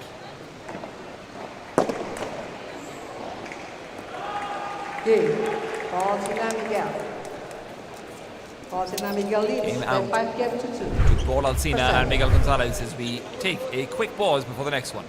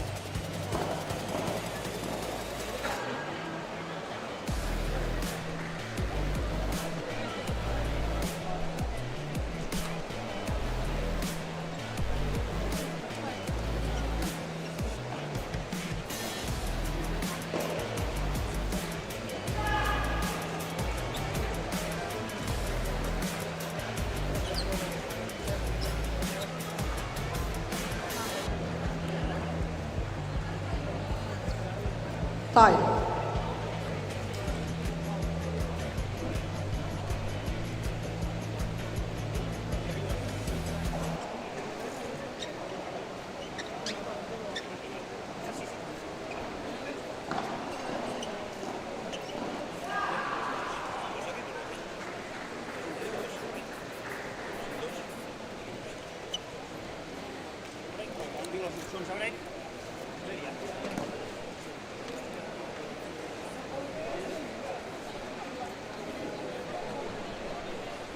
Entering into game number 8 now. Please do ignore the score on the scoreboard. That is slightly glitched out. We're working on getting that one fixed. But what is clear cut and right in our faces is we are getting to watch some very, very good paddle. Sergei Nogueras on the serve. Mark Benils pressuring Alcina back. Goes in for the full smash. Once again, it will be interrupted by the fence. Gonzalez can come through with a contrast. It is another one from Mark Benils. 50 love. You can defend once. But twice? No. Not twice.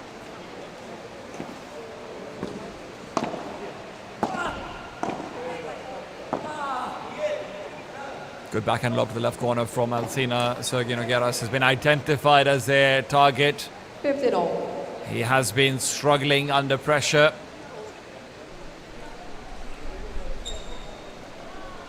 Even in the quarterfinals in the second set, Daniel Hoyo and Pablo Rodriguez were able to find a lot out versus the Nogueras-Benils combination. It ended up being a close 7-5 loss to Daniel Hoyo and Pablo Rodriguez.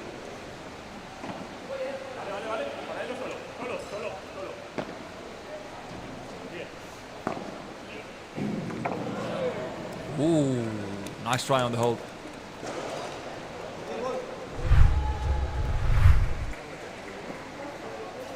It's getting tough. This Alcina-Gonzalez combination is really looking untouchable right now. Real difficult. 30 all. 30 all though, as a error in returning the serve will give Nogueras and Benils a longer lease on life. Oh, good check, but it's not quite out. Nogueras call back to the same Bajada where he lost out the first point. This time will not be doing the same. Miguel Gonzalez, the agility on him has to be commended. But at the end of the day, it's about the point, and Mark Benils is the one to steal it away.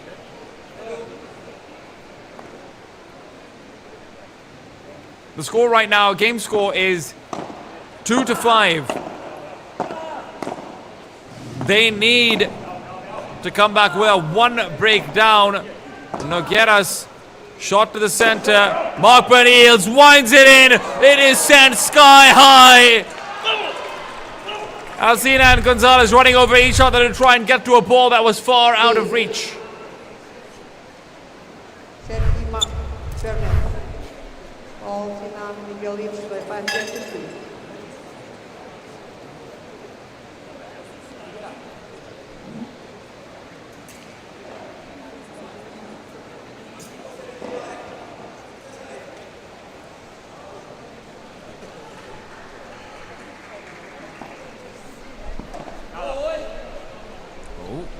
Very high sky lob attempted, but Paul Alcina will again benefit from his ball not leaving the cage. It gets clipped on the side fence while Mark Benils was waiting open-armed outside of the court.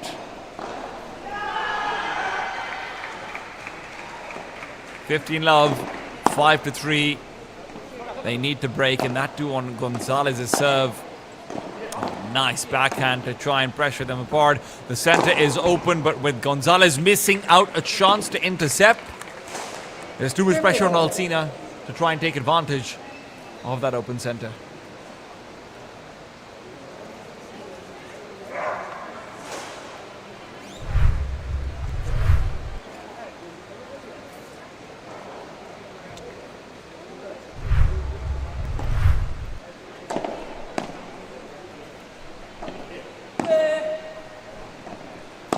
Alcina. Oh. Gonzalez just putting too much pressure on. It's far too much pressure. I mean, look at the spin on his first shot. Mark has got to go for this strange wrist flick shot that just opens him up, completely exposes to that El Cuatro. 30 and 15 now. Vibra is good. Follow-up volley's better. Alcina keeps it in. Nogueras, however, is the one to thank for that point. 30 all. 30 all. And the scoreboard has now been fixed as well. Thank you all for your patience.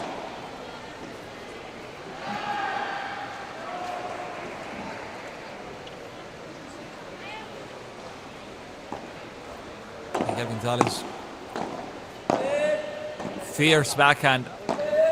Is Sergey to be punishing Alcina instead, though. 30 to 40. Break point on Miguel Gonzalez's service. This could be what they've been looking for. First serve is a fault. Second should be that much easier because of it. Alcina. Slow bandeja, and it is Nogueras to try and keep it alive, but it will be a deuce. 40 to 40. They are not able to close out that break point. Not yet.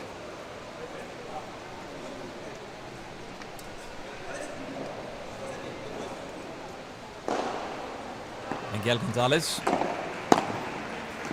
Right to the forehand of Mark Benils. Alcina winds in for Vibra through the legs of Mark. Mark will be able to recover it regardless. Open for some slower net play. And that slowness is over. Mark Benils was not going to have a chance to go to the back of the wall to pick that one up. He tries to go for a bit of a monkey shot. Spins around, gets fancy with it. Circus tricks, however, will not move them past.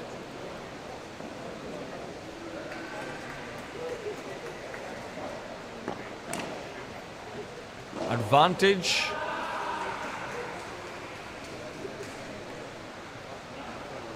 Out to Paul and Miguel.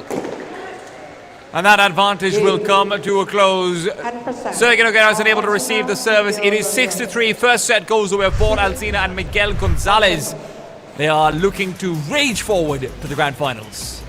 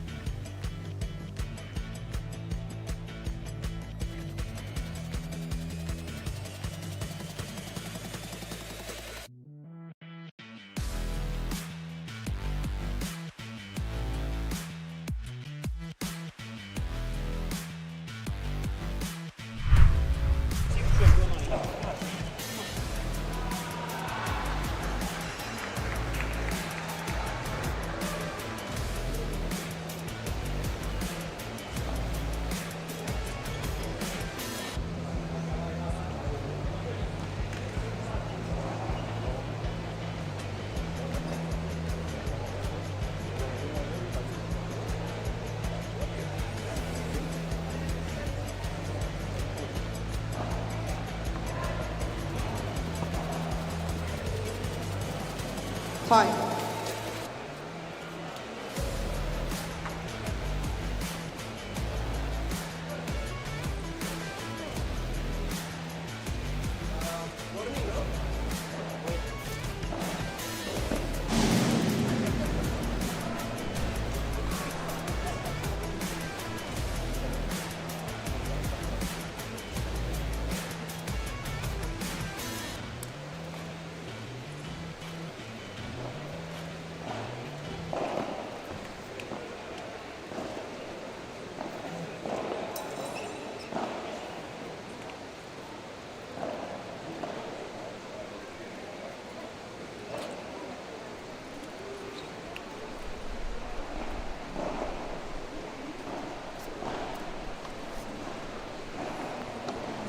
Second set.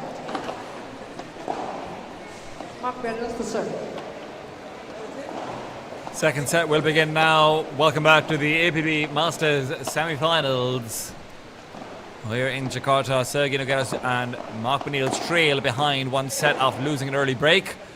Miguel Gonzalez and Paul Alsina look to close in two. Nice lob out from Alsina. Not much to say, but Miguel Gonzalez is still going to be able to smash it right back in. Paul Alsina provides a closer. Mark Benil just cannot keep control over the entire court, not from that position.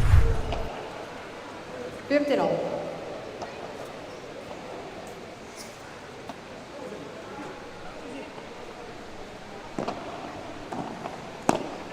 Alsina targeting Nogueras in his initial defense.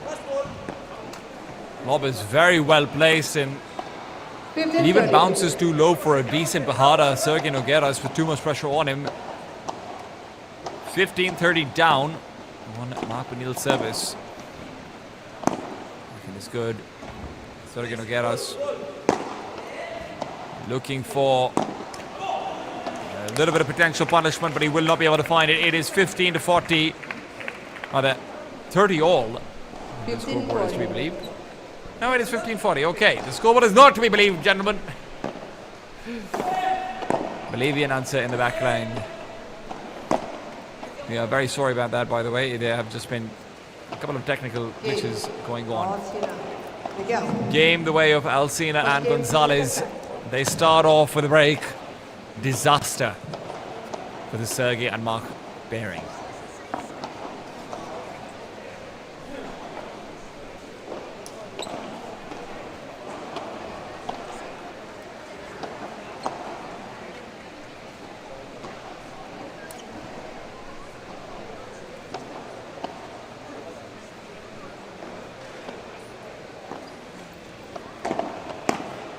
Gonzalez on the serve, lethal in his volleys. Alsina now just trying to nail the ball into a corner that it'll never come out of. Has his chance. Will not be able to capitalize, but he's more than happy to extend the point, and not just once but twice. Through the legs, almost gets it. Wants to go for some circus shots off his own.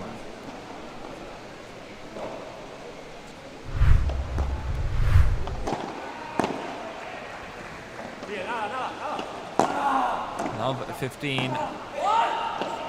Oh, ball is out of bounds. Trying to send a fast shot to the corner. Very hard to manage.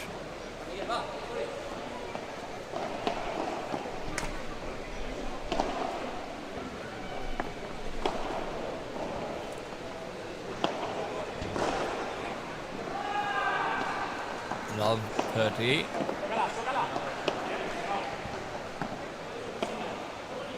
Nice high lob from Alsina. 15-30. And they will fight back. 15-30 on Gonzalez's serve. We had an opportunity to witness Miguel Gonzalez having his serve broken in the last set as well. There was a 30-40 differential, but never came to pan. Oh, Sergey Nogueras is just tripping over himself a little bit. 30-all. As he completely misreads the ball. Miguel Gonzalez. Sharp backhand right back into things. Not just once but twice. And he's got the forehand to try and complete. Paul Alsina still put on defensive. A ball right to the body will do that to the best of us. Mark Benil still without a chance to actually commit to a smash. This might be it. No. Slows it down. Gonzalez always quick to speed up. He is not just in the court, he's also out of it, but the ball never escaped. 30-40. 30-40. Break point now. And a chance for Benils and Nogueras to strike back and equalize early on into the set.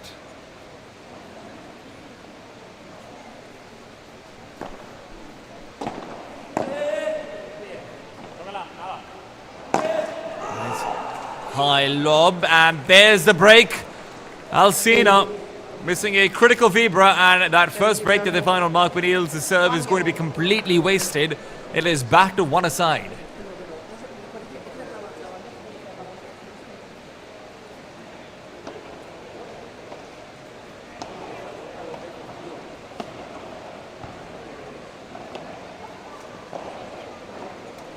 Sergey to serve.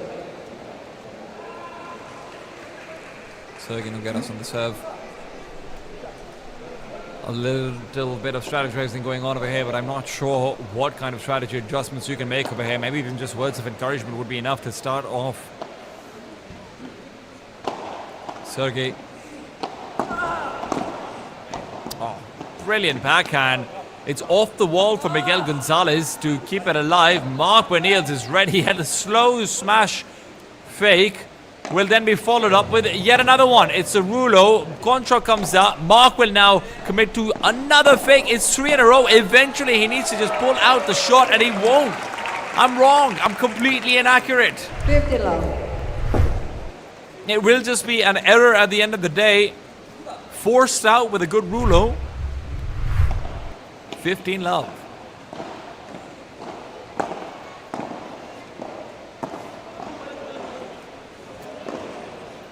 Marcos for the Bahada. Oh, he goes for the diagonal? Still sprints over to get the backhand lift up lob. Incredibly impressive. Point will be reset though, as Alcina winds in for a Rulo of his own. That Rulo will collide right back with the chest of Sergey Nogueras. I am so surprised that Mark actually goes for the diagonal Bahada over there when he's got his entire right side covered off. I mean, of course, Paul Alcina can still commit to the same angle. It's just a little bit harder to control the direction. Also, it's a fast Bahada coming over, right? There's also the argument to be made that because there's less distance, there's obviously much more likely you're going to make an error. You might have to slow down the Bahada a little bit more if you're going for the straight parallel, so I understand. Oh, good intercept. Mark Benil's providing space for Nogueras to make the crossover come through. Paul Alcina kicking off the side wall to try and get a shot of his own, and at the end of the day, Mark Benil's will have his foot clip hit on the smash of Gonzalez. 15-30. 15-30. Sergey Nogueras now serves across on the diagonal. Lob attempt goes right. Back to 30 all. 30 all.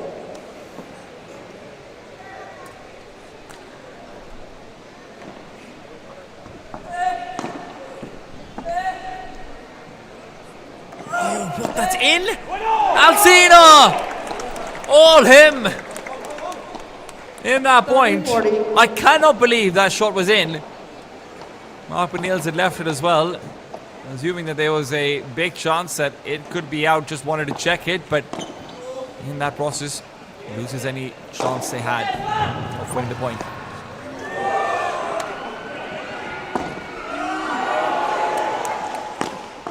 Alcina again just covering every part of the court, taking every single opportunity to press that point back in. 2-1, break on break on break at the start of this second set. Alcina Miguel. Alcina leads.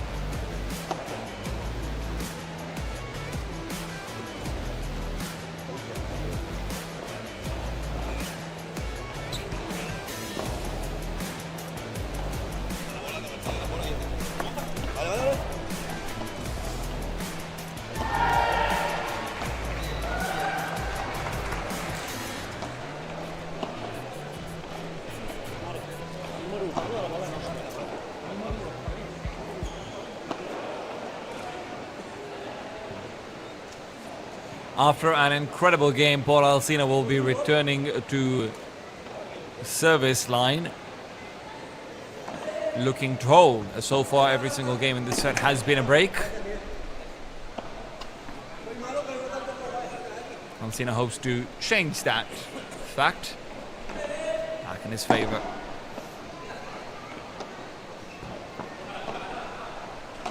Alsina. Good send out to the corner. Nogueras is the pressure point that they're trying to exert upon Alsina. Leans back in for the backhand. Mark Bernils is playing maintenance from the back of the court. Maintenance is looking deadly. My God. Love 15. Just that quick switch over to the backhand. Miguel Gonzalez, just watch him being forced to lean underneath the Chiquita is perfect. Fast shot like that dips down underneath the net, very technical.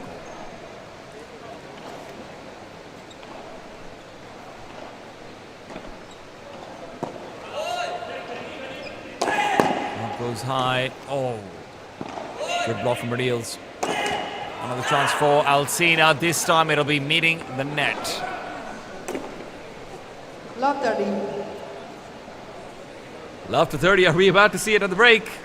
There's been a lot of them. Where the rest of the day it's been fighting to just get that one break people need. Even set number 1 was like that. A 1 break differential. Could we see 4 in a row? Nice sky lob. Alsina always prioritizes the bandeja, and opportunities like that. Return is good from Nogueras. He keeps it alive, switches back over. Mark Bernils will be allowed to resume his initial position. And as Gonzalez will keep the pressure on, Nogueras is putting up a remarkable show on the defense. Backhand to keep the ball in play. Once again, the lob goes out over. Alsina's bandeja only looks to extend this point. They're looking for that final finisher. They just can't find it. Gonzalez is not having a ball sent out over to him at all. Oh, even through the legs. That was Gonzalez's first real opportunity to try and touch the ball. Paul Alsina is the focus. They are trying to completely avoid Gonzalez. Now Bernils changes that story. Nice drop shot, still picked up. It's too deep. It's too deep. Still, Gonzalez will finally be given that one opportunity he was looking for. After being iced out for the entire point, one smash chance, and you can see why they're avoiding him so adamantly.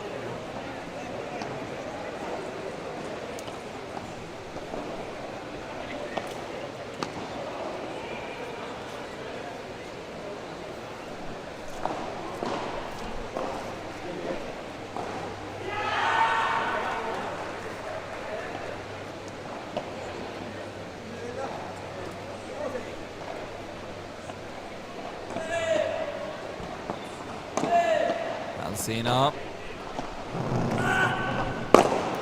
Marks is going to finish that one out over. Alsina, he keeps it alive and the ball goes and hits the glass. Gonzalez ended up tripping in his process of getting out of Paul Alsina's way in that shot. It might have actually even ended up being one of the distracting factors to catch Sergei Nogueras off guard.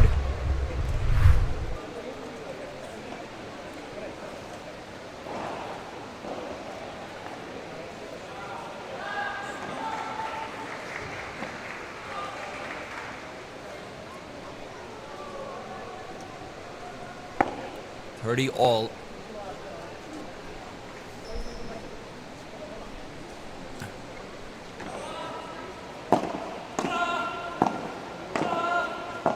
Set of fantastic backhands. Mark Bernils thinks his space to move forward, but it's that behind the back shot that he keeps on being forced to go for just because of how fast Miguel is at targeting his non-dominant foot, the foot that's not quite found balance yet. Mark is struggling to move into a backhand because of it.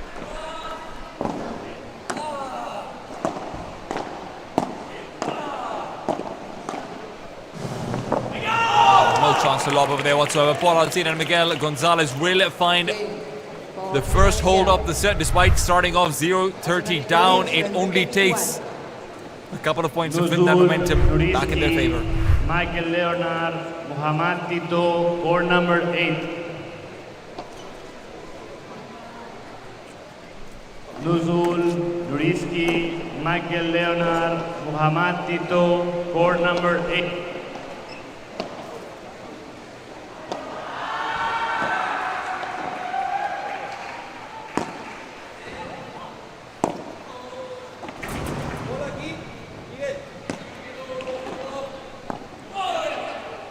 What is Paul Alcina looking for there? He's looking for yet another point. Feels like he gets it whenever he wants.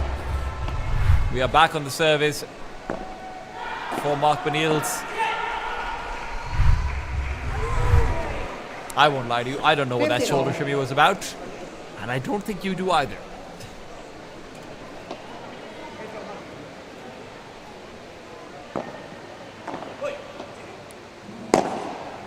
Oh, what a shot from Mark Benils. Sergio Nogueras wants a bit of style of his own, but Paul Alcina again off of the side wall, just using it like a launch pad to gain that extra bit of power. 15-30.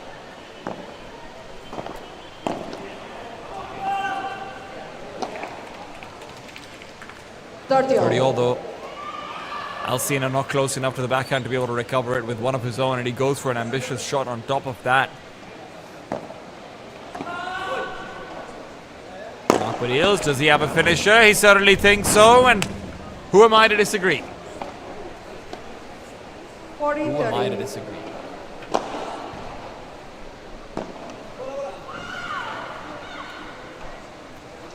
(40-30). Game point. Gonzalez to receive. Nogueras. He knows he's had a few critical errors. Head in his hands. That sort of left versus left matchup has been the clearest differential. Gonzalez versus Nogueras has just been a different level, different playing field. Mark sends the ball out of bounds. Can Gonzalez come back in? No, he can't. A slower shot to his corner and he cannot recover. Not in time, at least.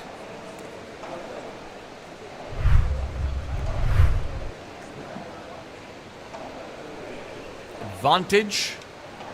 Hard fought, but well gained to the serving side. Another chance over here for the smash. This time Gonzalez does not move to try and intercept what would have been a ball outside the court. Oh, nice behind the back contra, but it doesn't matter. Style points are only just that. It is Mark Benils to finish off the point, throw his racket back on the court, and go out to take a breather. 2-3. There's still fight left in the Sergey and Mark combination.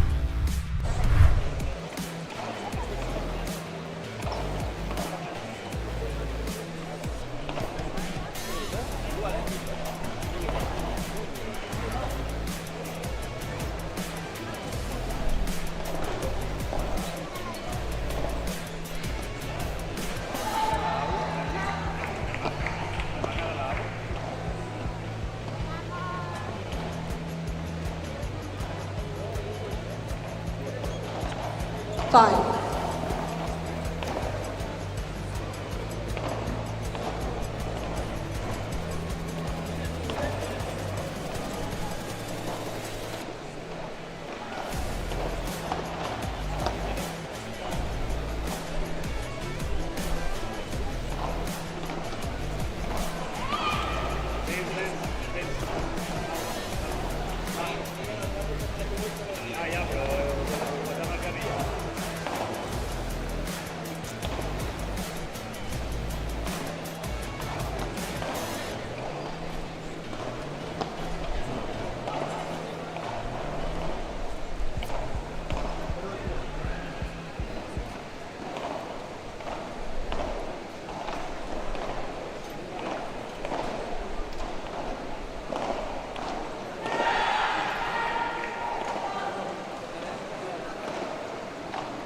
Back to Miguel Gonzalez on the serve. Oh, beautiful shot from Gora Alcina, but Mark is just providing so much court coverage right now. And Alcina just keeps the pressure going! A sequence that belongs only to him. 50 love. Every shot scripted for that perfect finish.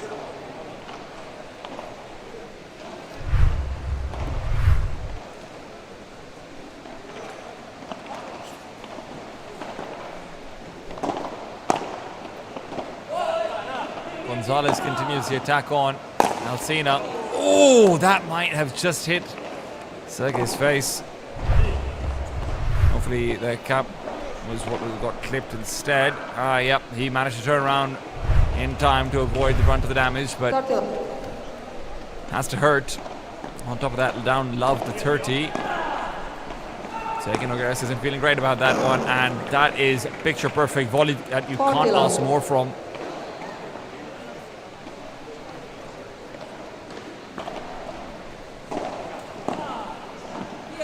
Gonzalez aggresses through, and he finds Sergei Nogueras just completely caught off guard. Alcina Miguel leads by 4 games to 2. A comfortable extension on the lead they'd already found. Sergei Nogueras now is going to be trailing behind 2 games in this set. First serve, I do believe, was a fault. Had some conversation about that on the court.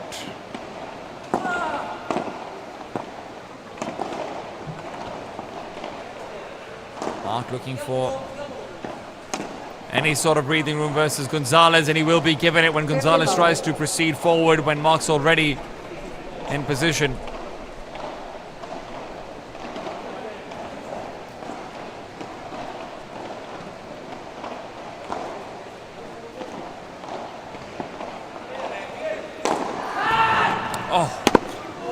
Oh, you love to see it. You absolutely love to see it. Miguel Gonzalez reminds them that the point is not over. Under the ball is well out of bounds and well out of reach. Sergei Nogueras thought he'd got a good shot through, and Miguel shows him why that isn't the case.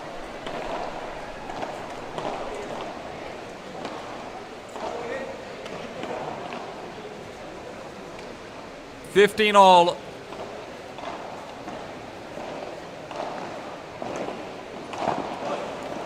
Nogueras looks for a corner that he'll never reach. Alcina will interrupt it before it even gets there. 15-30.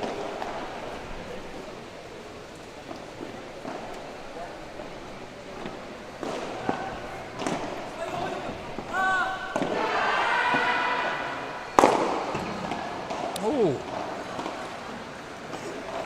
that shot. That's all. Paul Alcina is saying that he was just a little bit away from being able to reach that one as well. 30-all.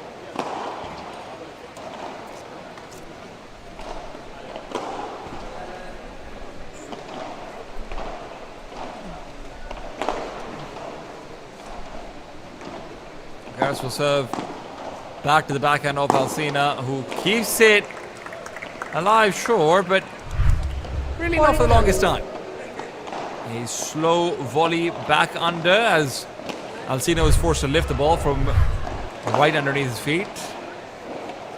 And there's a beautiful little quad throw from Nogueras to shut it down. 40-30 up, 2-4 down. It's an attack on the center. Mark Benils flying backhand. Wind back in for Sergei Nogueras. He doesn't commit to the smash. That might have been a mistake. Alcina gets control over the rally now because of it.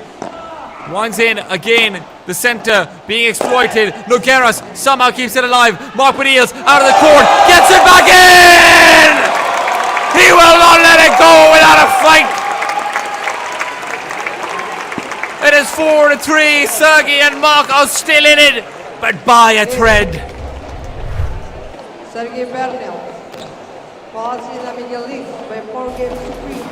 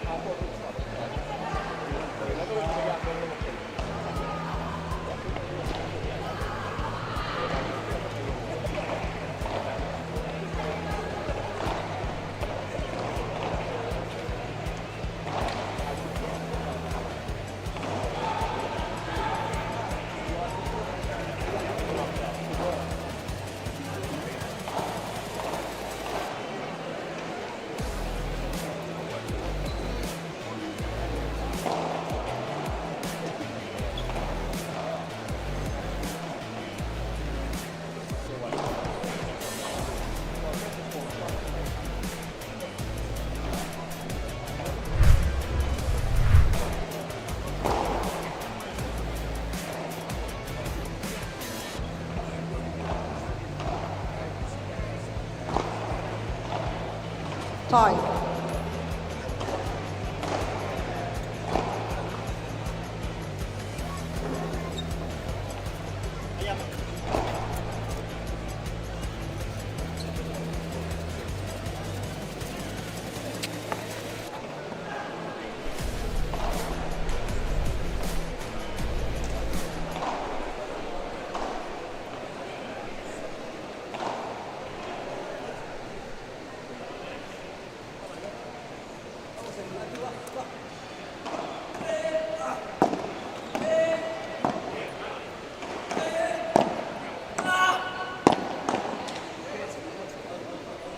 The 8th game begins.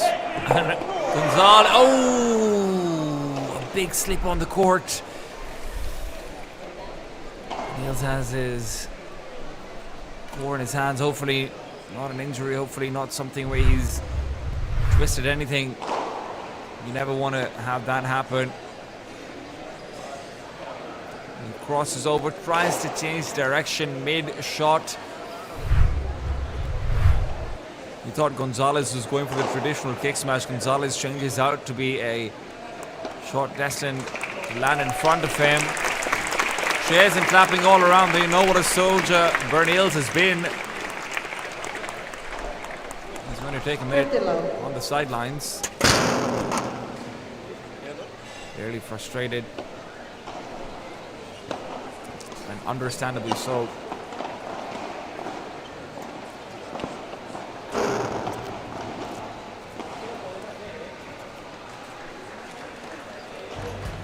Cena there to have a few quick words as well, discomfort his friend, make sure that he's okay, and smiles across. Water is drank, the sweat is wiped off, and with a couple of words exchanged, we should be getting back into things.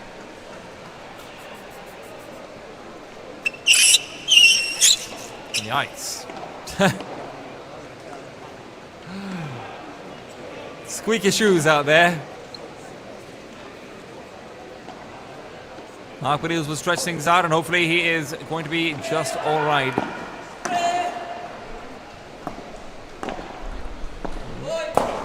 Back into play we go.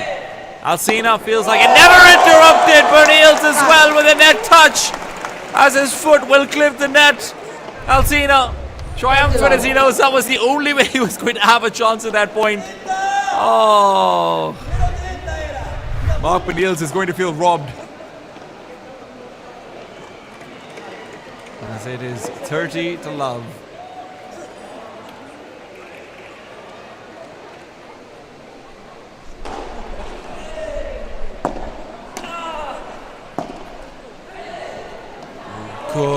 Good catch. I think that might have just hit the net as well, which forced it over the racket of Gonzalez, but even so, it was a very good shot.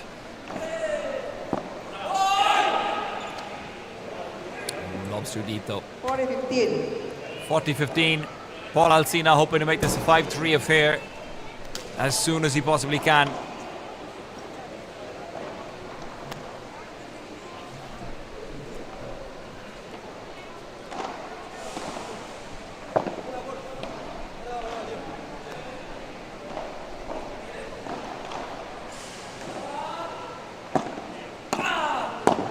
Strong backhand. Off the wall from Mark.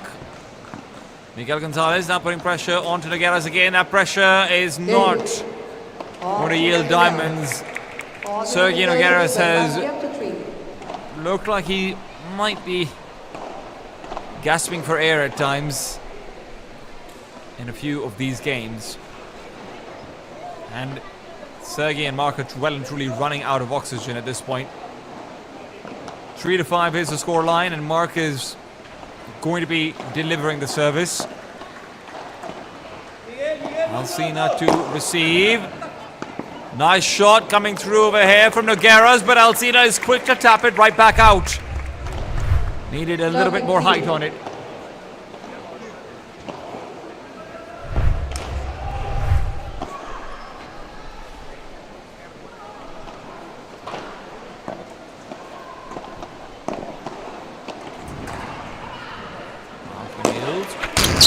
Back in. Smash will end up colliding with the fence. Nogueras reroutes. Nogueras reroutes. Love 30. That will be perhaps just barely clipping the glass. Love 30 is announced, in fact, so not quite the successful shot that I thought it was initially. 15-30. Still a quick point off the service now. If they're going to hurt anyone, 15-30.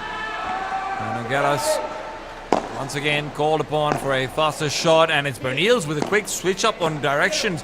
Alsina under attack, but Gonzalez quick to defend. Oh! 15-40. 15-40. Match point in favor of Paul Alsina and Miguel Gonzalez. They are one step away from the grand finals. And that step is going to be a little bit troublesome. Mark wagging his finger as a reminder, hey, we're still in this, okay? We're still in this. Don't count your chickens before they hatch. 30-40.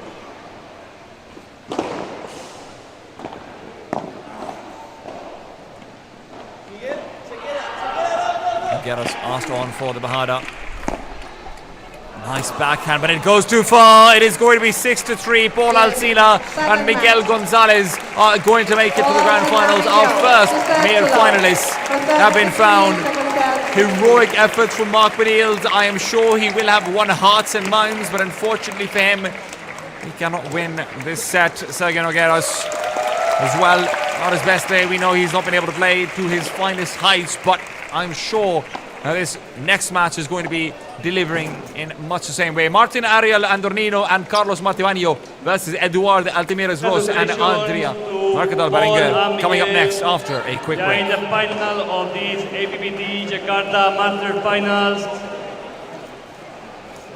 And now we go with the last semi-final of this Pro Male category.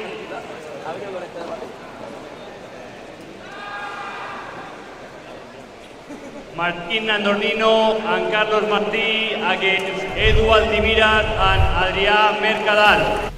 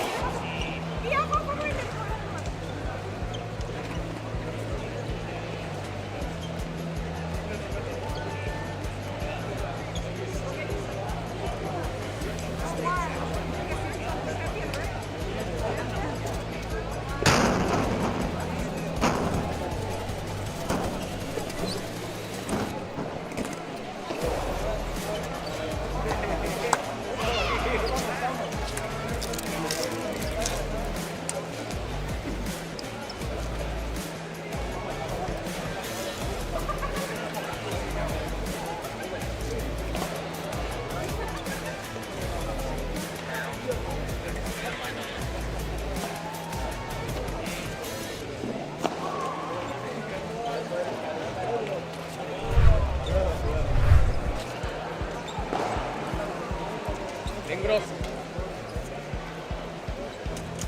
Yo lo sabía, ¿eh?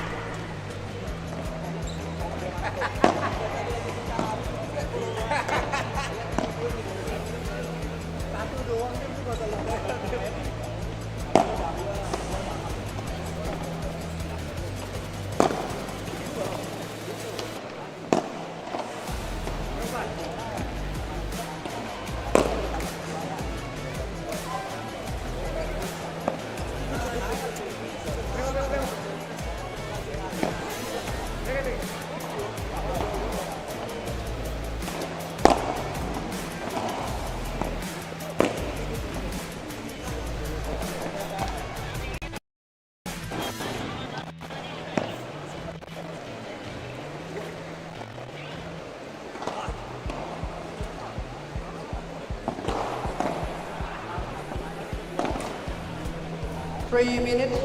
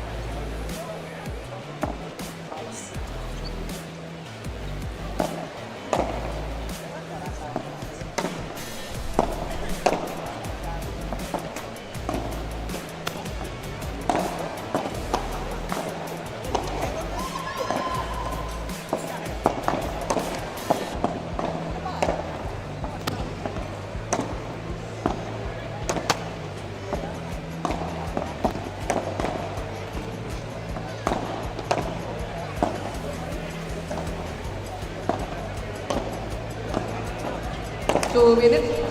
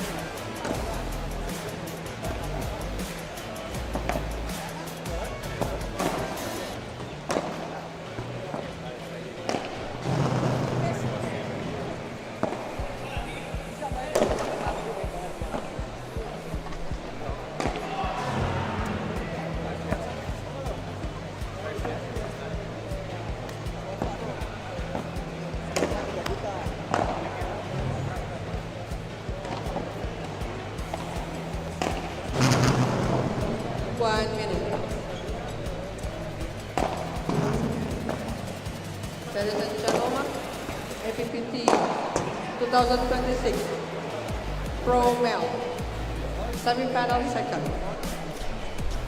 With Martin Ariel Andormino with Carlos Martifano. Right on the chin. Welcome out to the Asia Pacific Padel Tour semi-finals for the professional male category. Will be commencing with the second semi-finals. It is Martin Ariel Andorino and Carlos Martifano versus Eduard Altimires and Adria Mercadal. Eduard, of course, right now ranked number 1 in the overall APPT rankings. He is followed by just Paul Alsina. He as well has brought in an outsider to the circuit to be his partner. Eduard and Paulo Alsina were the talk of the town for most of the 2025 season. They were paired together for much of it and ended up splitting up, and after that, ever since, they've been getting themselves rogue additions to the overall lineup. All of these additions have just been fantastic players coming in from around the world, and it does feel like they always add in a little bit of extra flavor. Now they are going up against Martin Ariel and Carlos Martifano, who have both come through with massive upset wins out in the quarterfinals against Sergio Ricardo and Francisco Jurado. Two of the biggest rising stars in the APPT circuit. And those wins, I mean, they were super powered forward by a Martifano who was looking incredible in the first set. And then when his stamina perhaps started to die down a little bit more, Martin Ariel came through in the second and looked even better on the defense. Now, watch out for this comparison, because Carlos Martifano, he is predominantly the player getting aggressive. And when I say aggressive, I don't mean pushing to the net. I do mean going for smashes, committing to these higher overheads. Martin Ariel, in contrast, a little bit more hesitant to do so. That's not his role in this pairing, and those roles are very clearly defined between the two of them. As well, Altimires and Adria Mercadal will be maybe a little bit less demarcated. As we are expecting to see a lot coming through from Mercadal as well.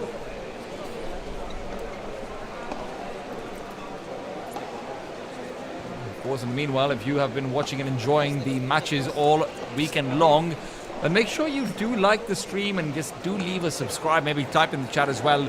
Asia Pacific Padel Tour is growing every single day, and you are the reason why. 2026 is coming in with a lot of big tournaments, and we can't grow unless you help us. And honestly, why wouldn't you want to? It's been ridiculous levels of paddle coming through, the highest Asia has ever seen, and I'm sure that we will just continue to explore more heights as the tournament goes on. The 2025 season's finisher, held in January 2026, is going to be just getting better and better. On the right hand, as you can see, it is Andri Mercadal. On the left, it is Eduard Altimires. Other side, we'll have Martin Ariel on the green and Carlos Martifano in the white t-shirt. Service to start off from Mercadal himself, as he will serve to Martin. Carlos, high lob, and Altimires will start things off with patience, and that patience is going to continue. Oh, look, it's a very good-looking shot. It just doesn't land where it's supposed to. Martin, unfortunately, sends the ball out of the court in right about the most roundabout way imaginable. Straight through the door, maybe the most direct way imaginable.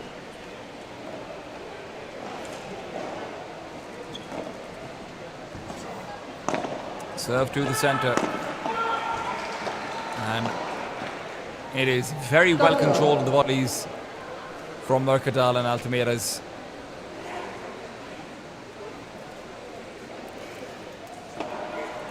Dirty love. Very sharp on the vibra, but the rulo attempt from Altimires. You'll have to see the attempt. Really hoping to catch them off guard, not committing down to what could have been a more dangerous El Cuatro. It was just a little bit out of his reach to try and go so. But he misses it by an inch. 30-15 in game one.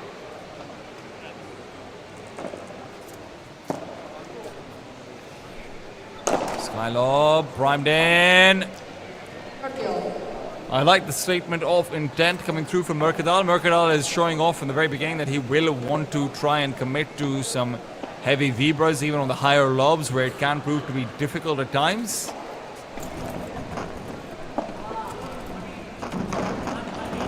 I will expect this side of the bracket to be a little bit more slow-paced in general, though. We're not going to see that same Miguel Gonzalez speed. We're not going to see that same Mark Padel flash, but we're going to see a fair share of hyper-technical battle to come out from Eduardo Altimera's Exhibit A. 40-30.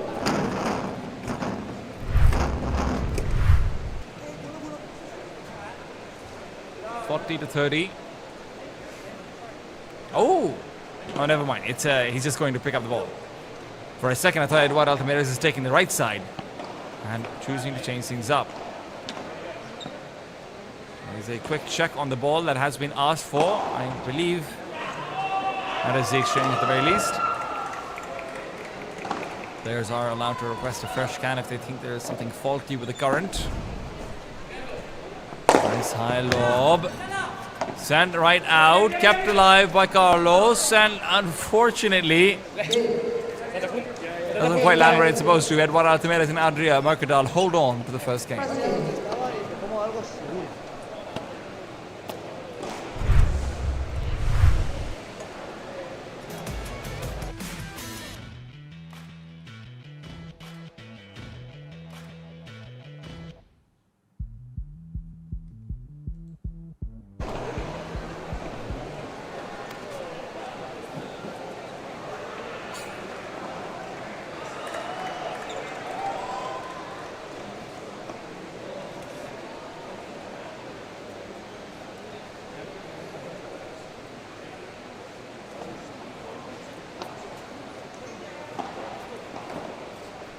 Martin serves. Mercadal to receive. Fault on the first. A little bit of confusion as well.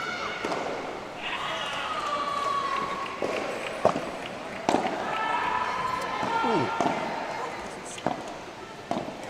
Great spinning backhand from Mercadal. Keep an eye out for that weapon for the rest of the game.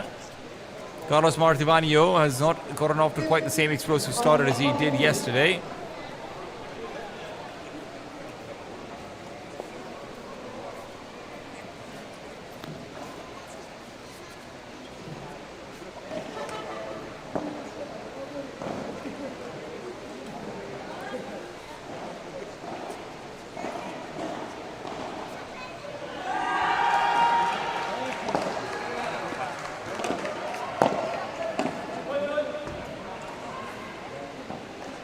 Love 30.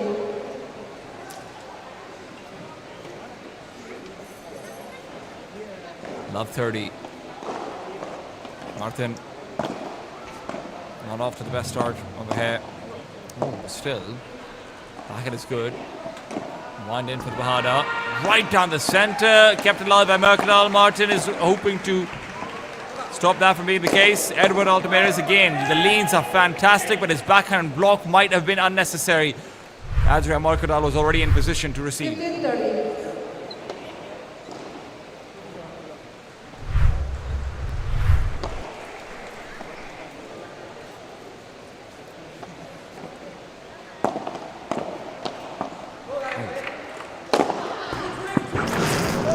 Oh!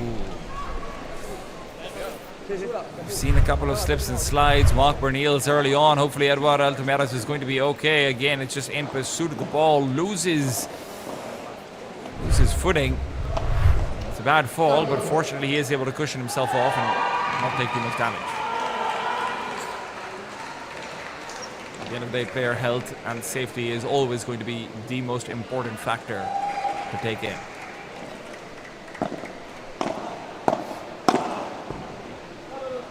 Aggression from Carlos. 40-30. And it will be a third point, 40-30. Martin and Carlos up at game point. Martin attacking Altimera's corner, and that attack will not be paying off. Deuces are out. 40 aside. Oh, Carlos really wants that ball. Second one will be picked up as well. Finishes off with a very slow left gallery attack.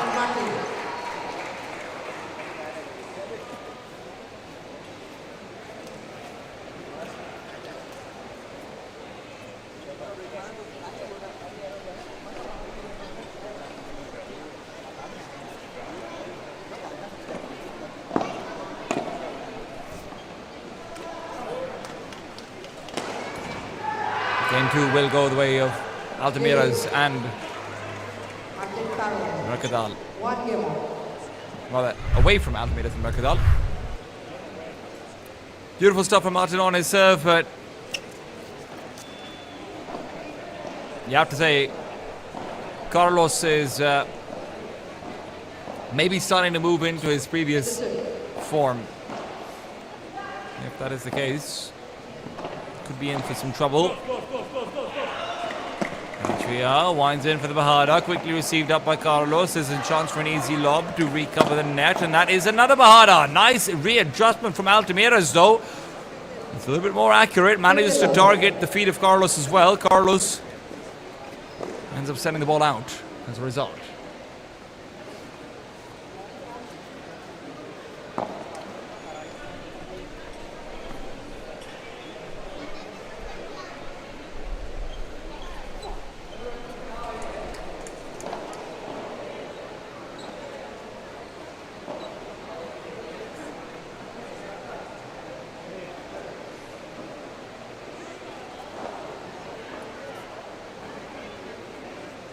This 15 love up. Nice shoulder height, backhand target comes through. Not once but twice. Altamirez winds in for a slower shot. Carlos perhaps a little bit frustrated. I think he thought that Martin could have reached that one, and Martin certainly was closer out to it, but a very well placed shot from Eduardo Altamirez.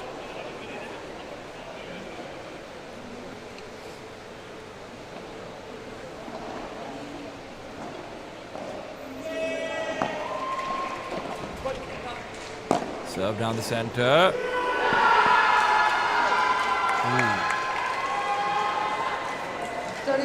Nice return from Carlos.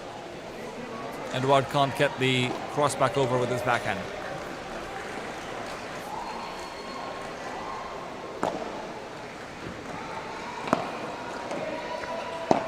Nice. This is getting troublesome right now for Martin. Carlos's position is very far forward. Martin's going to be the primary one attacked up. He tries to take control over the net, but he's immediately sent back over. This is going to allow Eduardo Altamirez to now change up targets. Carlos will be the primary attack point, but despite that theoretically having been the case, Adri Mercadal does decide to change up focus to Martin instead and makes an error while doing so. 30 aside, and a chance to fight back on Altamirez's serve.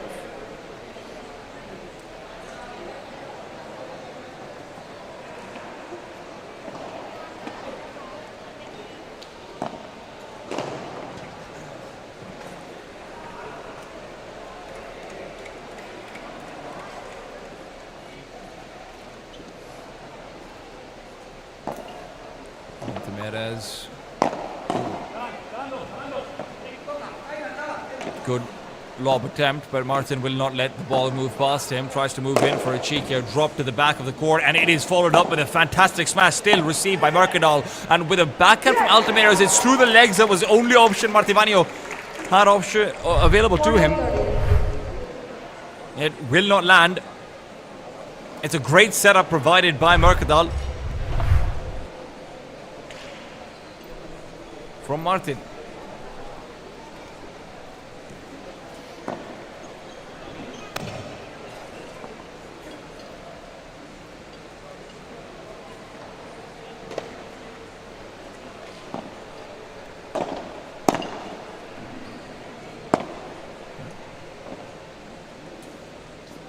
Nice high lob.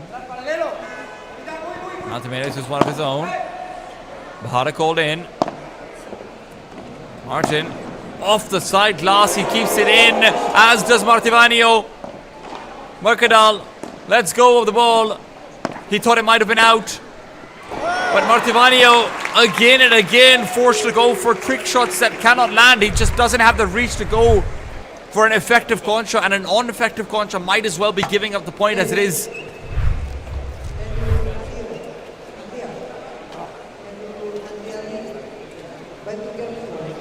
2-1. Edward Altameres and Adria Mercadal take the lead once again.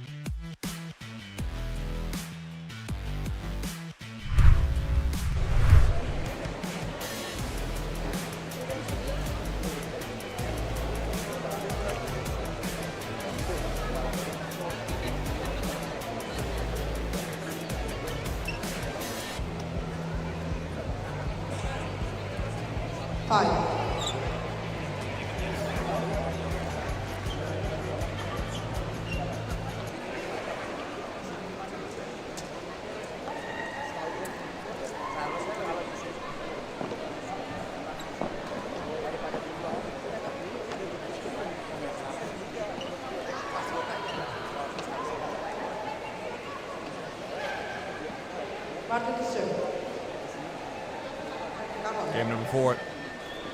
Martivanio on the serve.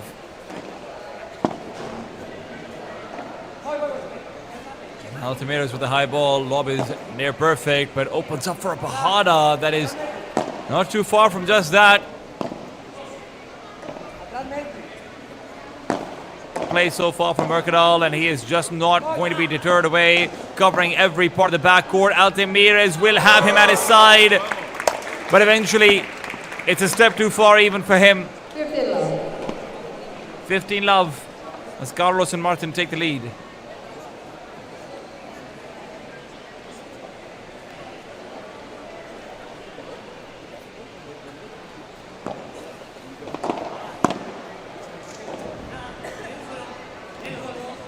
Again, fantastic, very high lobs, but they're opening up for Bajadas that Carlos is more than happy to deliver on, so they're not actually able to take the net effectively off the back of that. Altameres is now being driven back in a lob that again is just on point, but the Bajadas keep on getting better and better. Somehow Altameres will get a respectable response to it.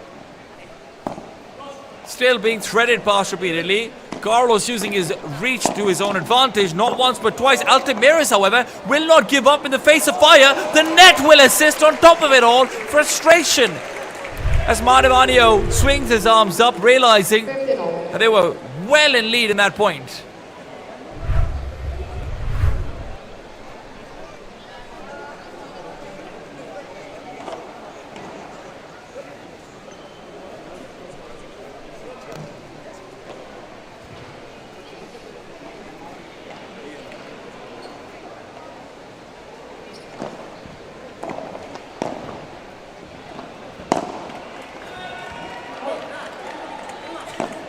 Wind in from Carlos, changes it up, goes for the gancho. Asks for the Bahar. You even see Altameres turn around over there like, whoa.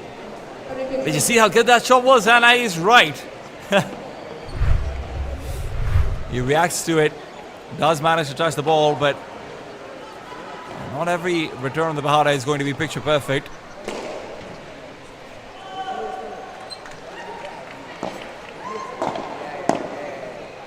Fantastic backhand to start off the return. And the Bajada from Martin finds a gap, goes for a slower shot. Martin will be able to stop Mercado from actually covering it up with contra either, so very nicely done. Mercadal will now receive 42-15. Martin and Carlos hoping to close out this lead here and now.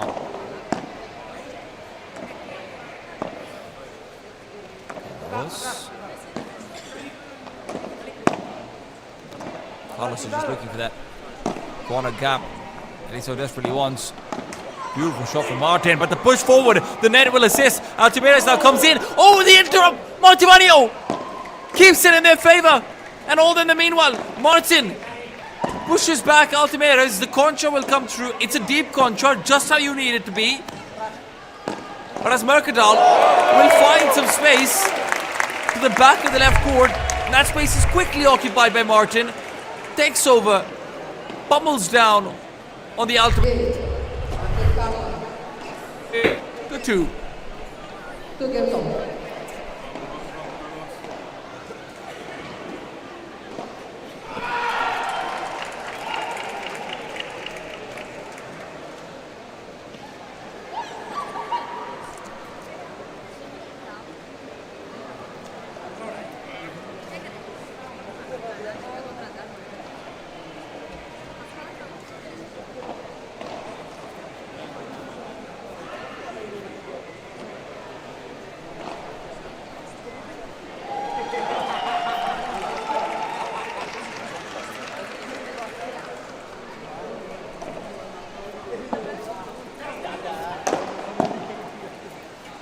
Mercadal on the serve. Andrea. Whew. Beautiful Chancletazo, but it will be kept alive by Eduardo Altamira's again and again. Andrea Mercadal with some great lobs. This very much has been a game of lobs versus Bahara so far. Andrea Mercadal and Eduardo Altamira's have been delivering lobs at every moment. Massive credit out towards Carlos. So he is surely putting his long reach to the best of use possible.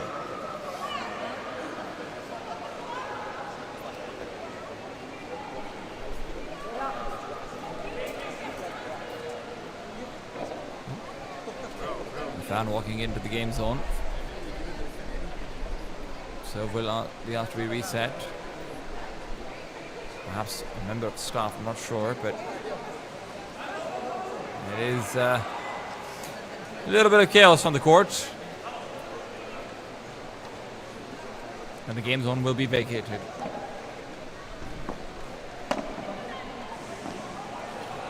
Play continues, and it continues with a unforced error out from Eduardo Altamira's. Love the 30. Pressure now building on Andrea Mercadal's serve.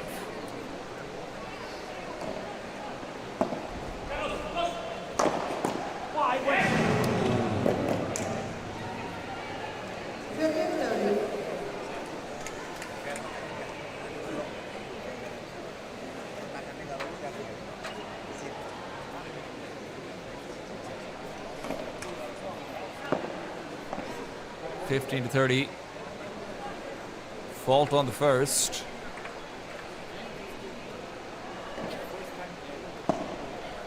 Second will be answered on with a very high lob, and it is Martin. Perfect position, even stumbles in his end, but he knows he's got the job done.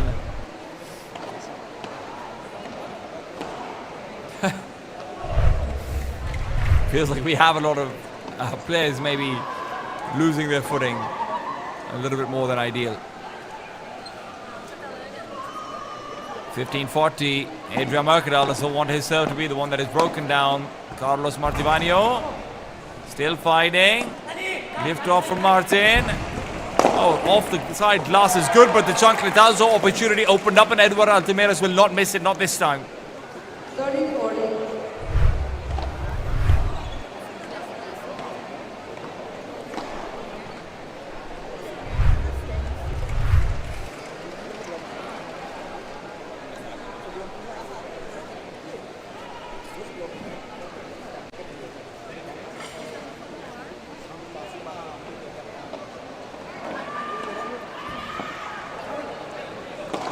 Edward Altamirez once again asks the ball, and he will deliver right back to deuce. It goes. Carlos Martivano trying to push forward into an aggressive position with the ball that high. He was so worried about there just being a smash to come back over, and he needs to respond to it. He's not in position, but it's a great adjustment from Altamirez to bring them back to deuce.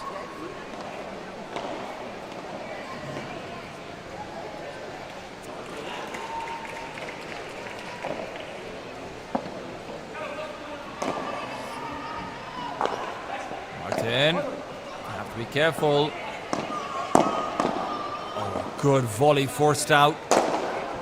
Carlos Martivano will readjust pressure back to his parallel. The diagonal fails him. He is not feeling great about that last point. Felt like he had a couple of opportunities and was not able to close down on them. Edward Altamirez as well. It's strange to see how defensive he can be even at the net. It's remarkable really, but regardless of however remarkable it is, just one more mistake sends us back to our second deuce.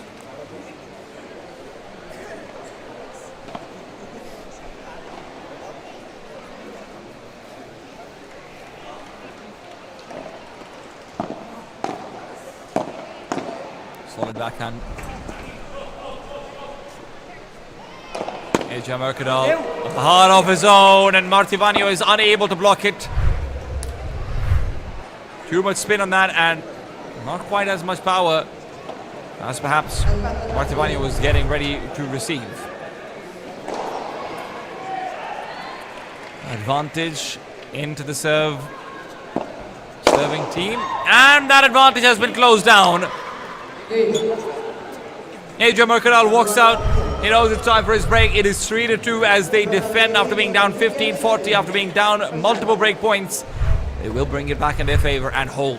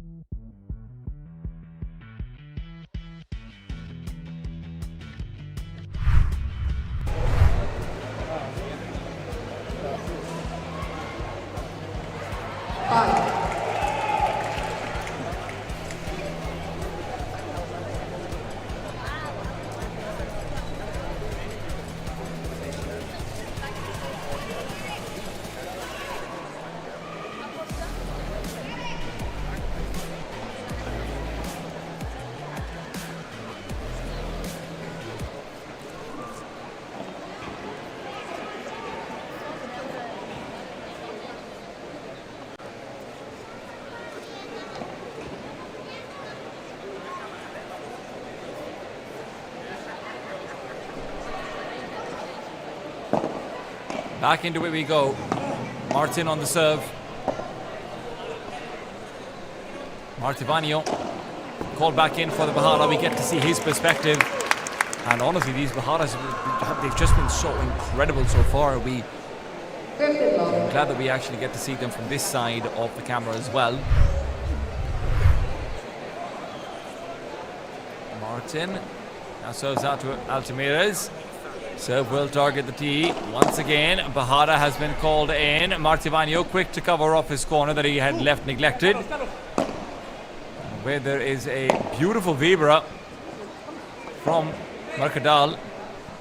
He will then follow up with a mid-court lob Force Martivagno back. Martivagno will not stay back for too long, and in the process of trying to punish him, Altamira's will give up that point instead. 30 to love in favor of Martin and Carlos.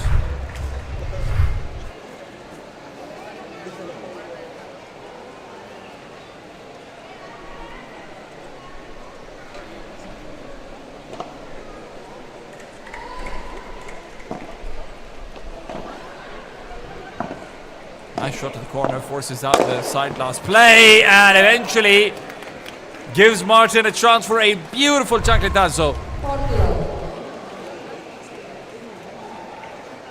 That side glass play gives Martin such a good backhand volley. He sets up for the third point of the sequence, or the third shot of the sequence, and the finisher of them all. 40 love now on Martin's serve.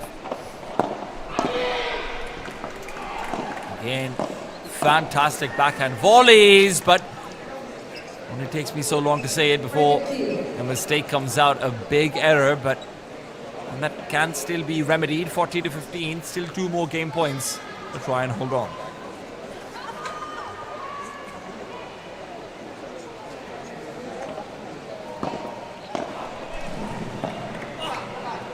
Backhand Gulo. Great Vibra. And Altamira's in his aggression will end up losing at the point that he felt like he had put himself in position to earn. In his enthusiasm to try and find the gap and find the corner while the players were resetting. Ends up being 3-3 instead. Eduardo Altamira's will be serving up. What's going on over here? Just cleaning off some of the back glass with his own towel. Martin is making sure that the ball does not slip off of any of the sweat that might have been left on it. It is a real concern. Anyone who has played in frosted glass can tell you that can be a real pain. Phenomenal receipt. And that Vibra jumping up to send it out. Picked up like it's absolutely nothing. Carlos keeps control. And when his backhand is challenged, he makes Eduardo Altamira stretch. Elgio Macadal moves back into the center to try and compensate for that stretch and leaves a massive hole gaping through. And Carlos Martivagno is quick to punish for that. Love to 15.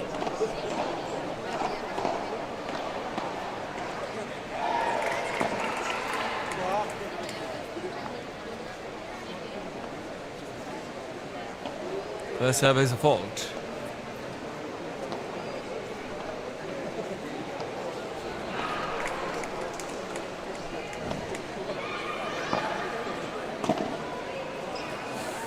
Ooh, Carlos showing signs of frustration. He knows that on paper should have been an easy ball for him.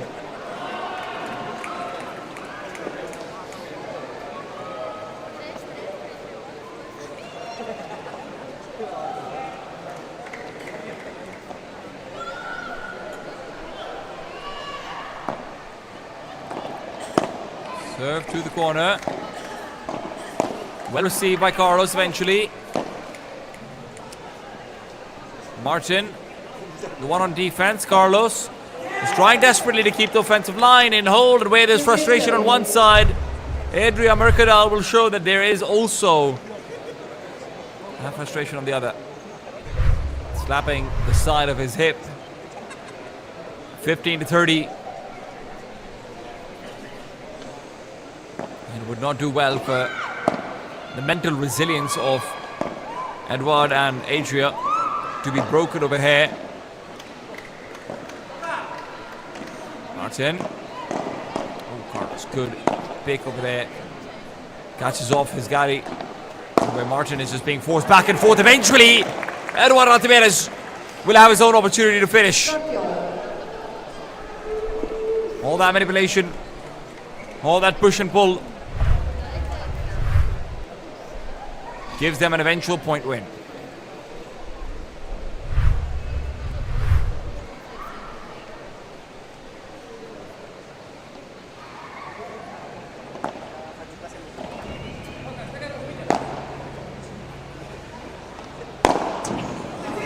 Chancletazo on Chancletazo. Edward Altimeres 40-30. has found a winning formula. It has moved Martin back and forth while Carlos is trying to take the aggressive stance. Martin is going to be covering off more and more of the back wall, and in doing so, he'll eventually end up giving up a shot that Altimeres can use his signature Chancletazo on and finish the point.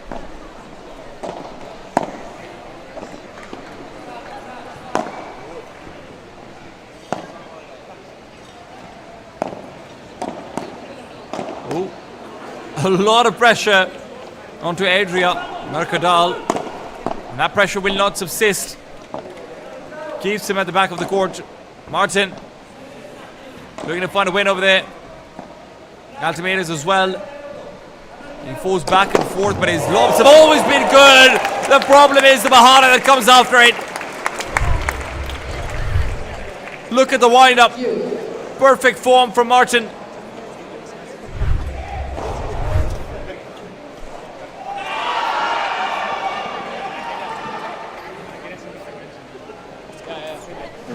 Amateur portion of the tournament also going on in the other parts of the court. You can tell how lively it is if you are in Jakarta or if you're in any one of the countries that will be hosting the APPT in the coming months. Make sure you show up. It's always a party. That much is guaranteed.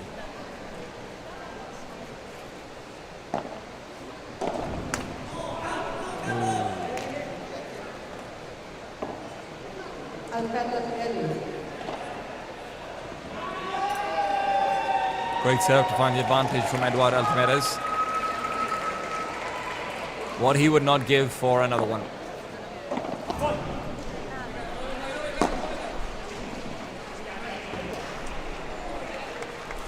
Carlos Martivanio will not be able to recover. 4-3, Eduardo Altimeres and Adria Mercadal will take the game, take the lead, and keep the point on serve. Things are heating up.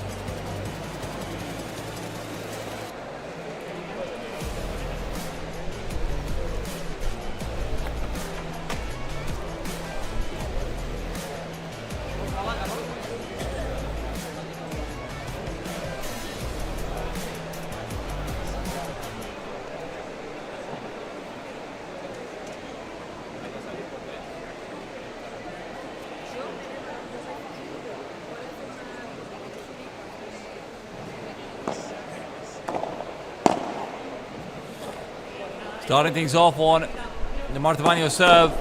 Bahara to follow. Martin in the volley battle. Trying to reign supreme, but a deep shot out for the backhand, and Eduardo Altimeres will lead that through, checks it, and it does in fact end up hitting the back glass first. Love to 15. Carlos Martivanio has been given opportunities. That was not one of them. That was an incredibly difficult shot. Martin tries to finish it. Eduardo Altimeres is very quick to recognize that it was going to be a short smash. That will be the second point going against them.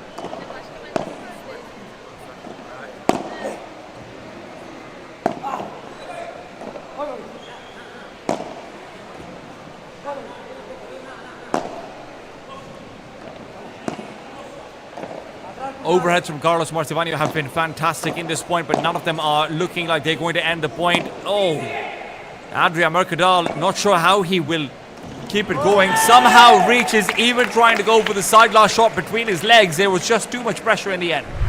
15-30.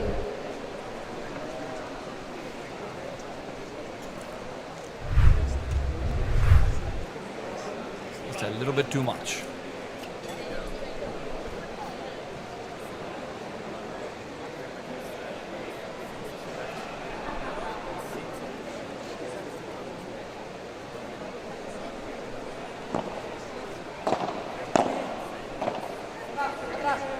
Martin. Just making sure that Altamires doesn't get the shot that he's looking for. That volley to the right corner that Altamires desperately wanted will be dodged out for now.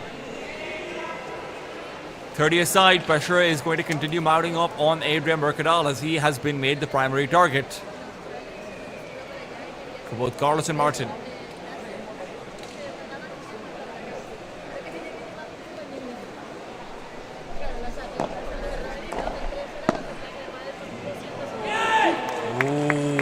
What a backhand drop shot that was. 40-30. We'll look at it on the replay. Serve into volley, and that volley could not be better.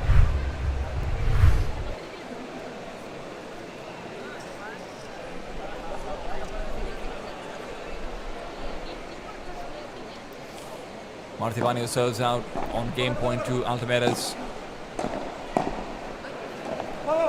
Awkward pick for Martin, but it'll still lead into more pressure for Mercadal. Martin recognizes that's going to be the game plan for now. Mercadal, though, given a lob. That's not too deep. How does Altamires pick that one up? Eventually, the pressure ends up being too much, as it always is. But Altamires, I mean, you see him. He's given a half volley for just a split second, and he'll still get it back out. There's a reason why the focus is on Mercadal right now. 4-4.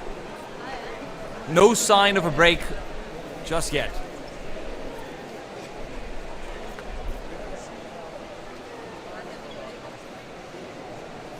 No sign of that even being a possibility.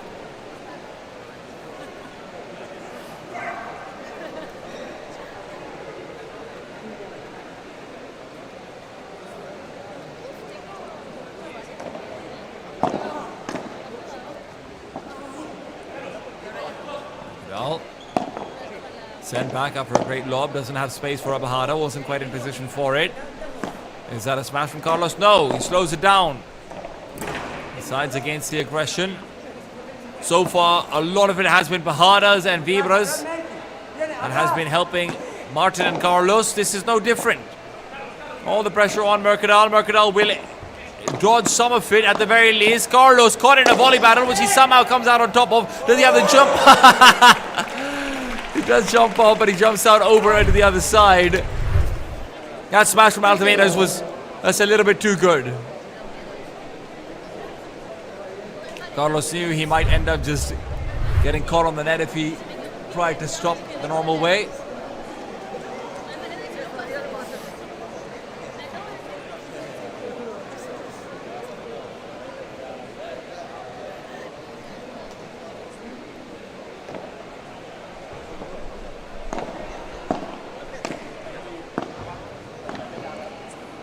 Backhand volleys galore. Altamires. Right on the shop, Carlos able to cross through to the center. What an execute. Nicely fired up as well. I mean, look at that gap he's found.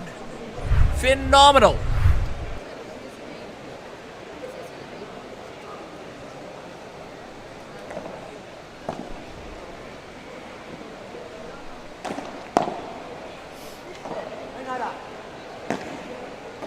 Deep heavy lob. Oh no, that's a mistake of a drop shot, but instead of trying to lob it back or trying to find the gap, Mercadal. Oh, Mercadal! What has he done? Runs into the other court victorious. He sees a window. He closes it shut.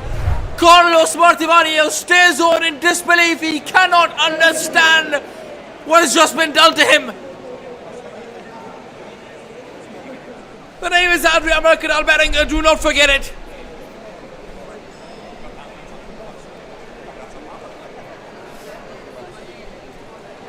A statement onto the man who was under all the pressure, who was made the target.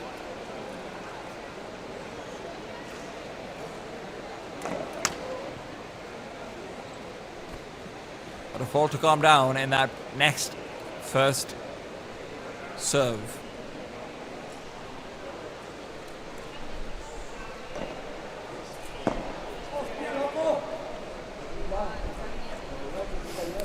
Incredibly deep lob from the backhand, completely off course. Martivanio won't waste too much time obsessing over it. Errors happen. It's best moved past and quickly remembered later on. In the review session, not in the court. Ooh, good change of pace. Martivanio was able to find Mercadal trying to push forward to the center line, and he quickly changes directions with a beautiful half volley.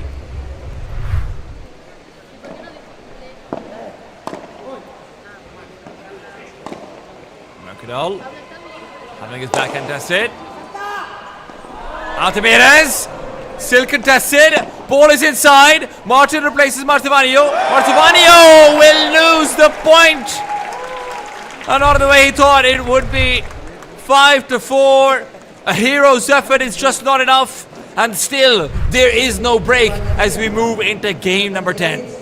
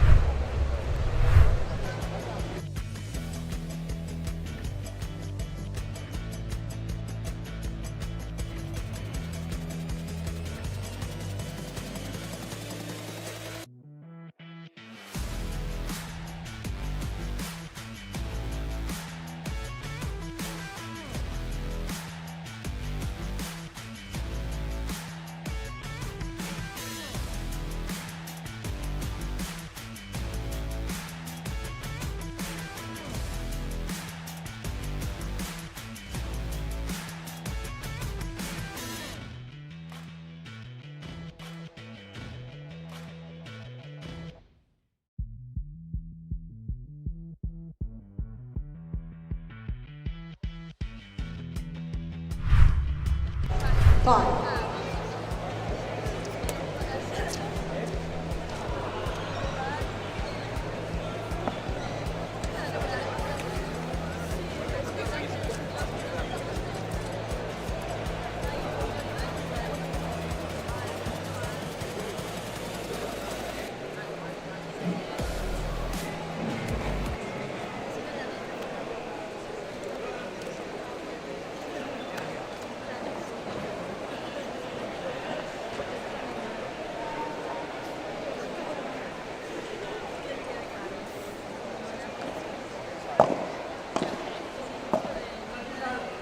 Back into things we go.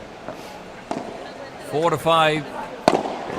Oh, Martin breaks the ankles of Altamirez. This might not be basketball, but I've seen some dunk downs in Padel as well. 15 love.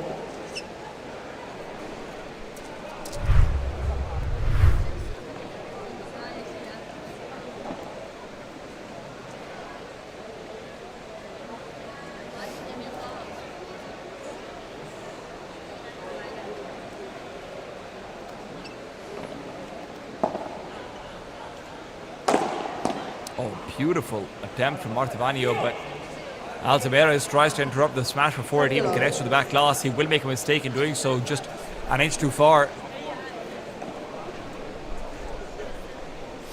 30-0 on Martin's serve. That elusive break that everyone has been looking for is nowhere to be seen. Oh, very nicely done. Perfect backhand volley. And you're repeatedly seeing Mercadal feel like he has no choice but to go for some tweeners and the like. 40 love. Oh, good leave as well on top of it all. It is a clean serve to stretch us out to overtime. 5-5. Altamira's to serve. 5 game.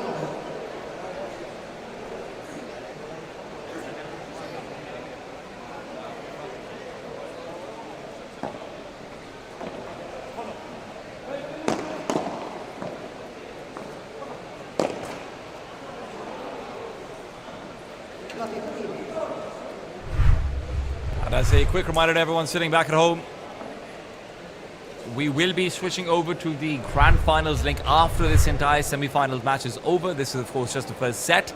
We will be having set number 2 and potentially set number 3 as well later on. But then we will switch over to the grand finals live stream link. If you want to keep track of all of this, please remember to subscribe to the Asia Pacific Padel Tour YouTube channel. If this is where you're watching, if you're watching anywhere else, well then don't worry, you're in the right place to watch the best battle that Asia has to offer.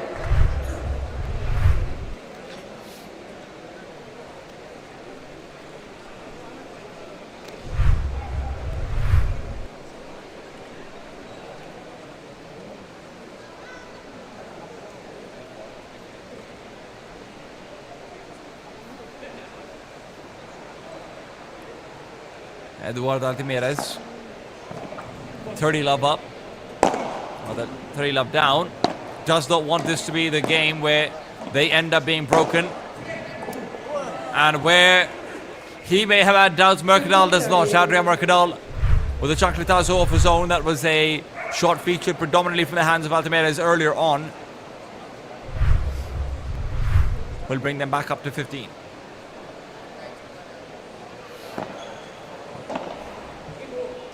Nice. High lob. Oh, God. Look at that from Carlos Martivanio. Sprints to the net well in advance, recognizing that that is not going to be a smash, not on a lob that high. Altamira's does not commit to shots like that. Those are too risky for him. And by not taking a risk, he ends up exposing himself. Now, 2 break points in a row that they have to come back from. That's so well played from Carlos there. Reads into the tendencies perfectly. Vibra battle, but ends up being Martin who wins it. And that win is big. That win is massive. 6-5 in favor of Martin and Carlos. Can they close it out, or will there be a reverse break immediately going into the 12th game?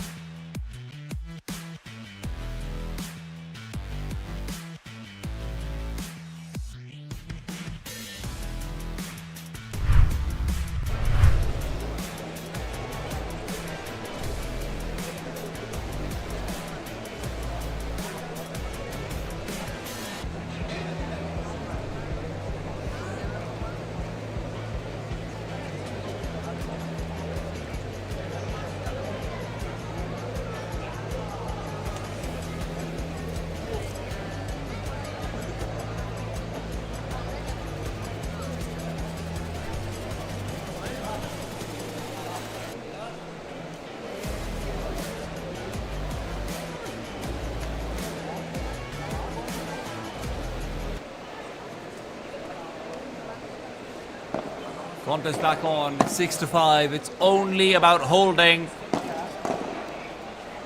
Altamira's doesn't want to let that happen. Martivanio and Martin alike. Oh, what a shot! Mercadal has given us some absolute bangers. That was one of them. Bahara off the side glass, right to the center. Too much spin on it. And where Martin will put the pressure back on to the right side. He will miss his shot in that process. Love the 30.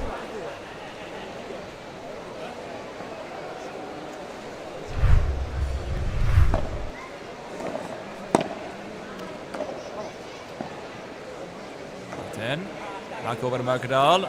Carlos calls for the Bahada. He's been fantastic at them so far, but even better has been the receives from Altamira's. Altamira's gets a chance at the Chancletazo. They will be up 40 love. What seemed like an impossible break is about to be countered with an immediate response that I was just not expecting.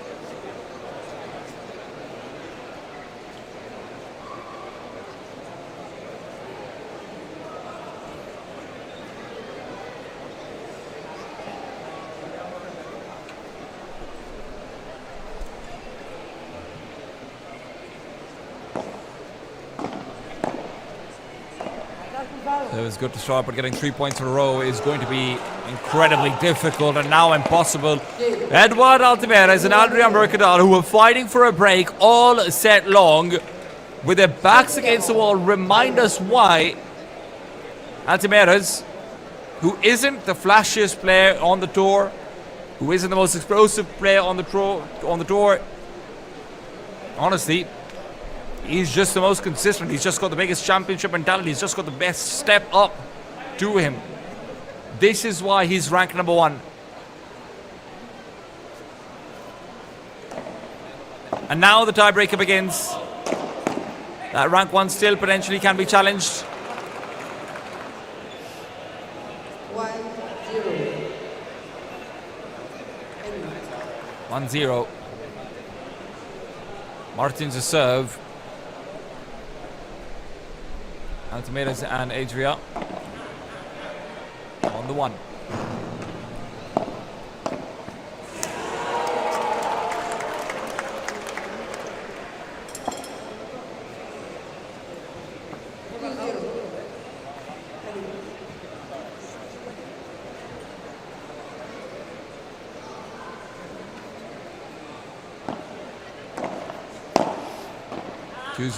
in favor of Altamira's and Mercadal. 3-0. And with a shot to the back of the glass, Carlos Martivanio is losing it out.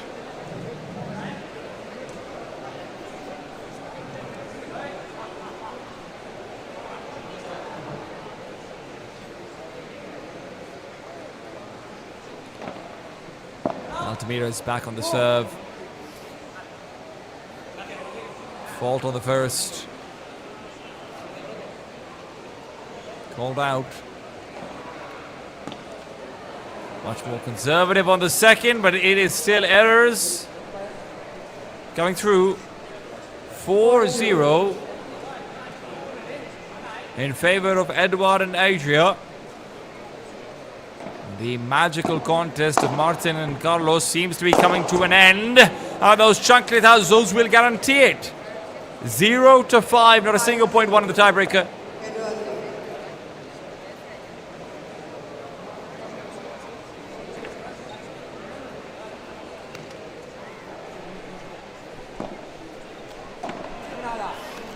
Altamira's good lob, but Martin's been consistent at nailing those down with the difficult vibras.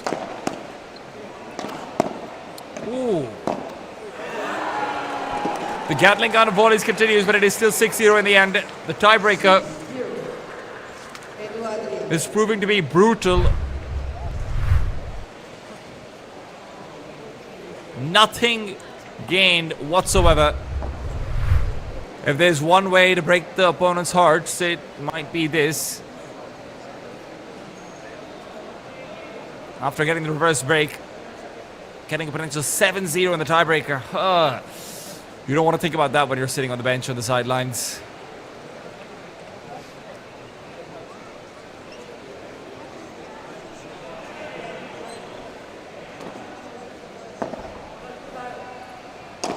Wind in. Martin. First point of the tiebreaker. 1-6. 6-1. As Adria will be taking the serve up next.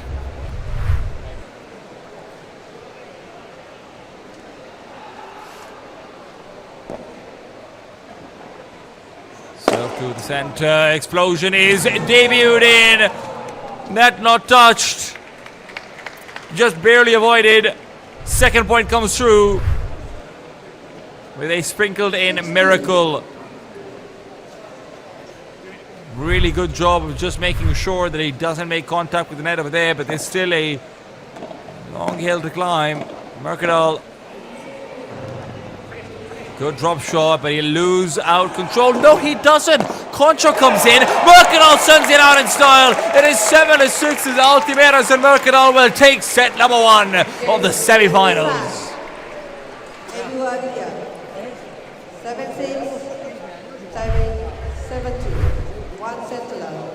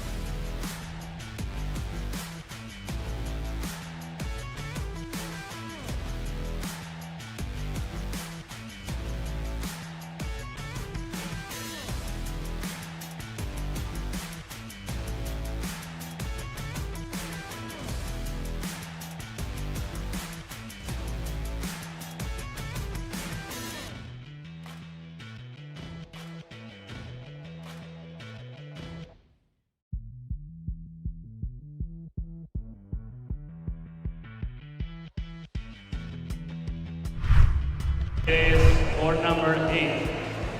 Guy, Otomi, Perez, Eli, court number 8.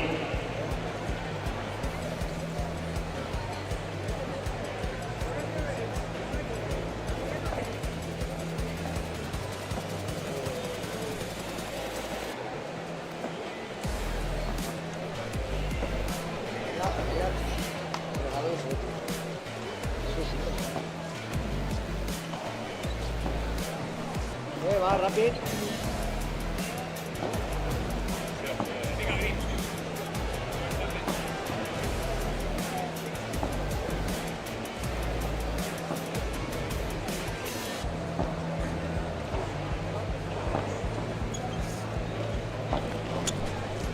Second set.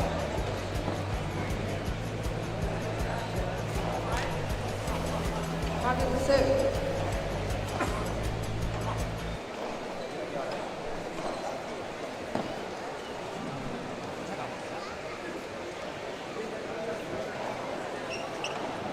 Fifth love.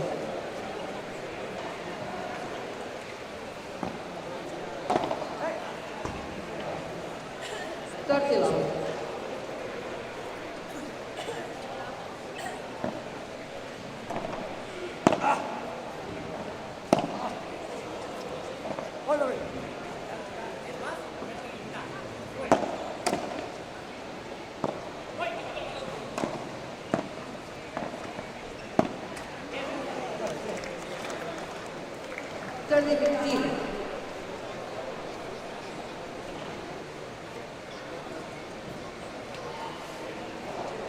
Play resumes. Coming into the second set. Heartbreak in the first for Martin and Carlos. Serve down the center. Adria Mercadal with a very deep, very high lob. Really is asking for a Bahara, and that Bahara will be delivered not once but twice. Oh, drop shot, sent back in. Carlos Martivanio was sure he already had the point. And it's moments like that where he was prone to making errors.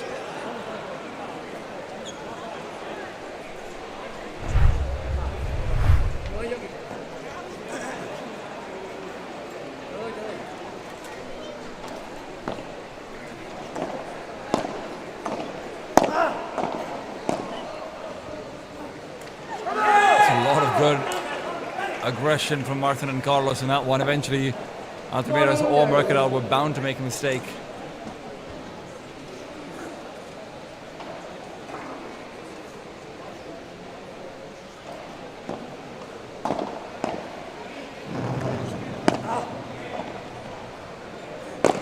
Nice high lob. Oh! Altamirez misreads that. You see him try and adjust his balance. Look for the jump up and send back in, but that was never going to be working.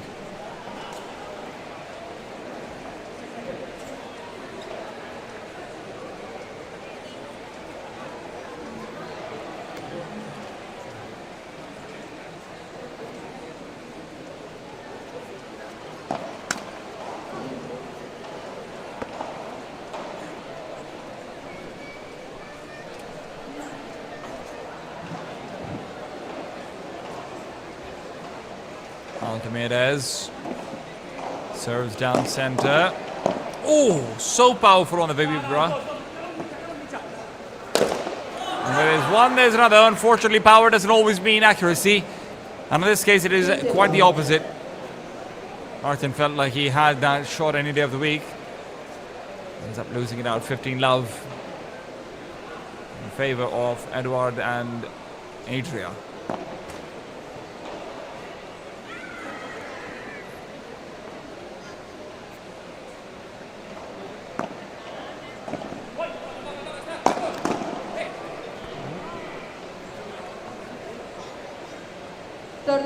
Carlos Martivano trying to go for another intercept on a heavier ball. This was how he managed to get the break in the 12th game, rather the 11th game of the first set.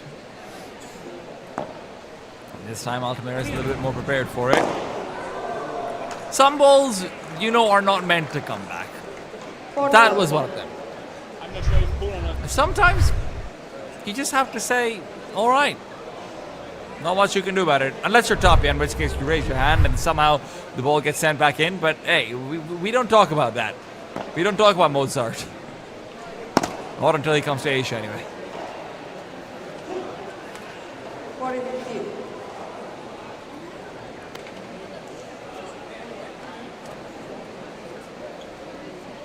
40-15. First point comes off the back of a error at the net. Altamirez. No, Altamirez. He's just... Honestly, it's strange to see, but he's like the stark opposite of what Miguel Gonzalez is.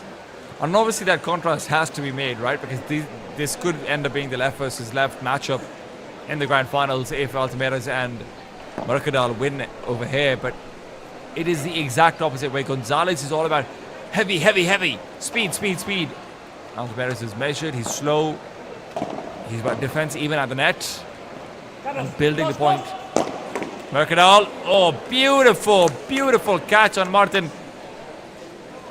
Martin just needed to be a step faster to make his way over. That will not be the case.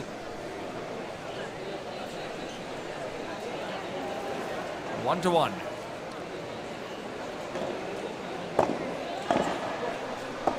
Carlos on the third serve off the set. Martin finds a good catch right in the same place where it feels like he himself was caught off in that last point.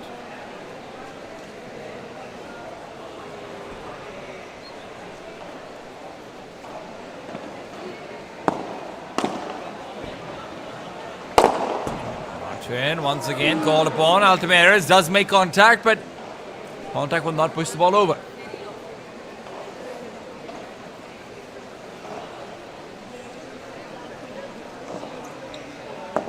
To love. Carlos Martivano. Once again, every ball at the center would always be his. The roles are very clear on this team, and where Altamirez somehow gets the ball back in, Carlos will switch out and allow Martin to take over the left. Nice intercept off the Bajada. Had that been Martin, might not have had the reach, but Carlos switching over will still be able to use his unique advantages very nicely.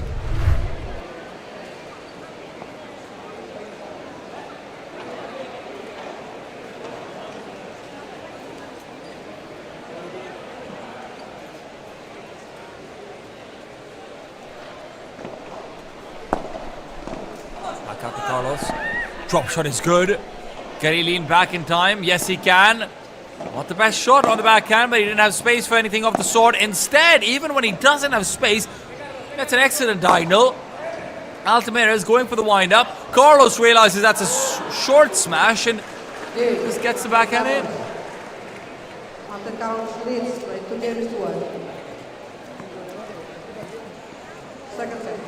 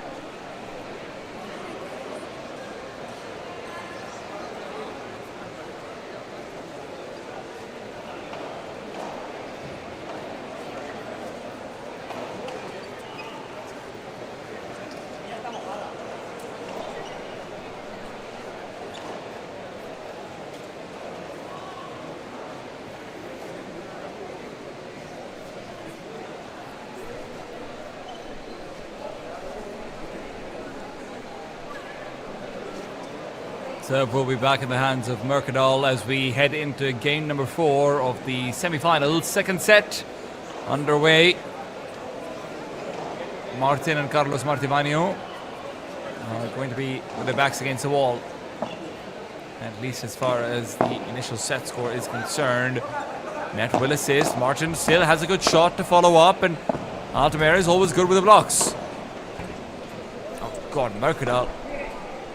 Cross court. Beautiful Vibra. Altamira's once again forcing Martin back in position, and Carlos Martivano will move in for the cutoff again. His interrupts and intercepts are fantastic. Reads the ball perfectly. Could have gone very wrong, very, very wrong. Running that early. Could have gone to his corner. He takes the risk and he will have it pay off.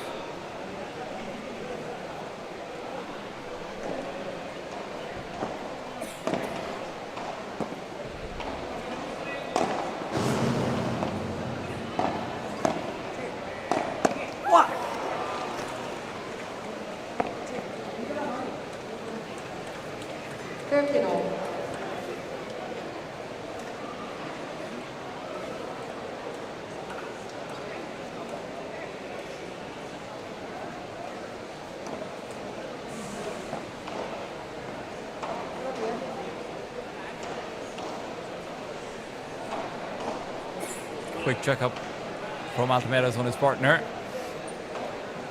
as they will head back into things. Altamira's opportunity for Rulo does hit the side glass first. That is a very, very high smash. Well, and what Altamira's commits to a smash,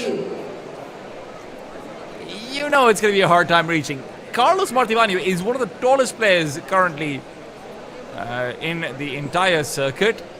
I think Altamira's would be the only other player who you look at for that sort of status. And he can't reach the ball. Well, that one is just Exhibit B. 40-15.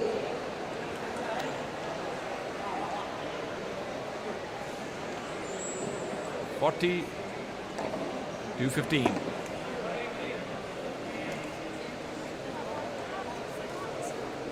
and quickly collected. Can you 2 to 2. 2 game point. Back to serve for Martin.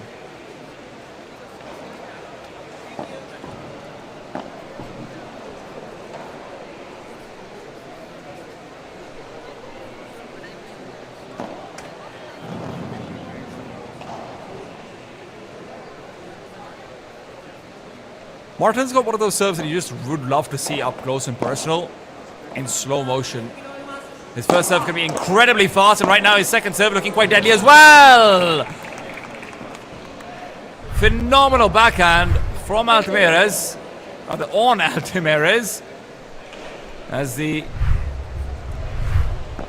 initial block extends out the rally, and Altamirez ends up being just a very wide open target to aim for.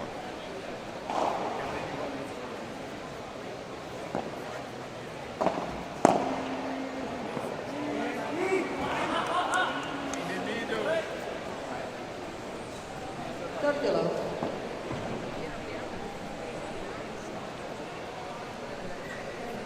.30 love. Martin.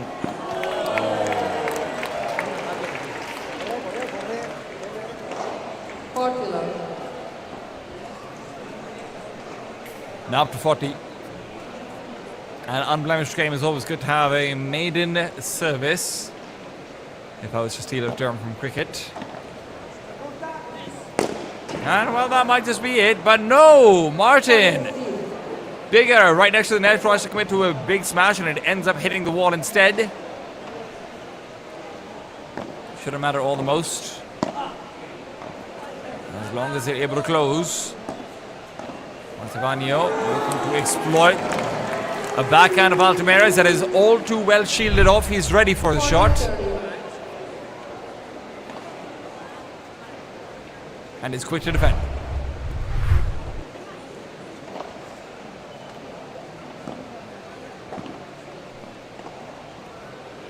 (40-30).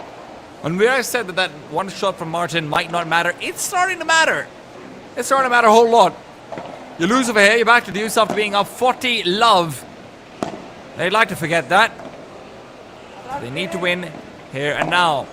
Martin.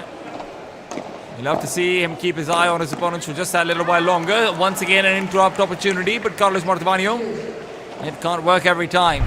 Deuce comes through. 3 points in a row, being won by Altamirez and Mercadal.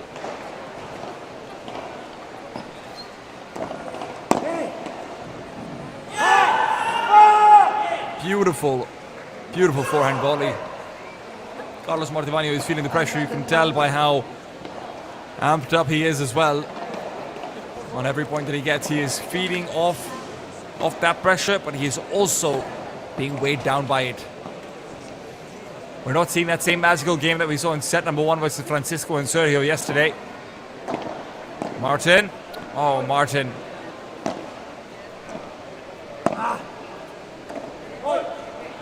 In this advantage, Carlos hopes to finish here and now with the slowest shot.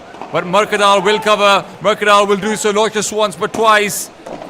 Martin targets that same corner that he's been able to get so many points out of. But the volley battle will serve him well. 3-2.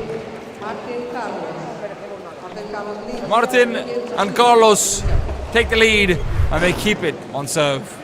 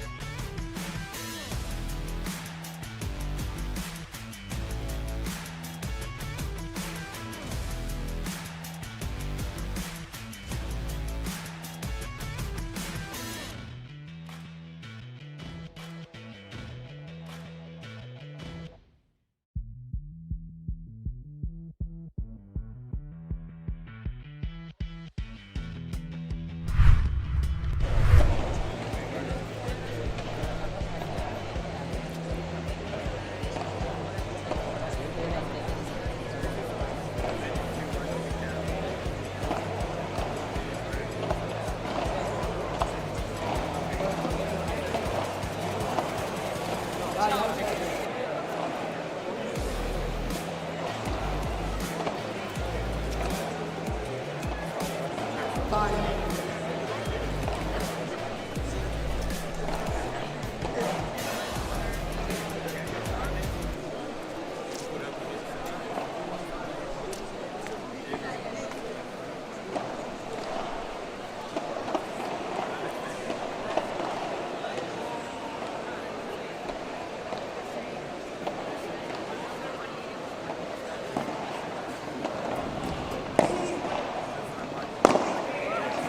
And it's back over to the serve of Altamires. Mercadal keeping pressure on from the right side, and eventually, after picture perfect shot on picture perfect shot, he will alleviate.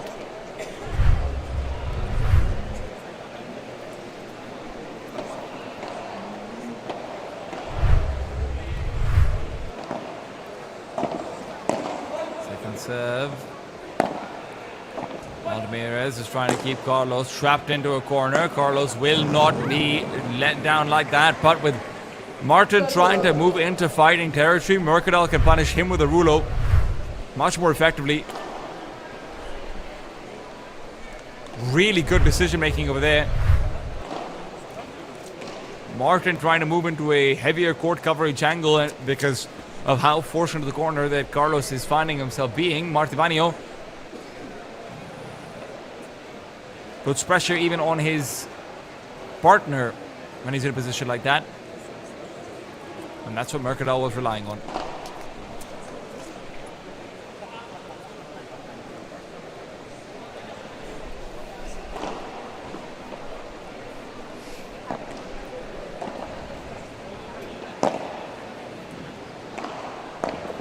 Nice return. Forces out a very awkward angle between Altamires and Mercadal, where Mercadal has to rush to the net to try and receive. Martin may have given out the previous point, but this one was certainly almost definitely because of him. 32-15. Mercadal right back up to pressuring.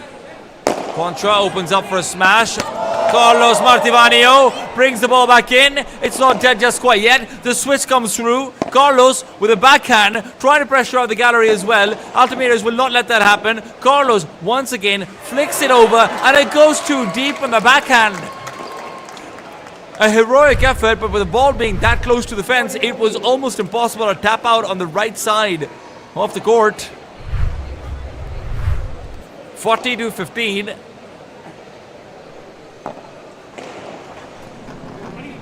Mercadal. Oh, what a shot from Mercadal, but Martin overruns. Hyped up as well. 40-30. As it will be 40-30. If ever a chance to fight for the deuce, this would be it. Carlos Martivanio. He has to make sure he doesn't make an error on receiving the serve.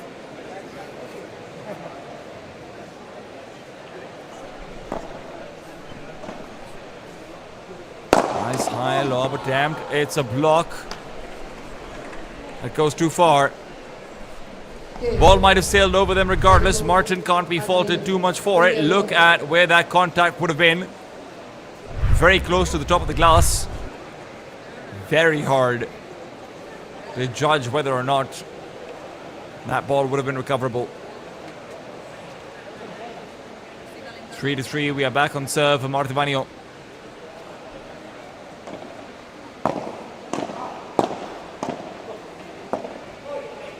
Backhand brigade.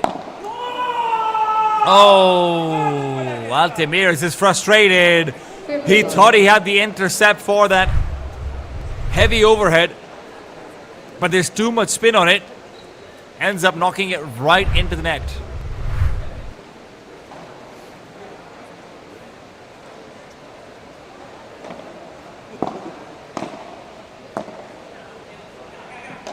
One's in. Ooh. Just barely a miss. Quick breather, quick strategy reassessment. Martivanio ready to commit.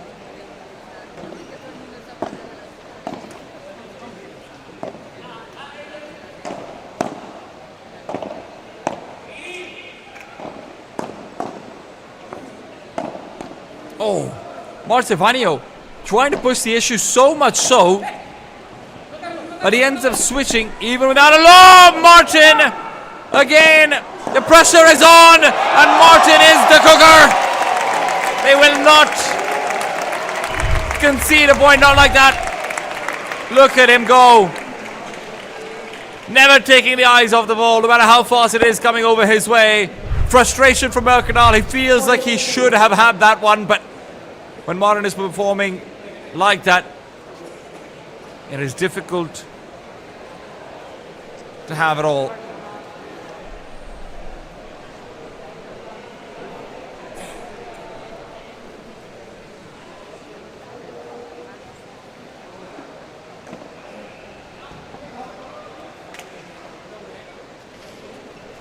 First server fault once again.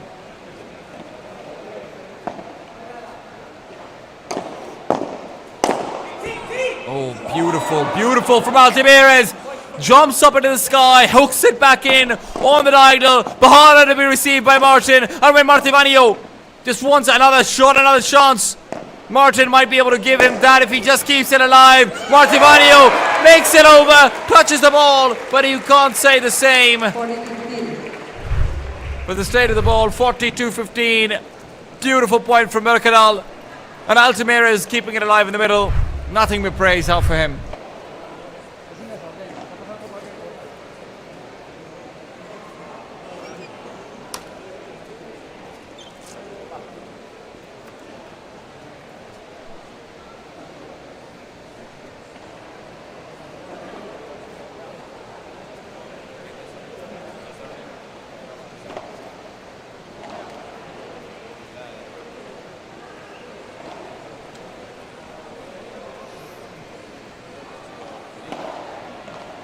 (40-15) in favor of Martivanio and Dornino.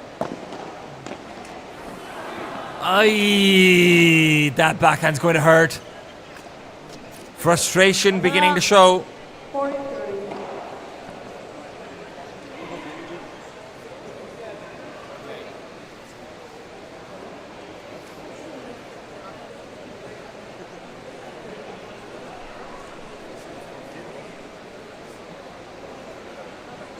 Starts to leak through.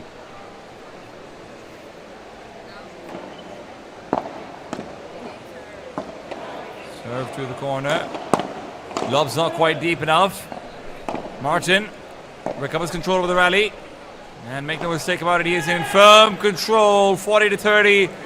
And the game will be sealed. Altamira's knows that they had a chance over there to try and fight back for a break. It is 4-3 in favor of Martin and Carlos.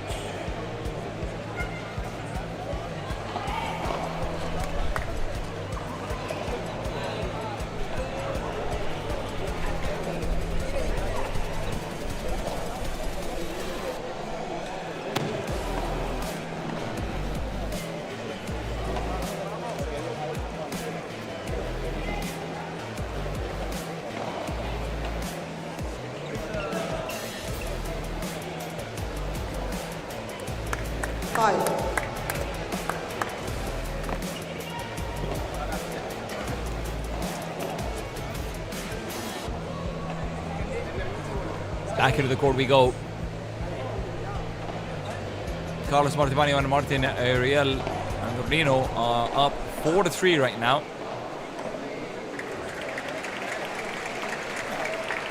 Altamira's on the serve.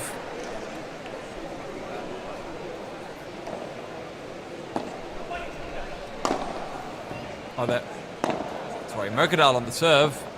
Altamira's on the left. Rulo is fantastic, but the backhand even better. And where there's one Rulo, there's an attempt at the second. Martivani had to move too far forward. He had no choice but to try and receive it before it bounced. And that's where the mistake is made.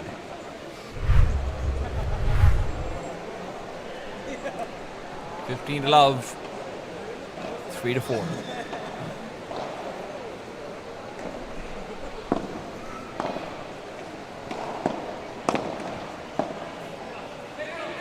Wind in, Altamira. Shot's never going to be staying inside like that. And with a bounce on top of the fence. The cage is really the enemy for Martivani right now. 30 love, 3-4. Mercadal asking for the audience to return the ball to him. There's magic in that ball. I'd want to continue using it too. But enough about the fantastic balls that are given to us by Head. That you should definitely be using on your paddle courts as well. Not just because they're the best, because they're the best and they support Asia.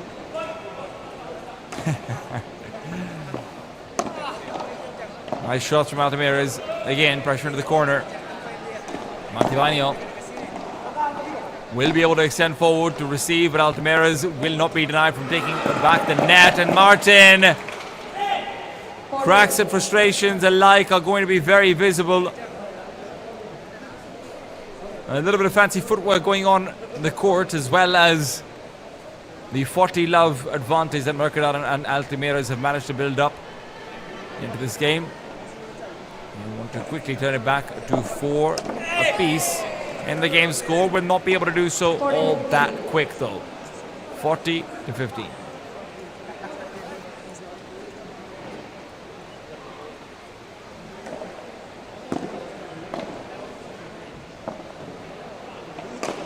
Wind in.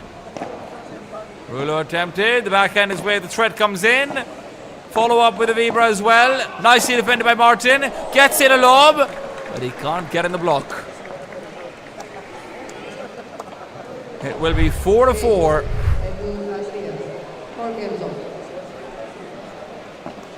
And it is still an absolute stalemate.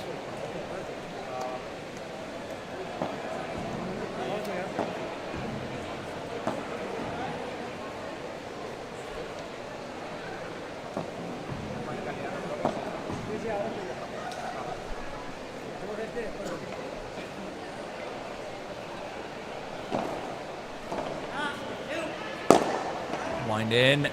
Smash is good, but not quite good enough. Not quite good enough. Martin was not put underneath all that much pressure, but you can see the pressure of the overall situation is starting to come in more than anything else. It's a short smash. And even though the backhand return is not an explosive one by any stretch of the imagination, Martin feeling scared, feeling worried.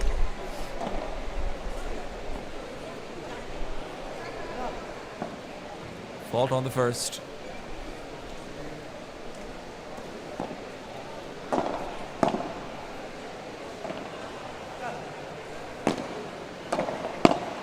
Martin, nice backhand.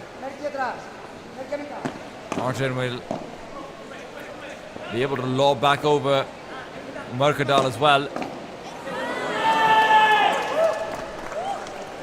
And they managed to fight back 15 all, 4-4.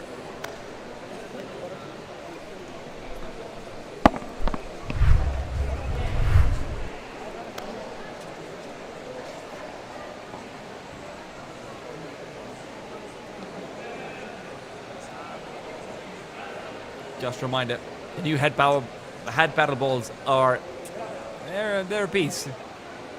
Control power, durability, you name it, the head will have you covered. Quick dodge out on the balls.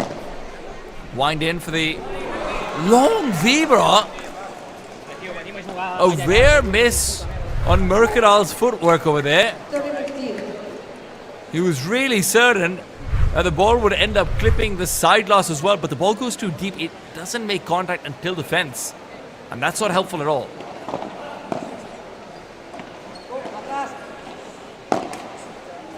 Ooh, once again assisted out. It is 42-15. 40-15. The net to help.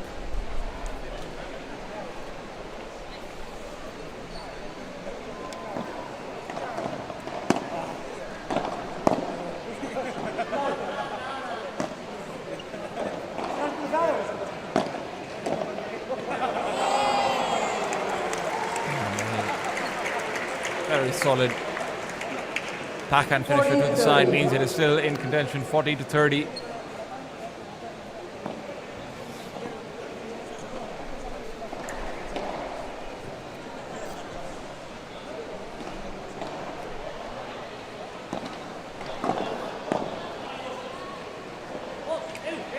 Nice high lob. Altamira is in position to receive any aggression coming back over his way. Through the center, but it's Martin on the side. He threaded the needle. It will continue to hold on to this 5-4. We're right back where we started. Second set.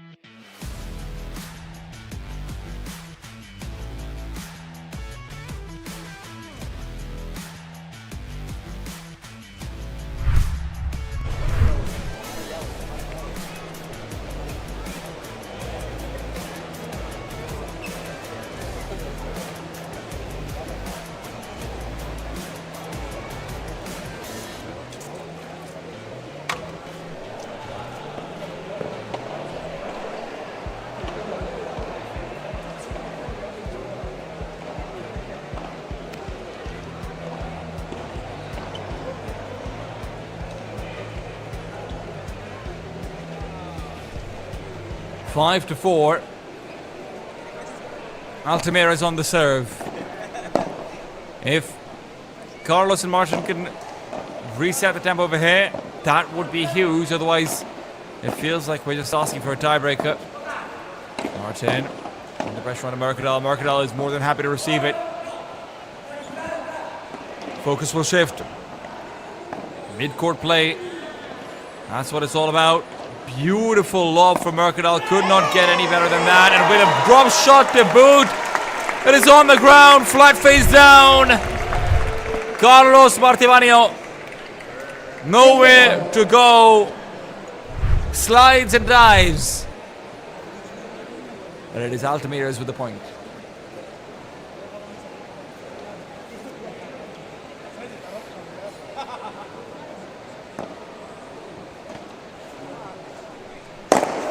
Wind in. Yeah. That's not coming back. 30 love. No questions asked.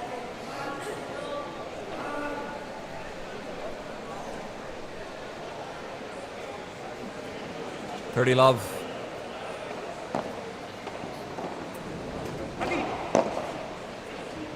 Follow up from Altamira's. Very nice shot. But it's still in play. Oh no! That's the second time the top of the cage has betrayed Carlos. It is going to be 40 love. I understand his frustration, I really do.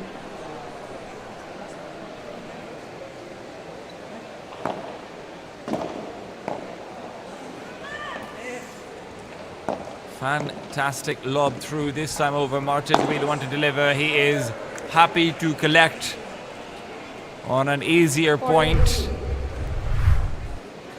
A couple of these past few that he's gotten have just felt like they are a war that he barely gets any reward for. A single point doesn't feel like it's fair.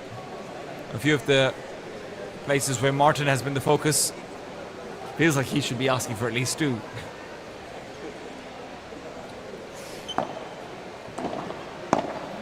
Finals on the line.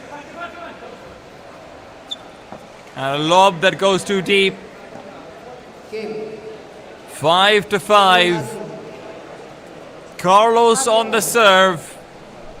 We are guaranteed to go the distance. But just how long would that be? Oh. Fantastic shot from Mercadal, but the cover from Martin is great. Oh, Mercadal caught out. Altamira's on the ground. Frustration as it ends up being a little bit slipperier than maybe they were ready for. Altamira is just making sure that he's A-okay, can dry himself off, make sure that some of the sand will be off of his arms as well. You understand where that frustration is coming from.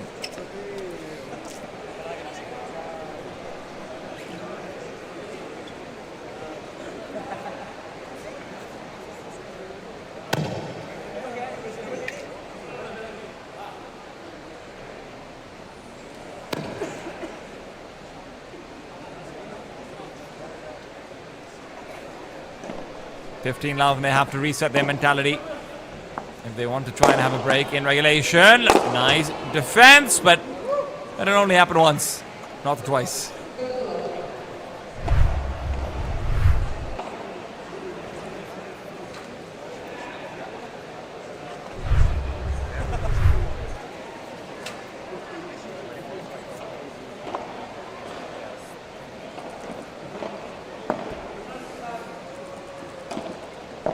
Bit of a stutter step over there from Martin as he loses his footing for a second, but will be able to regain it quickly. Martivagno, backhand Rulo. Even his forehands are incredibly accurate, but the smashes are not going to finish the point. That's where Mercadal can come right back into it. Pushes through, and Altamira is always ready to defend any mistakes that have been made. He is without a doubt one of the more punishing players that are present in the APPT circuit.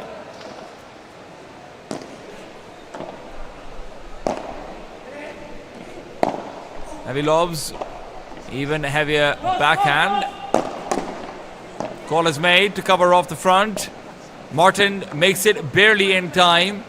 Slows down the rally a little bit more with a lob of his own, but eventually you know speed is going to be found when it comes to the Bajadas. It clips the fence on top of the glass. Bajada opportunity missed. Back over the lobs, and Martin will find it through his legs. Cannot make contact. Cannot be in position in time. Mercadal will finally punish.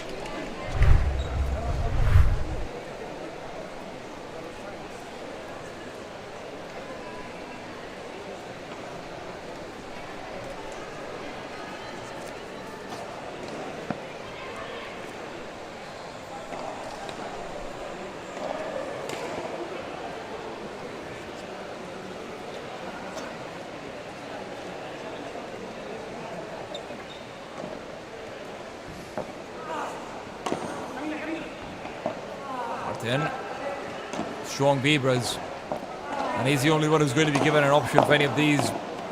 Carlos will never get that high lob that close to the net. They know he's just going to go for the ending.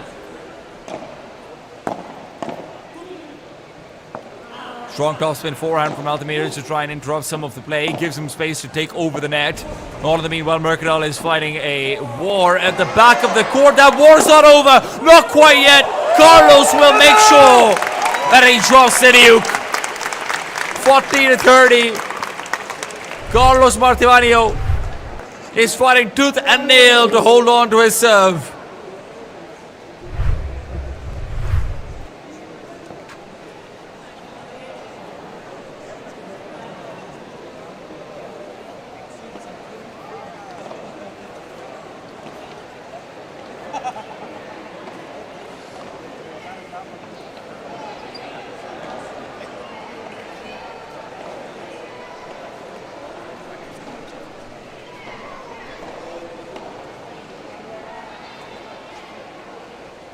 Martivanio.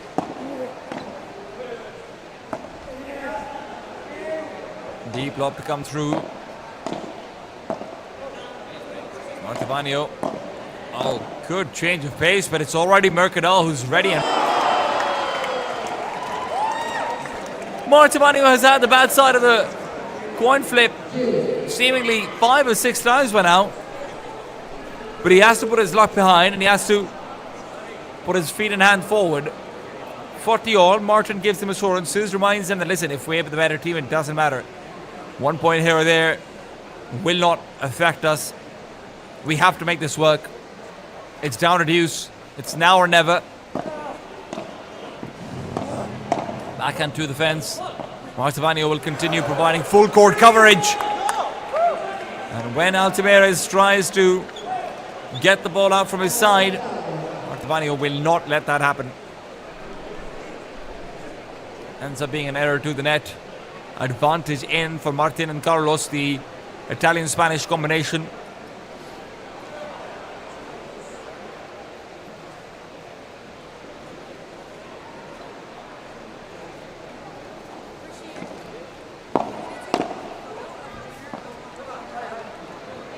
Some very good backhands. And the Bajadas just, I mean, there's no question about it. The Bajadas that Martivanio and Martin have both been delivering have been phenomenal. Now as we go into our 12th game, the question is, can Edward Altamires and Adrian Mercadal take us to a tiebreak, or will it be a third set here and now?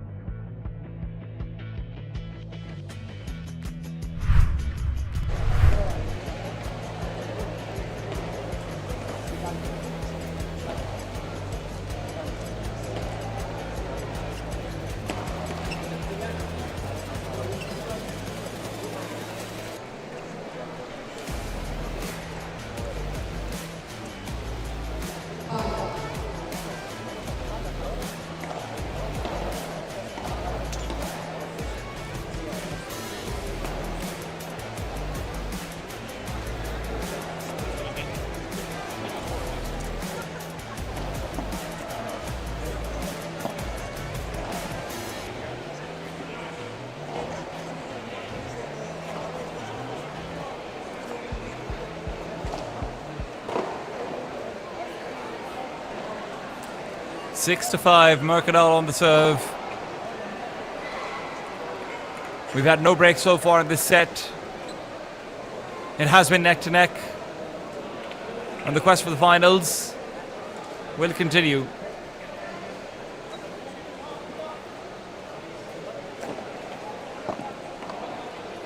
Altamires will start off with his special.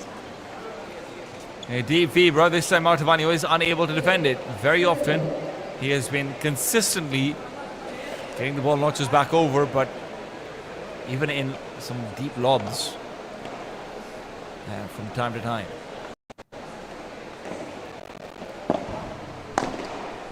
Backhand is great from Altamires, not just once but twice over. Sets up for a beautiful chancletazo finish to his left side. 30 love in favor of the Altamires Mercadal duo.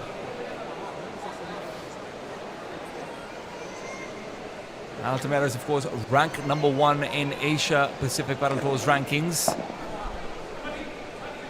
He does not want to falter here at the semi-finals of the end of the 2025 season.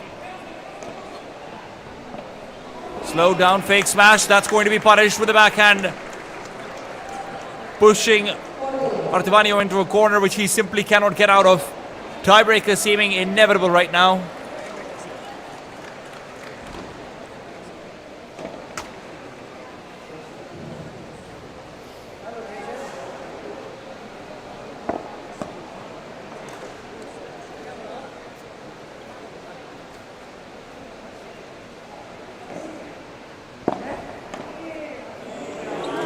Beautiful, absolutely beautiful. Could not ask for a better drop shot than that to take us to tiebreaker. The last tiebreaker was one-sided from Altamires and Mercadal. As close as the entire set may have been, the tiebreaker was anything but. Martin and Carlos are hoping that they can avoid that same fate. This time over, Martin starts off on the serve. Fault on the first.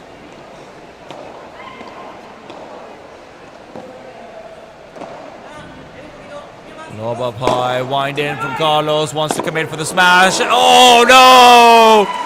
He knew Altamires would be setting it right back out, even tries to wildly swing for it. But not even close. Just the jump up, just in case. 1-love in favor of Altamires and Mercadal. Altamires will take point on the serve after taking the initial lead. Just making sure that the tournament area is going to be unoccupied before they start the point.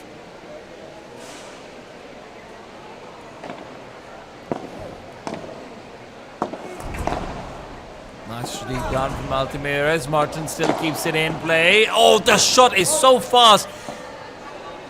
Martivanio's ending up off balance just a little bit, but will be able to make the adjustment back over. Backhand out of the middle. Thought he had a gap. Will be protected over by Mercadal. Lob from Martin. It's a smash that could be committed through. Instead, a quick shot to the forehand volley, which is going to be very well received. Martivanio is asking for help. He is asking for help at the net. But that has to be the 6th net point that he's lost out on. He feels robbed. He really does. At the most critical junctions. Just can't get it out.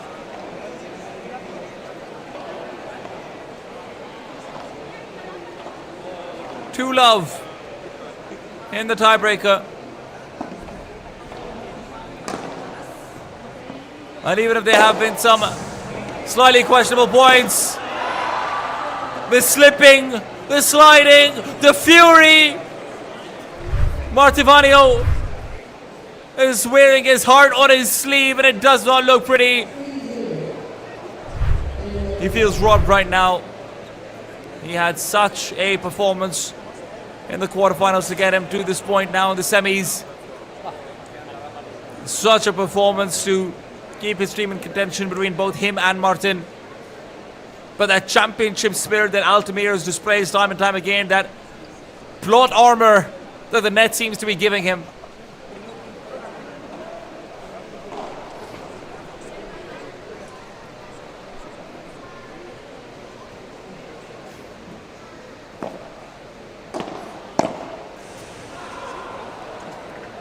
Backhand right to the fence as well. On top of it all, love 4 down. Altamires and Mercadal feel like they've already sealed their spot in the finals. It is a fight against fate. And fate fights pretty hard. I'll let you know. Bahara straight to the glass wall. 5-0. Mercadal on the serve.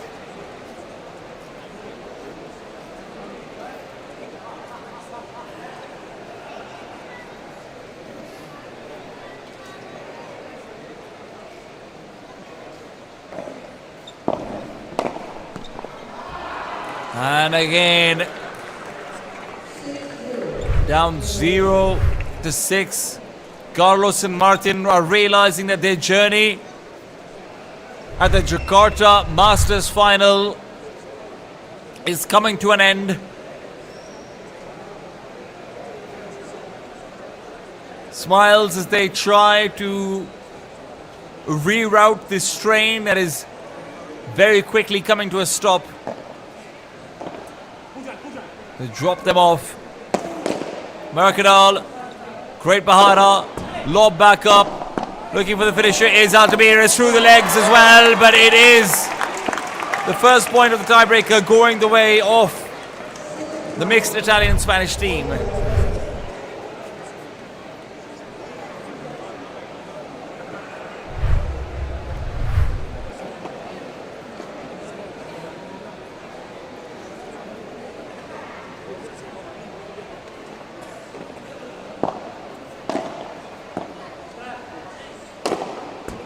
Mercadal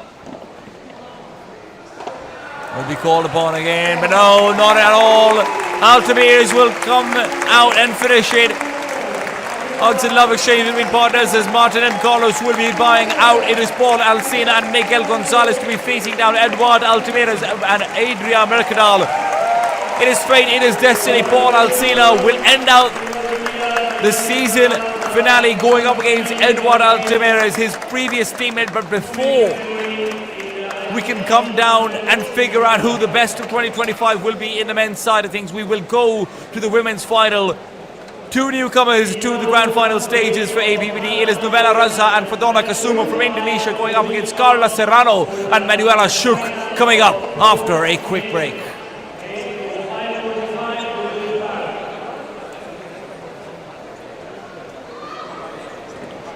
As a reminder to everyone, the grand finals will be streamed on the second link. We will be pasting the link in the chat, but also on YouTube. You can go out to our live pages and find the scheduled match. Make sure you're tuning in to the grand finals over there. You do not want to miss it.